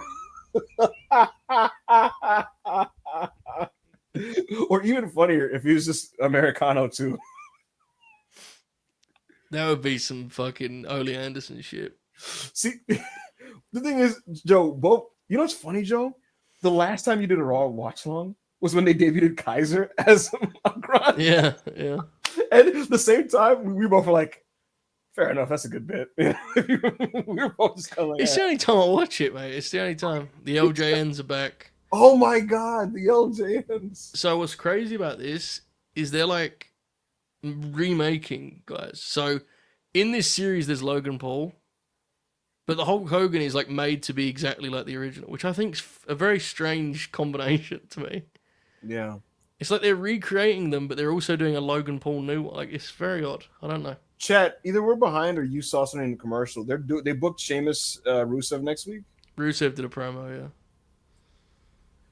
It's just a rib, man. Like SummerSlam is right this weekend, and like, Yeah, but it's yeah. like, I just. Once you make it your gimmick that you have bangers on TV, they're just gonna make that part of their fucking. I thought my screen froze, but they just froze their screen. Grow up, Joe, and like Look, man, if he fucking when you do the whole like I'm just happy to be here and get paid and have my bangers, then okay, now you're the guy that just fills 20 minutes of wrestling. I feel like pretend that you're a little mad, you know. Sometimes he does. Sometimes he tweets and stuff. So. He does. He does tweet sometimes. The last time he was mad, Joe, was like 2023 Bloodline. Like he was very mad about that. I noticed. Let's look at see how Punk's hair's looking, and then we'll bounce. Yeah, look, Joe. I gotta be honest with you, Joe. There's a lot of conversation about Punk, where he's at, this and that. Beyond anything, legitimately, unironically, when he walks out, I look at his hair and know what type of night I'm in for. I swear to God. Someone posted a clip of like him shitting on Hogan in that promo. It was the classic slicked back hair. Slick back, bro. It fucking changes everything. When he has that ploofy kind of like you took a blow dryer and went. His hair looks like mine, bro. It's just a lot. By the way, what a fucking head of hair on Holbert. Anyone talked about that recently? Chat, not enough talk about that today. Jesus, man. People thought I was bald. It's very 2000. Well, you know what's funny? It was getting spiky. It was kind of freaking me out. And now it's filling out. I'm not doing any pro. I'm just letting it do its thing. Letting it vibe. Are we going long again, Joe? I might, bro. I don't know. See how I go. You should become a ponytail guy. Yeah. I love the business. Donnie. Heavy CM Punk chance. I like him, don't I? I like Punk. Yeah. It's concerned last week. They liked Roman a lot more, you know. But well, they don't see him very often. It's like that's every week. You know when you have like an uncle or something and you never see him. when he comes over, you go, "Fucking hell, this uncle. He's a very cool bloke. This fella." You never know. If he'd have stayed for a week, you might have gone off of him a bit. But that's Big Rome, innit? You don't see him often. He always brings cool gifts with him. He's such a cheat code, you know. Disappear for 7 months, show up, walk out, changing nothing about your character. He's the beast, bro. CM Punk chance kind of light. All right, Rob, go fuck yourself. The fuck? What the fuck? What did I do? What the hell? Y'all see how I just point out something and they just like go fuck yourself? Like what the fuck? I'm just saying, bro. You know, kind of light.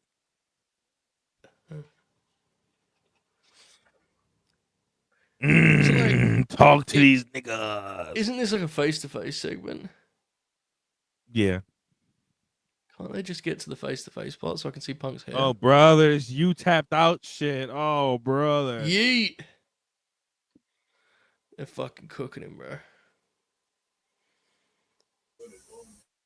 Oh my God. Rob is doing a good job tonight, but Joe, you need to explain to him why the you tapped out thing is not an actual bad thing.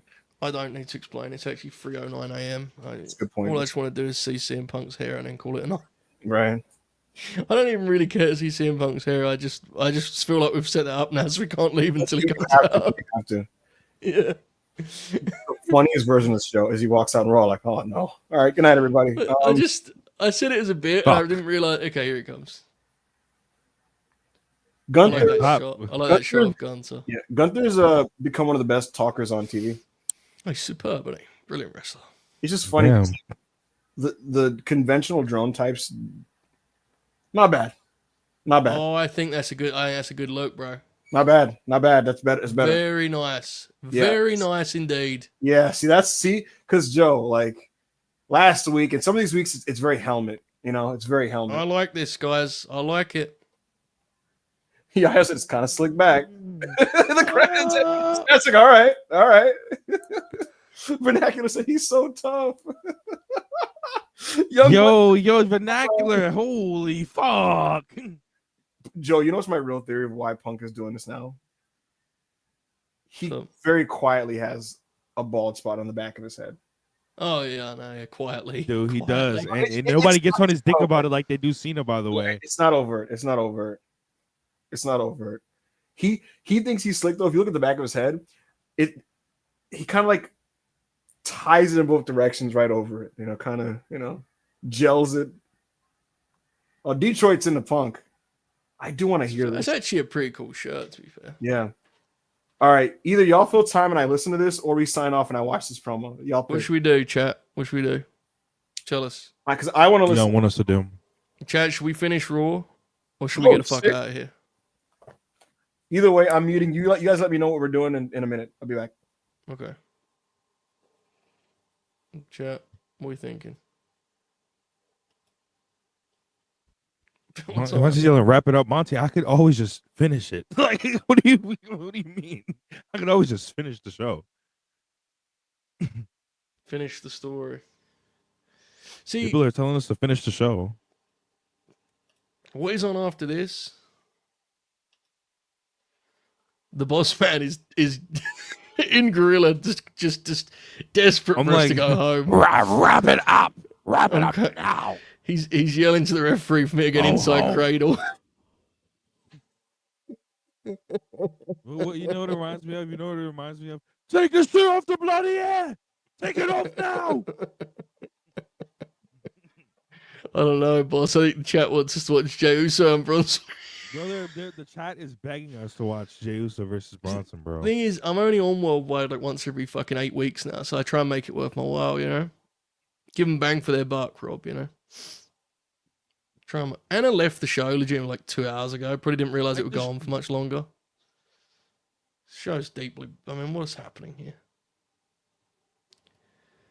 Everyone left. You don't even fuck with Detroit like that, nigga. You're a Blackhawks fan.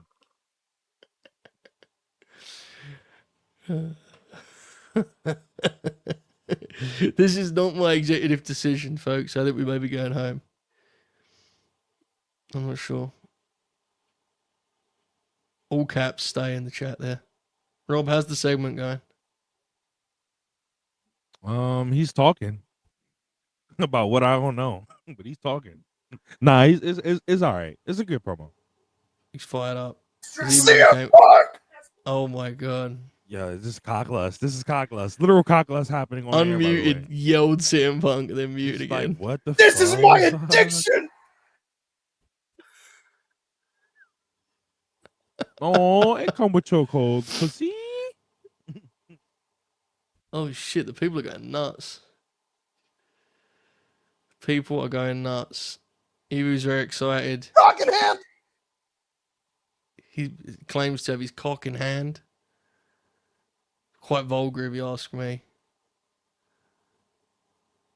Feels like, Rob, do you think he's winning the belt on Saturday?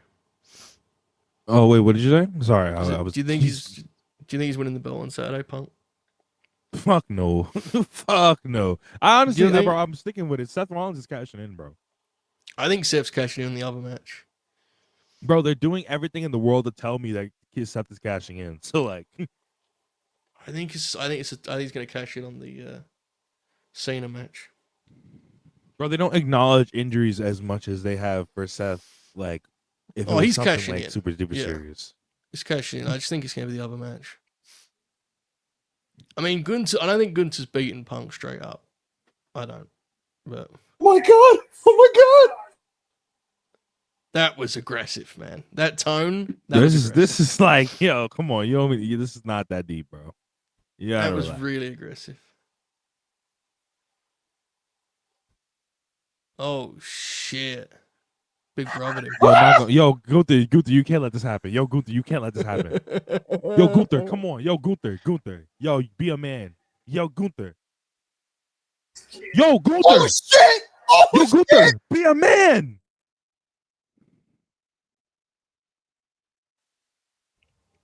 Oh my god. Big bank, take little bank. Bro, he just turned. You see how Evie just turned on Gunny? That's his guy, man. He just turned him like that. Fucking crazy. I don't know, man. He's locked in. He's one of my best in the world. Oh shit! He dropped the mic on him. Oh my god. Fairs. Joe. They both cooked each other. Fairs. He was Yeah, I need. Oh my god, I need Gunther to fucking Joe, destroy this nigga. that felt like the manifestation of what we were talking about on a worldwide, like a month or two ago. If you remember what I'm saying, you remember the Gunny conversation we had? Oh, yeah. Joe, I'm still no selling this promo tomorrow. So be honest. You thought he was about to say, "You're gonna know what it's like to be in the ring with a real star." I didn't have audio. So. Oh, you didn't have. Oh my god! I was podcast, bro. We're on the air. I'm a fucking. I thought you. This is still. I'm broadcasting. You know, Joe. The tone of his promo was basically, "I'm a main event star, kid." He called him kid. It looked great. The crowd was like fucking electric. Yeah. Joe, he said, "I wasn't finished, kid." Yeah. And I was like, "What?" No, it looked really good. It did look really good. Hey man, look, man. I'm no selling that. Phil, and I'm not selling on the timeline. The Cena stuff. Where the fuck was this? I'm not selling. I'm not selling on the timeline, and I'm not selling it tomorrow. So, Look at these graphics. Joe, these graphics are terrible. Look at this. Alexa's as tall as Raquel. Yo, a nigga in the group chat we sent the Lyra video to the group chat, and they were like, "Yo, is she And they were like, no. We were like, no, bro. These graphics are terrible. They're still advertising, Drew. Chili roll. Bro.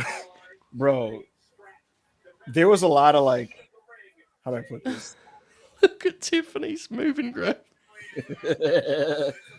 This one's funny. I would give anything for Big Rome's fucking moving graphic, bro. just stands there. All right, I'll tell a true story. This is not a motion graphic because Roman is the only one that wasn't there for the shoot to do it. Everyone else has a moving one. How funny would it have been, Joe, if they were all moving except Roman as like just a cardboard cutout next to Look at Naomi. Naomi said, "Fuck this, dude." She's gonna blink. No, where is Solo's moving graphic? Joe, that would have been a post by you. Just posting like the crop of Solo. Look at Solo. Holy fuck. Bro, wait, I thought Lyra had a moving graphic. She does. Yeah, and it looks like never mind. They've got rid of it. No, I'm seeing it right now. What? Does your feed have a different? That would be I didn't have moving Lyra. That's weird. No fucking way. But Lyra was standing still. No, she was moving in my thing. What the fuck? Look at this graphic. Look at this, dude. 12 fucking grapplers in this thing. How funny would it have been, Joe, if all 12 of them were moving? Yo, they caught. Yo, I didn't see this before. I did, but I'm gonna put it up on the screen. They caught Jay. Hold on. They caught Jay. What happened? Hold on. During the Hogan shit, I'm about to show you. Oh, yeah, I heard he was laughing. I didn't see this. I didn't see this before, but hold on. Let me put it up. Oh fuck. Joe, your feed had a different Oh, that's one. Lyra Valkyria was not moving on mine. I promise. Joe, look at the screen. Yo, they caught Jay during the Hogan shit laughing, bro. Surely this is just like coincidental. He strikes me as a guy who giggles a lot. He's just what he does. He does. No, he's the kid, bro. Yeah, he's the kid. During all the serious family pictures, the serious family moments. Now, don't get me wrong. I don't think that family is a huge fan of Hulk Hogan. No. Not for any legitimate reason other than what they did to Yoko. That's about the main reason. Especially after what he did to Big Rodney, Uncle Rodney. Fuck no. Yeah, that's the main. Because I saw people were posting the Jacob picture. Mm-hmm. And then people very fairly were like, well, Jacob's own usage of words is interesting. But the reason I think that family actually doesn't fuck with him is because like they legitimately were mad about the Yoko thing, right? Oh, yeah. Yeah. You know, look, you can say a lot about the Samoans. Look at Rob. Fuck, Jay's lost some weight. He looks great. He was chubbier a couple months ago. Where is his gear? Why is he? That is his gear, baby. No, he usually has like the coloured pants, doesn't he? This is gonna end in Raw has 9 minutes left. Good. This belt isn't this belt. I mean, this belt isn't ringing. Nah, Jay's The gonna beat whole him. arena. Bro, he usually wears gear, dude. he Am I losing? Didn't he used to wear like blue and white tires? He had that white one before too. Like recently, he's been wearing that white gear that looks really cool. Joe, what's funnier? A long match, a short DQ, the bell doesn't ring, and Roman just immediately shows up and starts wrecking shop. Like, what's the funniest way to end this? The funniest way is Jay just pins him in like 45 minutes. Yeah. That would be so stupid. Like, Yeah, well, top stars get wins on TV, mate. That's the way wrestling's supposed to work. oh my god. CM Punk told Gunther, "You don't know the trail of bodies I've left in this business," which was like, all right, man. It felt this week, Joe, like he said, you know what? For my PR, I gotta kill him on the mic. So Gunny, I'm so sorry. Do you think Gunny's winning? This was Punk getting his little. I gotta verbally act like I'm better than you and that I'm a bigger star than you. Because like Joe, have his promos basically. I'm CM Punk. Who the fuck are you? People are saying Punk is main eventing, Chad. Why wouldn't he? Well, Boy, you smoking why he meat. wouldn't, but yeah. Boy, you smoking dick or dog food if you think CM Punk is main eventing over Roman Reigns. Bro, I can't believe like Jay looks so good. Dude. Yeah, Holy fuck. Has he been in this shape for a minute and I just like haven't watched? Probably right. But he has noticeably trimmed. Like after losing the strap, right? Yeah. Yeah. Humble Wrestling said the positioning of matches and segments on Raw tonight gives you a sign which match is main eventing SummerSlam night 1. Guys, just stay the course. We got this, Punk FC. Boy, y'all not main eventing. Stop. Just stop. Leave it alone. Leave it alone, bro. Leave it alone. Punk got this. Yo, nigga, give up. Give up. Someone nigga. tweeted Give Joe, up. Pete Dunne, we will free you. Brother, this is his freedom. To do what? Yeah, Fuck. like, I just Where is he gonna go? Joe, people saying this like they're gonna track him down when he works fucking the fake Walter in Rev Pro. You're not gonna watch that. You're not gonna watch him. Look, if he's your favorite wrestler and you don't like, I get that completely. But like, what is Joe? Let's be honest here. You're saying that to be diplomatic. There's nobody in this live stream right now whose favorite wrestler is Pete Dunne. Fair, but with my list of wrestlers I like, I'm not in any position to judge. So no, I wouldn't. I think he's a good wrestler. Yeah, I'm just saying. I'm saying if he's your favorite, you can say whatever you want. You know, I like Pete, and look, I prefer a universe where this promotion's fan base would like the Bruiserweight, but they don't. Yeah, and he works here. He's British, you know. Sandman, my brother says he's my favorite wrestler. He's such a piece. He's a good wrestler, bro. I think Tyler Bates a better wrestler, but Tyler Bates just had one of the strangest careers I've ever seen. Oh my God, Joe! Did you see that text graphic on the screen? Yeah. That was gas. I'm intrigued by this. This has got. That was so good. This has got a bit of a Hasbro. It should have more color, this match, because this has got a bit of Hasbro energy to it. Yeah. Bronson Reed needs to go back to the Bam Bam gear. Yeah, he does.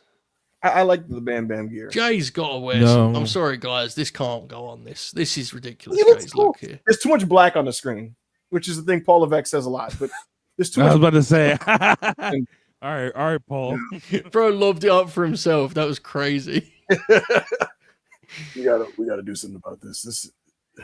Jay should be like vibrant. Too much you know? color He should on be my like, screen. So he normally has the blue or the red. Yeah, come on. So conversely, his brother has too much color. You think tone it down? He needs all the help he can get, mate. Joe, I got some news for everybody. I broke it on Twitter, and I have not checked the post, but I was told today this year will be seen as the last hurrah for the original Bloodline. Was the quote I got? Yeah. The final hurrah. Jimmy, Roman. Jimmy. Joe, what a fucking legend. I Oh, think you good should do special. something of some kind to honor the Usos on this run.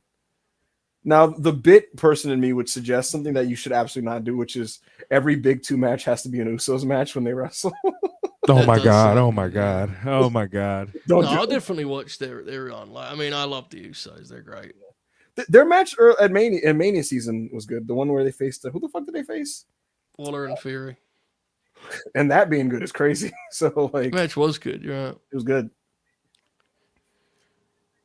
Yeah, Jimmy is who he is at this point, and I have no interest in watching him wrestle singles matches, but I would like to watch the Usos wrestle again. Usos have had an unbelievable run, and I mean, my god, They made him into the Mania. fucking unbelievable team. There's multiple people on the timeline lamenting the fate of Pete Dunne. I He mean, Yeah, we finally got gotta on the come telly. on, guys. I just, what's going on here? You know, like, I don't get it. look, man. I get doing this gimmick when a wrestler's legitimately like fucked, like Drew McIntyre. I get it. You know, when you're like, what happened with Drew, man? Being like, man, free Pete. You think Tony Khan would sign Pete Dunne? No, he would not. No, he would not. And if he did, he would just put him in the pure division with fucking Lee Moriarty. Yeah, He surprisingly did. That was pretty good. He well surprisingly, done. yeah. He surprisingly didn't offer him a deal in 2021 where it would have been totally accepted had he done that. Yeah, because I bet that wasn't a lucrative offer. I bet. You think that's what it was? No, I mean like Well, the WWE. if he'd have wanted it, yeah, like it weren't like WWE would be throwing money at him, would it? At the time, Bro, that was him choosing to stay baffled me at the time because NXT was literally getting like ransacked. If you I remember, don't think. I don't think there was a lot of interest. I could be wrong. I don't know. you know, I honestly, Nigga. I love the World's Strongest Slam. And good on Reed, he's gotten in good shape. Look Oh, at his face. Damn. Do you think Paul knows? What a when wrestler. do you think Paul knows when the camera's on him, or do you think he's just always making a weird face at all times? Both. Yes. Just I remember during like the peak of Roman's kind of big matches, Heyman would be in the corner of the screen, like in between like the apron and the rope, you know, making a funny ass face. my favorite thing he does is if they have a belt, he has the belt on the apron. He's just Joe, did you see the video? I think it was Roy Lucier. I think it was him. You see the video he posted of Hogan coming out of a car, and then this guy says, "Ichiban, brother," and what Hogan said to that. No. This is a video. Hogan gets out of a car, and Roy Lucier, I'm pretty sure it was Roy, goes, "Ichiban, brother," and Hogan goes, "Slow down all that Japanese stuff, brother." it's a little too real for me. Yeah, he goes, that wrestling's a little too real for me, brother. Dude, when the Laps fan did their series about like WWF and WCW shows in Japan, Mhm. they do, you know, like they did the SWS show, Yes. the big one, and then they did like a spot show where I think it was Brett, Hogan, and Tenza stayed and did a spot. Like Hogan wrestles, you'd probably know the match if I had it in front of me. It's like 7 minutes, just a small room. It isn't the Tokyo Dome or anything. And so Brett hangs out with Hogan, and Brett said, and this is like 91, Mhm. Hogan was like deeply paranoid about Vince replacing him. Like he knew eventually Vince would have to try and, so like have to switch him out. And Yeah. he was talking to him about Ted Turner then in 91. Dude, how fucking fascinating is that? Like imagine he jumps then. Then what the fuck happens? I think they're looking for the next guy, brother. That's Yeah, why like he was spooked, bro. Joe, if you look at when he puts Warrior over in 1990, it isn't as simple as, well, you beat me. That's the end of me. He makes sure, like, I want you all to feel really sad about the fact that it's the end of my era. You know, like he was very boo-boo faced, very kind of like demonstratively like, oh, man, I lost, man. Is this the end of Hulkamania? Fans, is that what you really want? Right. You know, like, Yeah, like, and this one, let me be clear. I'm not saying like Hogan was wrong to be paranoid. It just tells you like how wrestling works, though. You know? Like he knew that Hogan was ready to move, that Vince was ready to move on. Even in 91. This is mildly parasocial. Do you think there's a little bit of this with how Roman dealt with Cody in 2023? Do you think there's a bit of... I think it's less replaced, and I think it's more Roman felt like there was a lot more legs to the Bloodline thing. I get the vibe that he was like, fuck him, we can wait till next year. Probably is a part of like the guy left too, I think. Which you and I like, as much as we may scoff at that, that's a big, like in Puro, that's a huge thing in it, you know. Did you ever hear what Cody said about Roman on? Oh, fuck, that was a good dive for Jey Uso, wasn't it?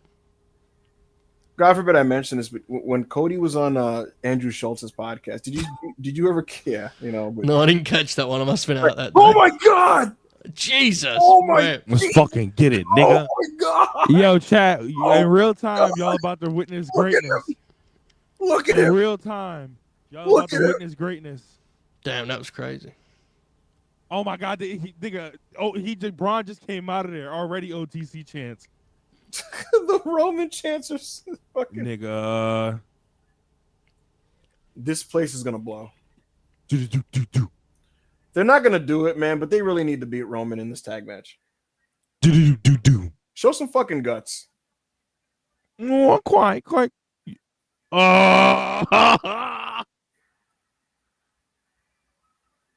You just know deep down in his head, Bronson Reed's marking out that he gets to be in a program with Roman Reigns. You know what I mean?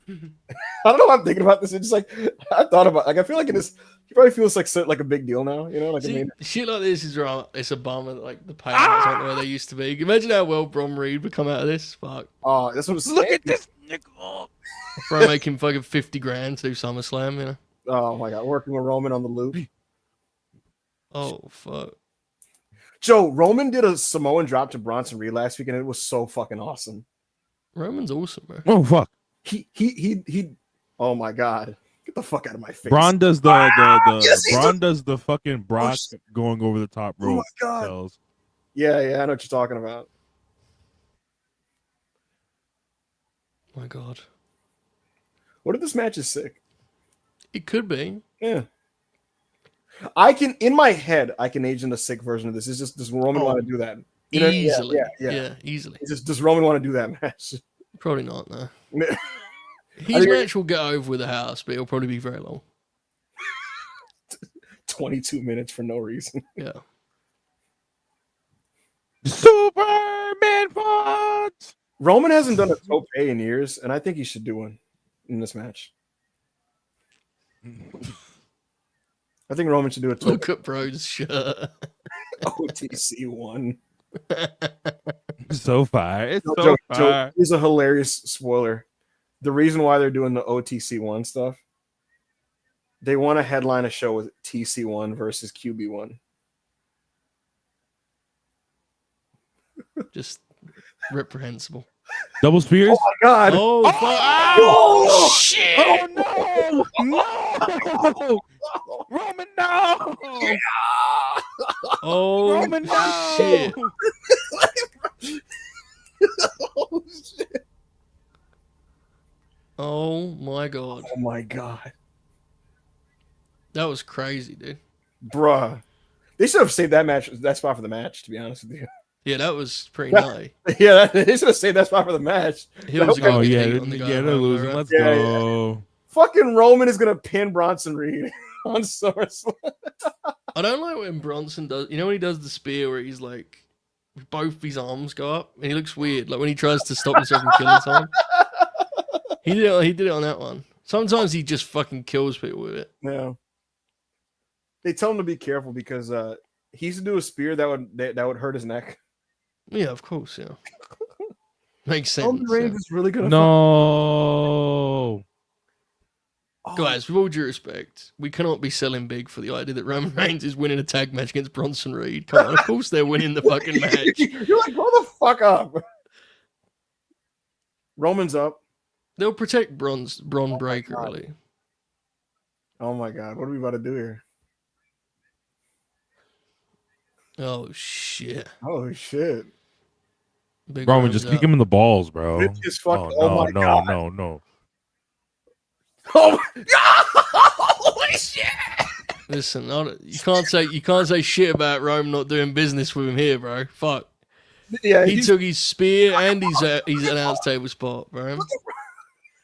Unbelievable bump on that, by the way. Sell on that. Wow. He said, "I'm taking that shit tonight, but I ain't taking that shit Saturday." Did this table So used you to have a better third get it member or in. not, Joe? I don't really recall. Hmm? Is it? Did this table have a third person or not? I don't really remember. Paul Heyman, bro. Right. No need for that. Yeah, Seth Rollins fucking sucks, bro. Like, I'm tired of like dancing around it and like twinkle toesing around it. Like I'm tired of fucking like tap dancing around it. Yo, Seth Rollins fucking blows, bro. Oh, oh my God, we're not done. They are slutting him out. Yo, this group without That's Seth crazy. Rollins fucking fake Roman Reigns or promos. You can't Come say on. that shit, bro. Sam says, "Chill on Seth, you freak." Oh my God. Oh! Ah! Look Yo, I at know Big that shit Rome. hurts, nigga. I know that shit hurts. Big Rome smashing these two fellas over. Look at his cell here. They're hog tying Roman Reigns. In all seriousness, I can't this lie. is After why, Seth cashed in, I would have Braun smoke that nigga. They're I just have Braun. This is actually why you have to. If you're a top guy, you have to be protective of yourself. Listen to how we're reacting to Roman just getting beaten up, bro. Yeah, it's literally just heels doing their moves on a baby face. Yeah. But when does Roman get beat up ever? You know, Exactly, but that's how it should work, you know. If you just beat the fucking baby faces out every week, it doesn't mean nothing. The crowd's Oh surprised. shit, Braun dude. talking They his can't shit. believe it. Braun talking his the shit. Roman promo. He said that's my Yeah. cameraman. Everything works for me. I like the guy's energy. Yo, I would dead ass. Yo, Evil, I would dead ass. Night after Seth cashes in. You remember? Now. Give him a Steiner. Give him a Steiner. Dead ass. Give him a fucking Steiner recliner. Bro, I'd end this with Braun grabbing the mic and saying, "I'm the man now." You know what's funny? Every Braun celebration is very like manly, you know? And then Bronson Reed just has this, he just picks his hands up and does that like, you know what I mean? Yo, this nigga Braun is tweaking, son. Again? No. He's gonna spear him for the barricade. No, Braun. That's why they threw him the barricade. Big bro, please. No, big bro, please. Roman, turn around. He's running in reverse this. You both of them! Oh Jesus! Fuck. Yeah, yo, Roman's what are you giving him a doing lot. in Yeah, the they're match? definitely What losing. are you doing a match? Yeah, They're doing all this definitely cool shit here. losing. Fuck. Babyface is up. 12 minutes. Give him hell. Joe, they're doing all this godly action, right? And into the match on SummerSlam, it's like heat, one comeback finish. Excellent angle. This angle is fucking awesome. Yo, Seth Rollins, fuck, and we taking your Oh shoes, shit! And we taking your shoes, We're bitch. slutting him out. We're slutting him out. Yo, no way they're robbing this nigga. No way they're robbing this nigga. Yo, this is Seth Rollins fucking sucks. Yo, Braun, do a shoey, my nigga. Yo, pour some in the shoes, bro. Yo, I'm not gonna lie, take Jay's shoes too. Take Jay's too. That's what put me. Jay's shoes just stayed there. Bro, yo, they should have took Jay's and put both of them shits on. Fuck, Yo, we we got more aura out of this group in 2-3 weeks than we got with a whole 3 months of Seth Rollins. Isn't that interesting? Isn't that crazy, Ebro? Look, I didn't want to do it, but I mean, Joe. Yes, you Rob did. that You nigga. started it. I mean, Joe. You know, like I mean, shit. No, I didn't watch any of that stuff, so I can't speak. No, on it. he wasn't even because I actually liked the tags and I liked like the way that it got a lot of babyfaces involved. And Seth is a good worker and he wrestled on the TV. Mm-hmm. I think it's more like Braun doesn't need a dragon tamer. You know, I get it, bro. It's all right about. Don't have to explain yourself to me. It's fine. Joe is nasty because twice. Oh my God, Monty's about to go crazy. Nah, man, it's too late for all that. You know what I'm saying? It's 20 to 4 in the morning. But Joe, remember that very chilled out conversation we had on Friday, mate?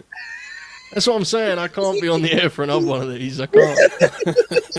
I just knew Monty watching this. He's just like, fuck that nigga. Bro, he's just everything Ibu just said, bro. Like, there's just no need for him. And on top of that, just him being in his position never works. Just I don't know, bro. No aura, nigga. No aura. Stop it. You see what them two man just did to Roman. It's a Roman Reigns. Seth Rollins, we got something for you. We got something for you. Night after he cashes in, Monty, we go ahead and is my camera working or is it lag?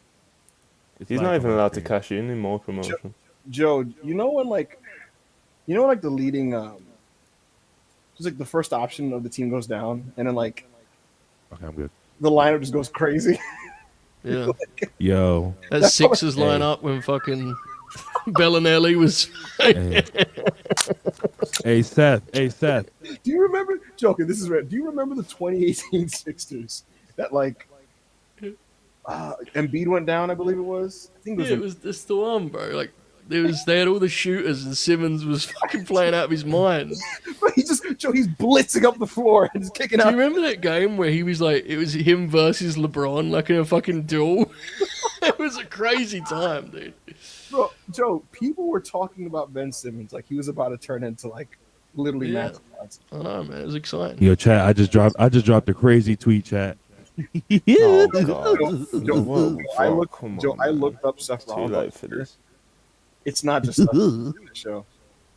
I mean, but you guys have a lot of influence on the masses, you know. No, you do. You encourage. I know what you mean, bro. You I don't know what you mean, bro. Yo, someone said dead ass. This faction is way better without Seth, and I'm a Rollins fan. Another guy, hot take. Braun looks so cooler without Seth Rollins. Wow. Y'all go. I just dropped it. Go look. Maria says, "Veremos a ver cuando llegue Seth Rollins a ver quién mara el tronco." Someone else said, "They slandering this nigga in Spanish." Someone else said, "Leave Seth Rollins in his fucking house." All right, let's read this super chat and get the fuck out of here. Wait, one more. Seth Rollins, it's over. Let it go, bro. You not Roman, little bro. I don't know. I just don't know how they ever thought it was a good idea, bro. No, listen. I'm just making. Truthfully, I'm making content. I didn't even hate the group, and I don't have a problem with Seth. He's a good wrestler.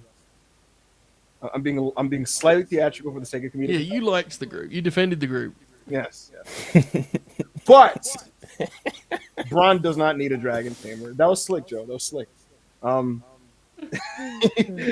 was like, hey, you know, you liked that slot, you know. It's like, hey. Seth coming out to say nothing. Ibu was like, if you think about it, you know, just. I'm just saying it was nice to have 6-man tags on the team. If you break it down, you know, just look at Braun and look at the bronze in the suits. You know? Well, I'm gonna be honest. Yeah, that match is probably main eventing now.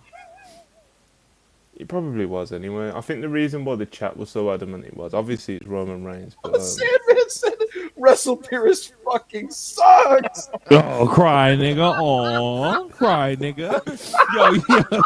Yo, cry, nigga. Seth is not that guy, bro. He's tried this gimmick 5 different times. He tried to be the fucking Monday Night Messiah, and it failed. He tried to be the visionary, and it failed. And now he's trying to be a fake Roman with a fake oracle. Nigga, as soon as he called that nigga his oracle, it was a fucking failure. That nigga's a failure. He's trash. The oracle, he stinks. Oh, Disrespectful. What's he to say about Vince? It don't matter, nigga. He should be involved in like that AJ and Dom Mysterio business, bro. That's Seth. Yo, Sandman made a great point to Rob. What? He say he loved that nigga. What they gotta do is, hey, you know who else said he loved that nigga? Seth Rollins was sucking that nigga cock for 5 years. So what that mean? Isn't Seth Rollins on? Isn't Seth Rollins on video dancing, tap dancing in front of Vince McMahon on his desk? Oh, my fault, guys. My bad, y'all. Right next to the room with the. No, never mind. I think it's impressive that 297 people still with us 4.5 hours into this stream. That we do not expect to go this long. But yo, wait, like Joe said, get these super chats read. You know what I'm saying? That's what I was about to do. I was literally about to take us home. I'm a professional, Monty. That's what I was gonna do. We got one more super chat. We got 2 more super chats. I literally was setting that up. So We got 2 more super Not chats. everything though. needs this guy. Not everything needs foreplay, bro. Just read the thing. Like fucking. see, that was a very British take right there. Just Andy, fucking read it. That's a very British take right there. Is Drew on the outs because he's antagonized the Bloodline bums? Thoughts on that Punk promo as he main eventing night 1? Punk was fucking awesome, and really it's just the energy. Promos are about energy, you know. You're on this dick. You look like a man fired up to win the world title. Drew's not on the outs. He signed a deal. J199 we don't Seth Rollins. We'll see what happens on Sunday. I think when he said it on the outs, I think he just means out of favour. Everyone knows it's on that deal, isn't it? So I don't know, because hating the Bloodline no longer gets you heat with the Office. It used to. It doesn't get you heat anymore. You're allowed to hate the Bloodline now. the best one was Sheamus. Yeah. If you hated the Bloodline 2.5 years ago, you were in trouble. Now you're just Bruce Pritchard. No, I'm playing. So I'm kidding. The actual funny one I said now it makes you Paul Levesque, but nonetheless. I was gonna say Bruce probably is the biggest fan of it. I was right? gonna say, that would have been perfect, right? As a Paul, but oh my god, the fact that now they're called the MFT, like, you know, get rid of it. John, get rid of it. Bro, Cobb's booking has been. Well, he stinks. Let's be honest. Like, let's just say it. You know, like We've been on for 4 hours 25. Useless, isn't he? Really? Shame. yeah. I don't know, but don't you feel like he's also right, Jay, kind of like succumbed to what has like? Both. Yeah. That's what I think. I think it is both.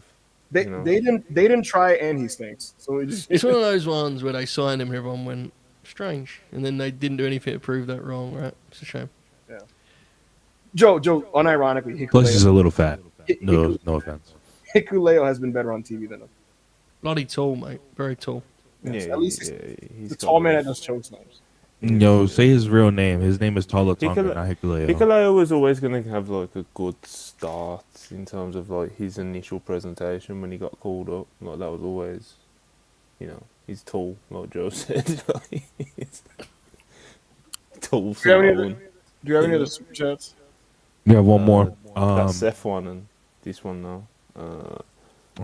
Rob going from a fake Cody hate gimmick to a real Seth hate gimmick is diabolical. It's very real, and it's now like it's taking over me. It's a symbiote. It's taking over me. Seth is like really bad. He has been really bad for a long Who won the time. debates on the Who won the debates? I don't want to on talk about Social it, bro. Media? I don't want to talk about it, Joe, bro. those debates. What you say? What you say? Chris swept us. Chris went 2-0. I went 1-1. Robert went 1. How you going 2-0? How are you going 0-2 against Bread, bro? Yo, let me tell you how Ibu went. Ibu beat me, bro.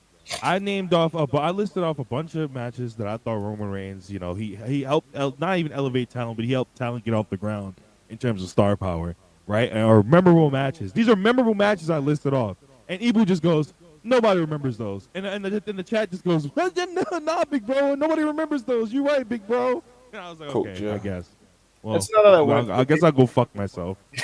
Rob was so sad when he lost to me. Like you. I was like, bro, I was just like, I guess I'll go fuck myself. Rob was Like I don't see clips of the Daniel Bryan match on the timeline like half the week, but I guess I'll go fuck myself. I can't do debate shows because I'm competitive, and when I lose things, I get legitimately very mad. So it was funny, Joe. When I prefaced my debate with Chris, like jokingly, I was like, Chris, you're my brother, and whatever I say here, it's just for the sake of competition, and I don't take it personal. You don't take it personal. This is just for competition. Coming out of that debate, Chris is feeling, and I'm legitimately mad at everybody. I'm like just mad at everybody. I was so like quiet. I was like, let's do the last one now. Go ahead. How much? How was you doing it? Like, cause I didn't see polls on Twitter. So like, how was you doing it? You had to In vote the in Discord. Yeah, you had to vote in Discord. Okay, so it was fun stuff. If you want to watch that, were the big margins? Was any of it close, or did you get like? Was it embarrassing? I lost to Chris by 5 votes. Rob got blown out by Chris, and then he got blown out by me. It was so bullshit, bro. They just like on like Crystal cooked me because he brought up fucking Punk. Bro, he brought up Punk and Bryan Danielson's debuts because ours was peak NXT versus peak AEW, which was 2021. And he brought up Danielson, and Evil was yelling at me, Rob, bring up Kevin Owens showing up at War Games. And I was like, yo, nigga, nobody gives a fuck about that. Stop. Joe, versus CM Punk and Bryan Danielson. Rob was fighting for the honor of NXT, right? and he chose his period as 2018 to 2019. And for some reason, Oh God. in his debate, he mentioned the Forgotten Sons 5 times. That was it got real. I got. That is unbelievable. I was going out the dome on that one. I was rolling. That is actually fucking awesome. I was doing some forward rolls. You know, doing some forward rolls. I wasn't even messing around. What about the Forgotten Sons? It was like he was like panicked in the moment trying to remember things, and all he could keep citing was Forgotten Sons. And on the 5th one in the chat was like, "Rob, stop mentioning the Forgotten Sons. You're losing." Like, You're so mad. You're so mad. Chris You're was so like- mad. The Forgotten Sons were actually pretty Chris good. just like name a moment as electrifying as Danielson showing up in AEW after Punk, and he's just like, And I couldn't. and Rob literally went, "Fuck." I'm like, Yeah, because what moment in NXT from that time period is as electric as that? You Just- tell me. And if you name me some bullshit, I'm kicking you off. just lie and say the Kevin Owens War Games thing. Yeah, that's what you should have lied. You said that. Lie. And I still got fried either way. Yeah, but see, the thing is the same with confidence. See, You Rob, can't sell. You can't Yeah, sell. Joe, in my debate, I didn't sell for shit. Rob, Chris is talking about like, isn't Blade getting delayed? In the moment, I said Blade doesn't matter; it's immaterial. Bro, Ibu started being like, yo, Ibu goes, yo, I'm not gonna lie, son. He was like, yo, why do you didn't Kevin Feige have something to do with the Captain America movie that came out earlier this year that was terrible? And Ibu goes, quality is irrelevant. And I was like, what the fuck? I said it was like, what straight as Beastin'. was. So, folks, listen, if you want more of that, that is going to be Self-Made Debates #1. It's on the Self-Made Pro YouTube channel. 3 hours of strong debate content where somehow Chris, spoiler, won both debates, which is bullshit. But hopefully I do better next time if I do another one. We want to bring in guests for those debate shows because I'm retired and I don't like debating because I get mad when I lose. Nonetheless, this was a 4.5 hour episode. Oh, we got one more. We got another super chat, That's brother. fine. That's fine. This is a 4.5 hour episode of Worldwide, which is insane. See, Joe doesn't make every town, but when he makes a town, he goes big. You know, Yep. he just lays it all out there. Love Dogs Avery, $4.99. I think Cross is leaving after what he just posted. What did he just? Oh my god! Oh my god! Let me. I'm about to go look. I gotta go look. I have to go look at this. What did he put? Okay. Carrie and Cross. The writing's on the wall and it's written in blood. Are you ready to know the whole story? And it's a video. And What is with his facial expression in this video? Joe, he's making the Greg Gagne face. This is a tragic note to end on. We can't end on this. Oh my god! We need something quick, guys, to take it home because it can't be this. Yo, has Kevin Sullivan ever watched Listen, a Carrie and Cross match? Sorry. Here it is. You have everything you needed to be a big star. You got the look. He's just listing things they told him. Your wife is a great asset. Good package. Your work is spectacular. Oh, that was, I don't know what's going on, man. yeah, If you it's, want to it's, chat with yeah. me, please give me a call or text, whatever you want. But my Calling him, friend, you are a calling talent. him special and he's going to be huge and keep your head Joe, up. the video is him somberly walking through the street. But nevertheless, We need a Hail Mary. We cannot go home on that. I was about to. Okay. Are you doing plugs after this? Oh, cause Sure. You So- just did one. Okay. Keep on going if you want. Here's the thing. I got this. man. That angle Oh. and Raw was fucking awesome. You know, It was fucking awesome. And I'm kind of like weirdly like bummed in that like, is there any way the match can harness the energy that had? Mm. Because that was like an incredible 7 minutes of physicality. Yeah. Well, no, it can't. But Right. It's the baby face is most likely winning as well. It's just I almost feel like, as awesome as that was, I almost feel like you should have saved like half of those spots. well, let it play out, bro. All right. So you don't think there's a way they could channel that again? No, but I think everyone's gonna have a good time. Same man just said let them go to sleep, bro. I think it's impossible to channel that energy with the baby faces most likely winning. Because Everyone's a big gonna have a part, good time. a big part of it is the fact that Roman's getting his fucking ass handed to him that we just watched. Yeah. He's like, Yeah. So unless he's losing, bro, you lose that, like, oh, as if they just did that to Roman Reigns, you know, like, you lose that because the whole time you're watching it, you just know Roman's going to get his comeback and he's pinning Bronson, you know. I It's can't hard to believe harness that exact same energy that you're talking about. I can't believe they made me buy into this fucking match closing after Punk versus Gunther. Like, that's insane to me. Okay. It just You do this every time with Big Rome, honey. You do this every time. He goes away. You quit him. I'm not going back. We're never going out again. He comes back. You're out fucking for dinner with him. You know what I'm saying? It happens every single time. Exactly. I'll say this: history's going to be kind to Roman Reigns in retrospect. He's one So of the it should fucking be. greats, bro. Is what it is. We accept it. I told Montel WP on a train 2 years ago he was the best wrestler in the world. I wasn't right, but I was fucking confident. It's something he's one of those guys, Joe. When you watch him in his element, doing a great angle or a great match, you just come out like he's just one of the best. He's truly tippy top guys are forever. Yeah, and we're not even being ironic right now. Like, we're not even being. No, he's fucking awesome, bro. Yeah, excellent angle. And like you said, Joe, it's the fact that he is very particular about when he does this. Yep. He doesn't let anybody do that to him. So that was very well done.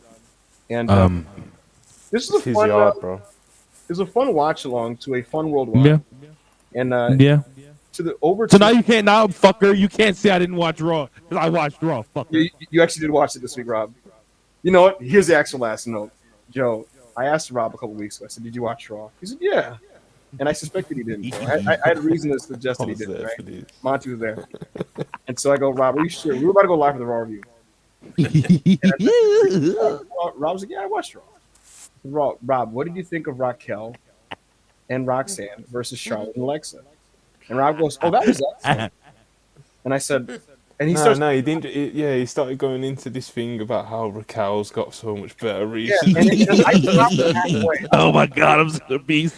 And I go, Rob, that match didn't happen on Raw. No, Charlotte and you're so Alexa bad. were on SmackDown. You're so Rob bad, was nigga.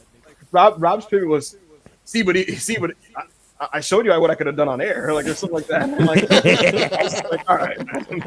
And then we just hit. Yeah, there's a lot. I'm not gonna name the reviews, but there's a lot of reviews where that did happen. I'm not gonna tell you though. I'm sure. Come on, And man. it won't happen tomorrow because Rob did watch the show. I don't care what Joe says. I'm gonna force at least 5 minutes out of him on that podcast tomorrow. We'll see what happens. Give it time. Fuck. I'm going to see the Goonies, bro. Leave me alone. Fuck. Folks, this has been WrestlePurists. Really quickly, if you guys want a little bit more self-made, well, not really self-made, but it's kind of self-made content. Me, Chriso, and our friend Ken are about to play a scary game on Twitch. So if you guys, my Twitch is like right here. So if you guys want to go tap into that, it's gonna be me, Chris, and Ken, scaring the shit out of ourselves at 12 o'clock at night. So God bless. Joe, you got any plugs? No. Late night grin. Yeah, there you go. There it is, man. There it is. Self-made, you know where to fucking find it. If you don't, Yeah, man. learn to use your search bar. Good night, everybody. Worldwide. See you tomorrow. Peace. Like the video. Thanks for watching. Like Leave and a comment. subscribe.